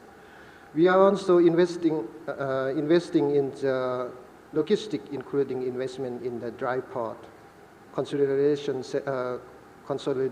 center, and transit points are being advanced. Recently, improvement in the transport logistic infrastructure include 3 dry ports opened for serve out of 9 dry ports that we determined in the UN. We recognize that need to invest in non-physical measures through the cross-border transport and trade facility agreements to reduce the delays at the border and providing efficient single window custom clearance. Trade and transport facility schemes such as the ASEAN Custom Transit System, ACTS, must provide the basic for the developing region value chains and the increase of our competitive edge. This will attract sustainable investment to the regions as a whole. Sustainability is the fundamental policy principle that underpins sector-specific planning across all modes with the green growth as an overall goal. LAUPDR recognized the link between development sustainability and the need to mainstream environment consideration, including climate change, and along with other countries, has committed to reduce greenhouse gas to net zero by 2050 under its NDC. LAUPDR is committed to developing innovative and more sustainable modes of transport, including investment. In addition to developing new rail lines projects, new initiatives include bus transit, electric vehicle, and use of biofuels. Ultimately, our multimodal approach aims to provide more sustainable, modern, and efficient transport system for intermodal freight and passenger, for urban transport and urban and rural transport. Regarding the second issue that related to the critical gap in current practice that need to be addressed in coming years. We recognize that the repairing climate-related damage to our infrastructure is expensive, and the big draw on the scale funds.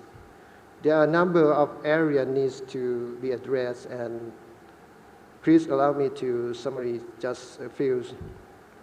First is road access management. LAUPDR road network is highly sensitive to the climate change-induced natural hazards, and in particularly floods, landslide, and large-scale land erosions on the slope. Most roads in Laos has been built for 8.2 tons for standard axle load, while the neighboring ASEAN country has higher axle load limited than Laos, for which Laos roads are not designed. Our geography has resulted in low resilience in the road network, aggregated by the influence of the inadequate design and construction quality. Road maintenance and disaster recoveries are funded from the bespoke fund pot. However, the levels of the funding required is unsustainable given pressures on public investments budgets. Hence, more efficient means of the fund access management and avoiding mitigating impact of the climate-related event is a major priority for us. For these lessons, we are placing greater emphasis on the maintenance of existing infrastructure assets and ensuring the benefits of investment already made are climate resilient and not eluded by the national events such as the flooding and landslide. In the road sector, we have put in place a road management system, IMS, and the provincial road management system, PLUM, which are being used for road planning and prioritization of maintenance activity. In addition, we support from the development partner technical assistance. We are ensuring climate resilience is integral to planning, implementing, monitoring, and evaluating road access management. We are currently finished an integrated road access management system, IRAM, for this purpose. Overloadings of the trucks continue to be the significant challenge. The load funds for the road maintenance is insufficient to address the rehabilitation needed from the truck associated with the mining project and in particular. Cross-sector collaborations on the policies is need to ensure that the benefits to one sector aren't damaged to the country's connectivity. Much greater enforcement of the excess loading regulations are required with funds. Externalities of damage to the loads need to be recovered by the industry contributing to the damage. Regulation measures as allows moves to the more multimodal transport system, serving the domestic and cross-border market. We need to ensure the regulatory frameworks are minimizing infrastructure disaster resilience. This applies to the logistic and rail subsector and multimodal transports as a whole. With rails being essentially a new mode of sustainable transport in Laos, there is a need to strengthening regulatory frameworks for the strategic management, network maintenance, and service operations. Laos recognizes that the needs to enhance the regulatory frameworks for logistic include divisions of the law on road and multimodal transport, a degree on dangerous goods control, regulating on multimodal freight transport, truck terminal management, and distribution and consolidation center management. Harmonizing of the international design standard and regulations will support efficient operations of transit and trade routes and reduce cross-border frictions. We need to do more to achieve rail transport and trade facilitations as mandated by the ASEAN Framework Agreements, of which sustainable climate resilient objective are central. Capacity constraints, as I am sure with many landlocked countries, we are capacity constrained. Development of the organization's capacity through skill transfer, development of climate resilient assets management tool will be important. Regarding the third issue, is about the finance for the disaster resilient infrastructure. And funding is clearly a key challenge for all of us. Public investment budgets are increasingly constrained, leaving a narrowing physical envelope for infrastructure investment, both in terms of the reconstruction and recovery, as well as new build. Building climate resilient into the planning, design, construction, operation, and maintenance of the infrastructure is essential to ensure the benefits of investments are not eroded by the climate events.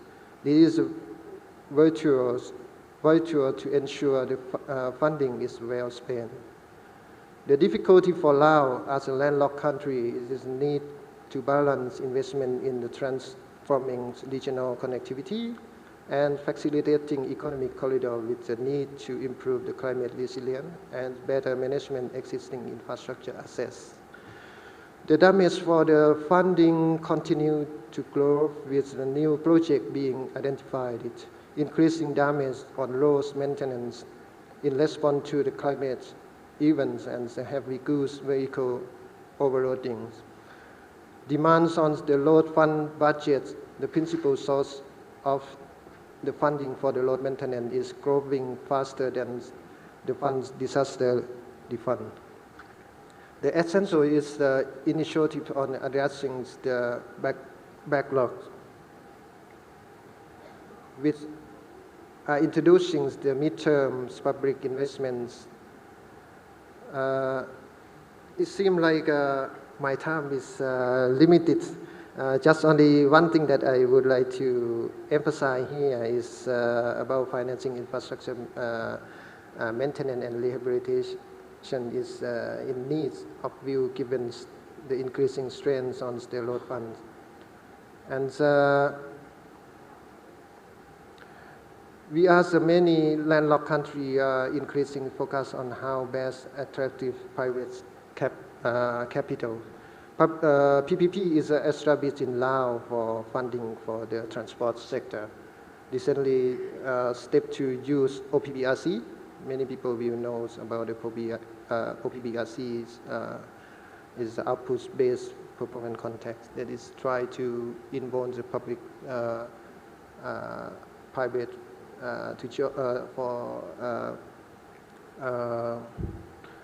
for invest in our infrastructures, and in the same time it's kind of sharing the lease to the private in the same time.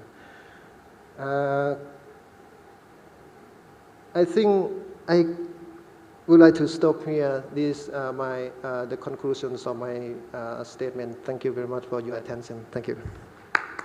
Thank you so much. Another round of applause for Mr. Jandasak. I allowed him to continue because he acknowledged the chairman by name, so I had to give him some extra minutes. Thank you so much. I think you do concur that this was a vibrant session, and I want to thank the keynote speaker, Madam Gegnat, together with the anchor team, the panelists.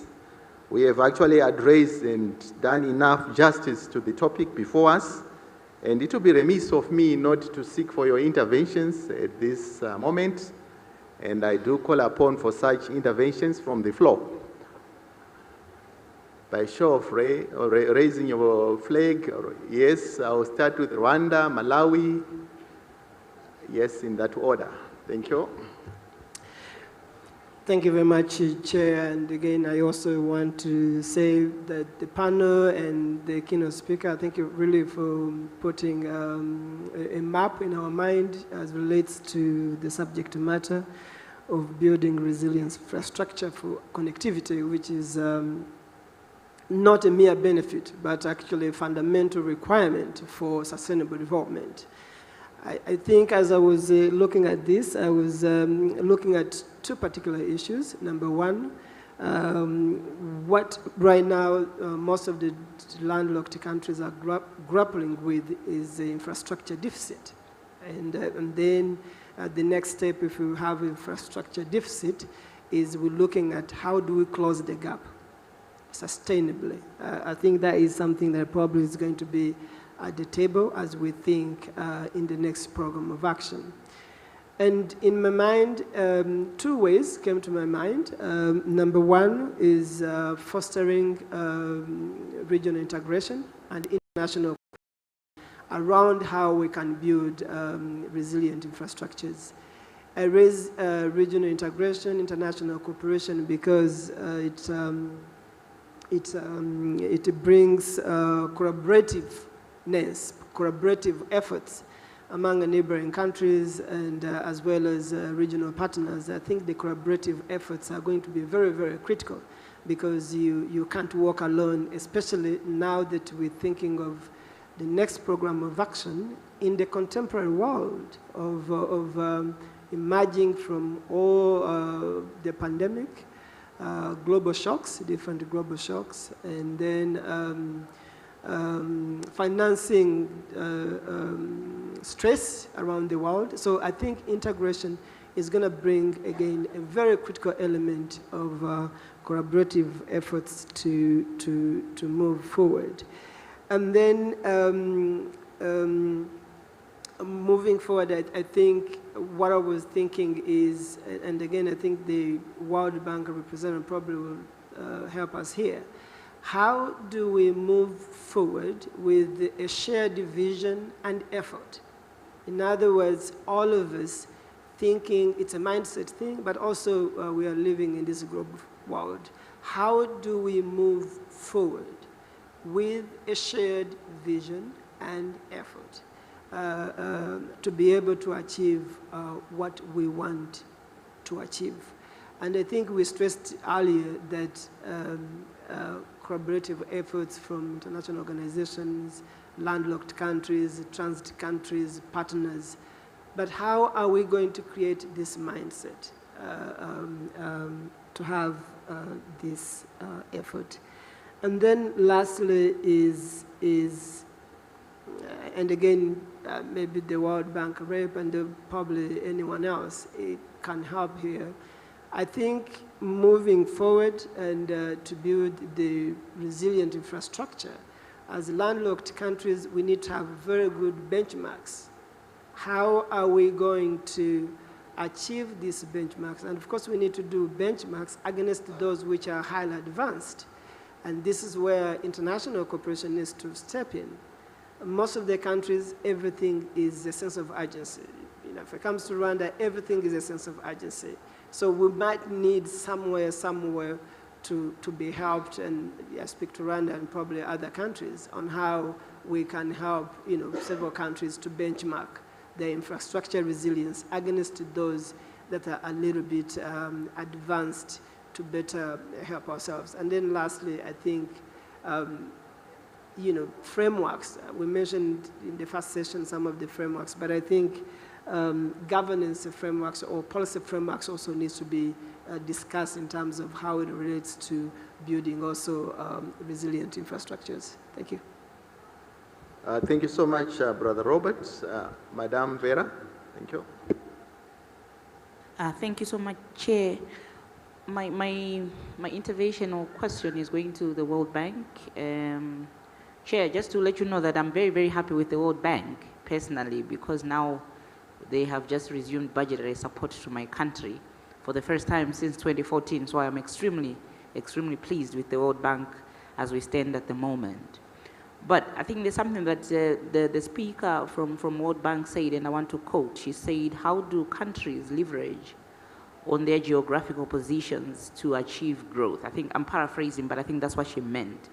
So we, as LLDCs, what we're saying is we're not looking at ourselves as disadvantaged countries, but we should discuss how best we can leverage on our geographic positions to achieve growth, because there's not really much we can change in terms of where we are at the moment as far as geography is concerned. We are there. But now how do we position ourselves strategically to achieve growth? And I think that's what she was trying to say.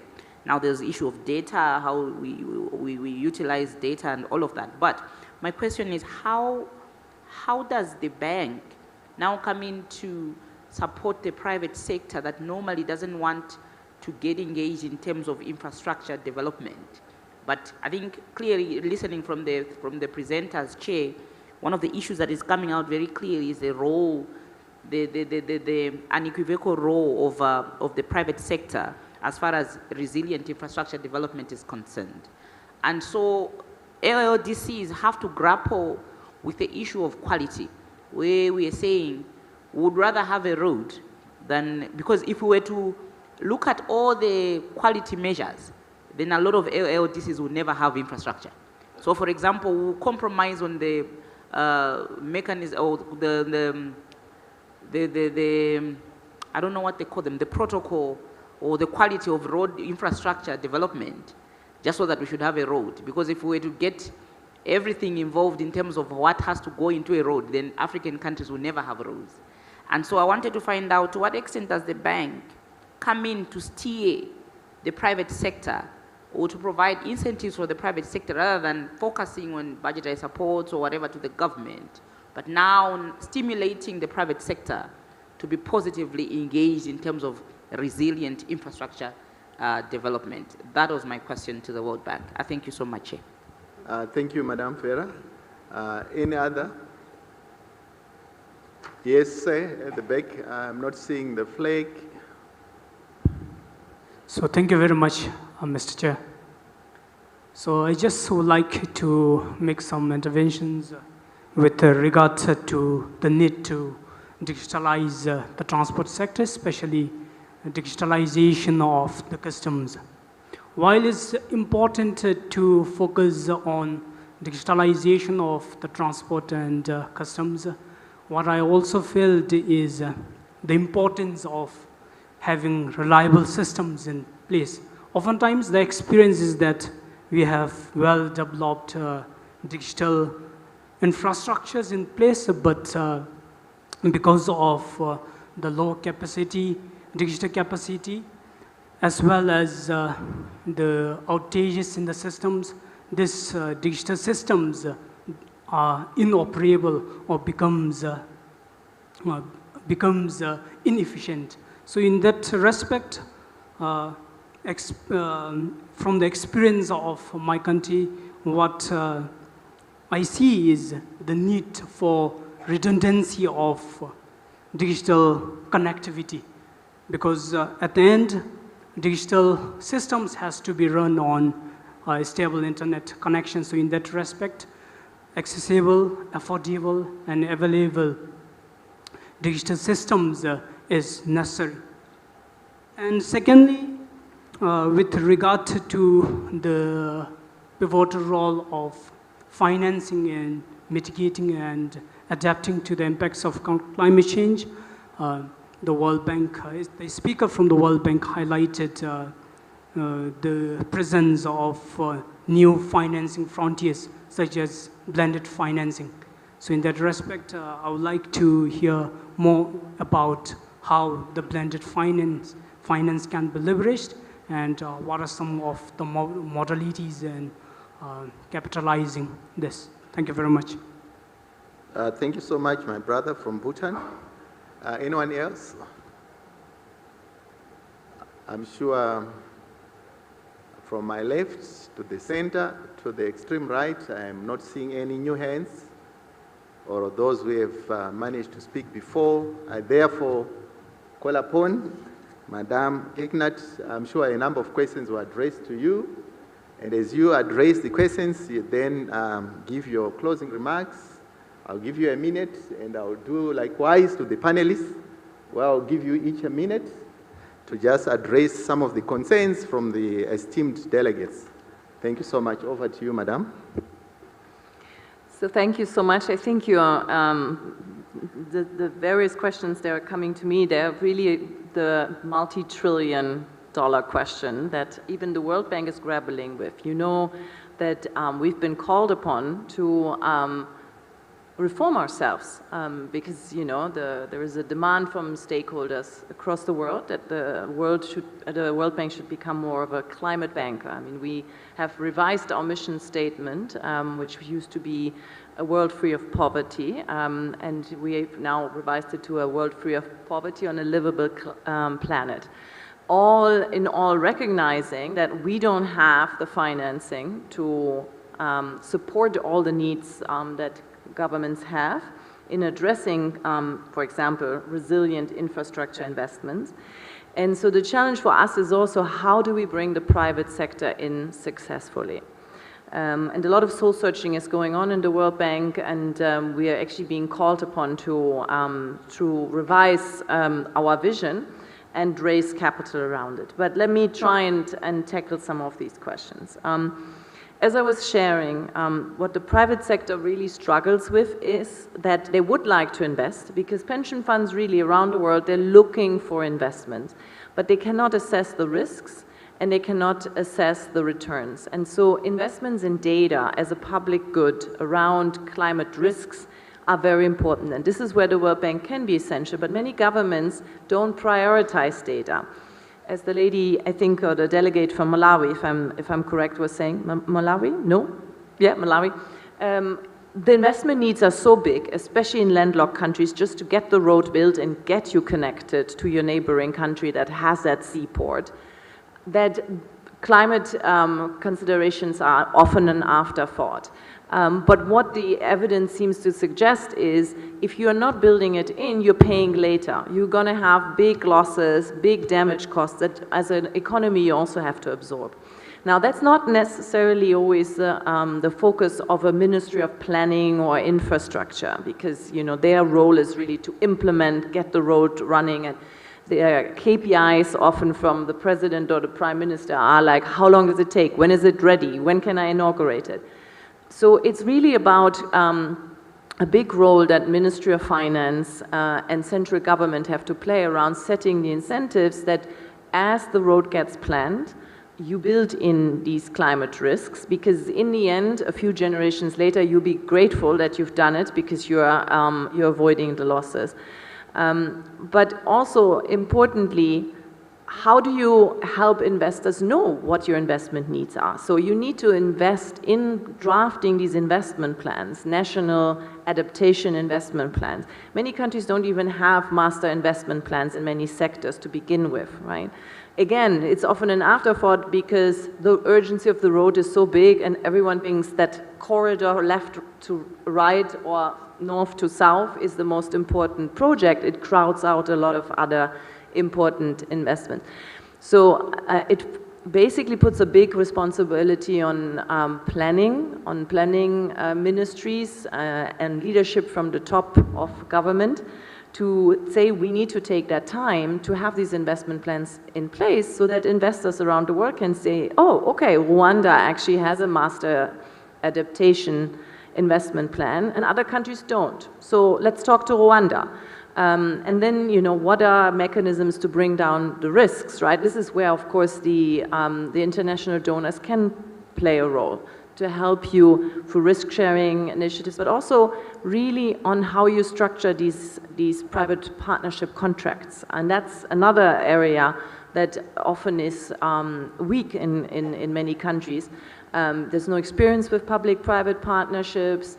The framework might not be entirely there. It's costly to have all the legal advice because you're often sitting on the other side of a table with a very well-equipped negotiator who can pay for very expensive lawyers that make it difficult to negotiate in the interest of your country. So what I'm basically saying is it requires a willingness of government to spend money on those soft components. And I think the big challenge is how do you lobby for them? This is where the World Bank and other international donors are trying to help with some transparency by showing what you're losing, right? Making these estimates of saying, yes, the investment costs you that much, but if you don't do it, you're going to lose even more.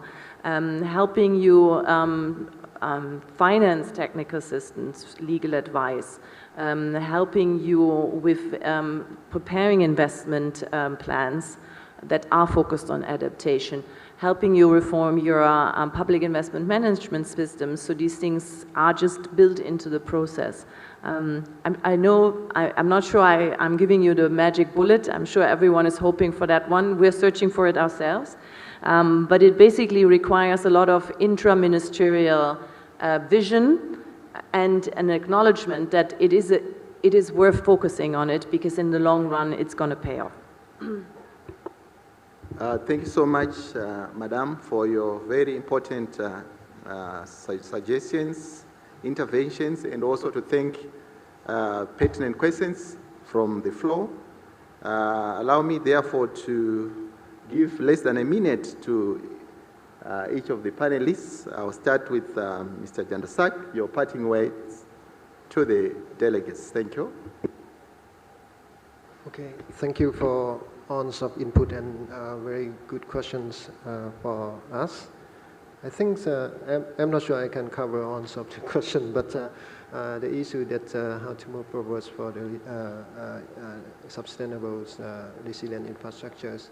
I agree with the previous comment that strongly cooperation and collaborations between stakeholders, especially the concerns party, like both domestic and domestic and external parties. I mean, external seems like, for example, our countries, we are share the border with the neighboring country. I think on some of the requirement or standards should be,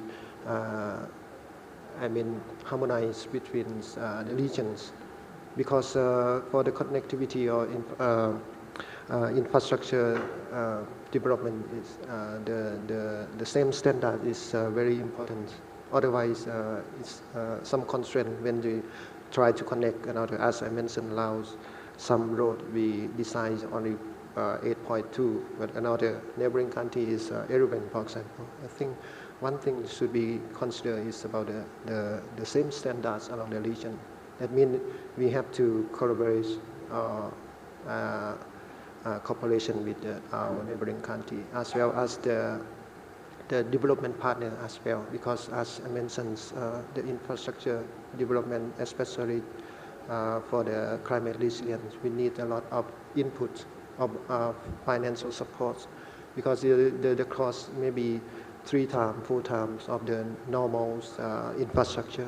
That needs a lot of money. The development partner is very important, especially World Bank and other financial supporters, sponsors. I mean, and I think these are some of my inputs for this. Thank you very much. Thank you so much, Mr. Jandasaka.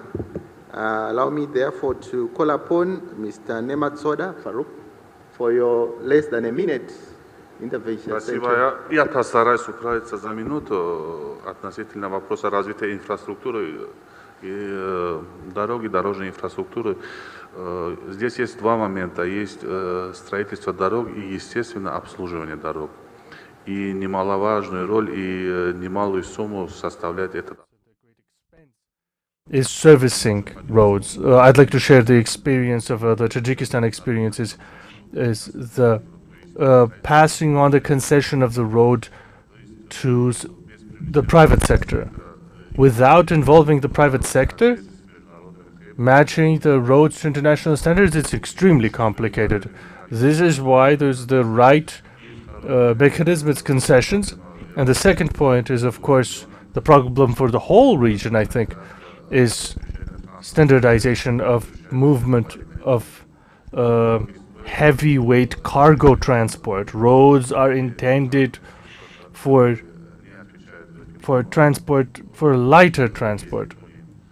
But inevitably there will be very heavy transport moving along these roads, but we can try minimize it, but completely removing this possibility is extremely hard. We need to work together on this, but we can only work this on a level of a region. You cannot do it in a singular fashion. Thank you. Thank you so much for that very important intervention. Allow me therefore now to introduce my colleague minister, Mr. Honorable Sansoyan, to give your remarks. Thank you. Over to you, Honorable. I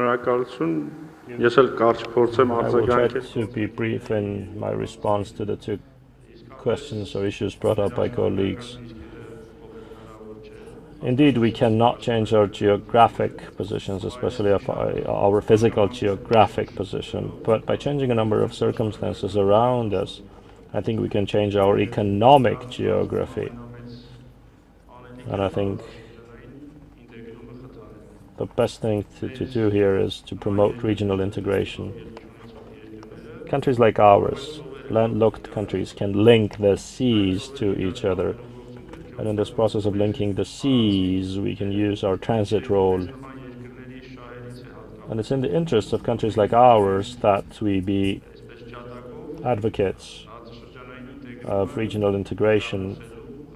We want to promote and encourage regional integration. All countries in these projects will benefit, but especially the landlocked ones will. And I think with that, they will change the economic component of their geographic position. Thank you. Thank you so much, Honorable Minister. Last but not least, Mr. Alabai, to give your remarks as you conclude. Thank you.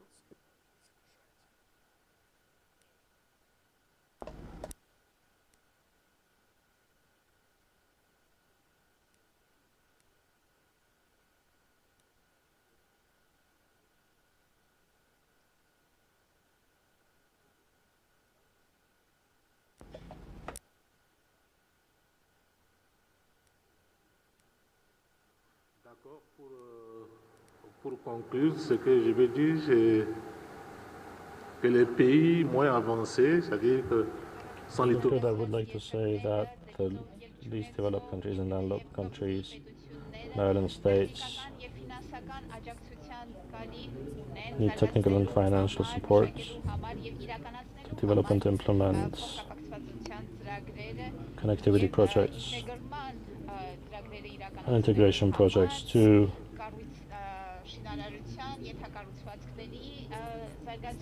for development of infrastructure projects and different corridors which would enable to reduce transportation costs. That's what I wanted to say. Thank you. Thank you so much, esteemed delegates. Allow me to say a wonderful presentation from our panelists, keynote speaker. We now come to the end of this session, and my apologies for taking extra minutes, but it was worthwhile to hear.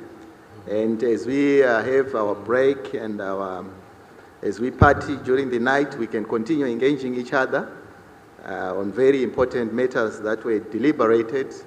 And allow me to thank once again my team, the speaker, the keynote speaker, and the anchor team, and to thank you from the bottom of my heart. You have been following through very long day, and you have been here in your numbers, and I want to thank you so much. God bless you. Thank you all.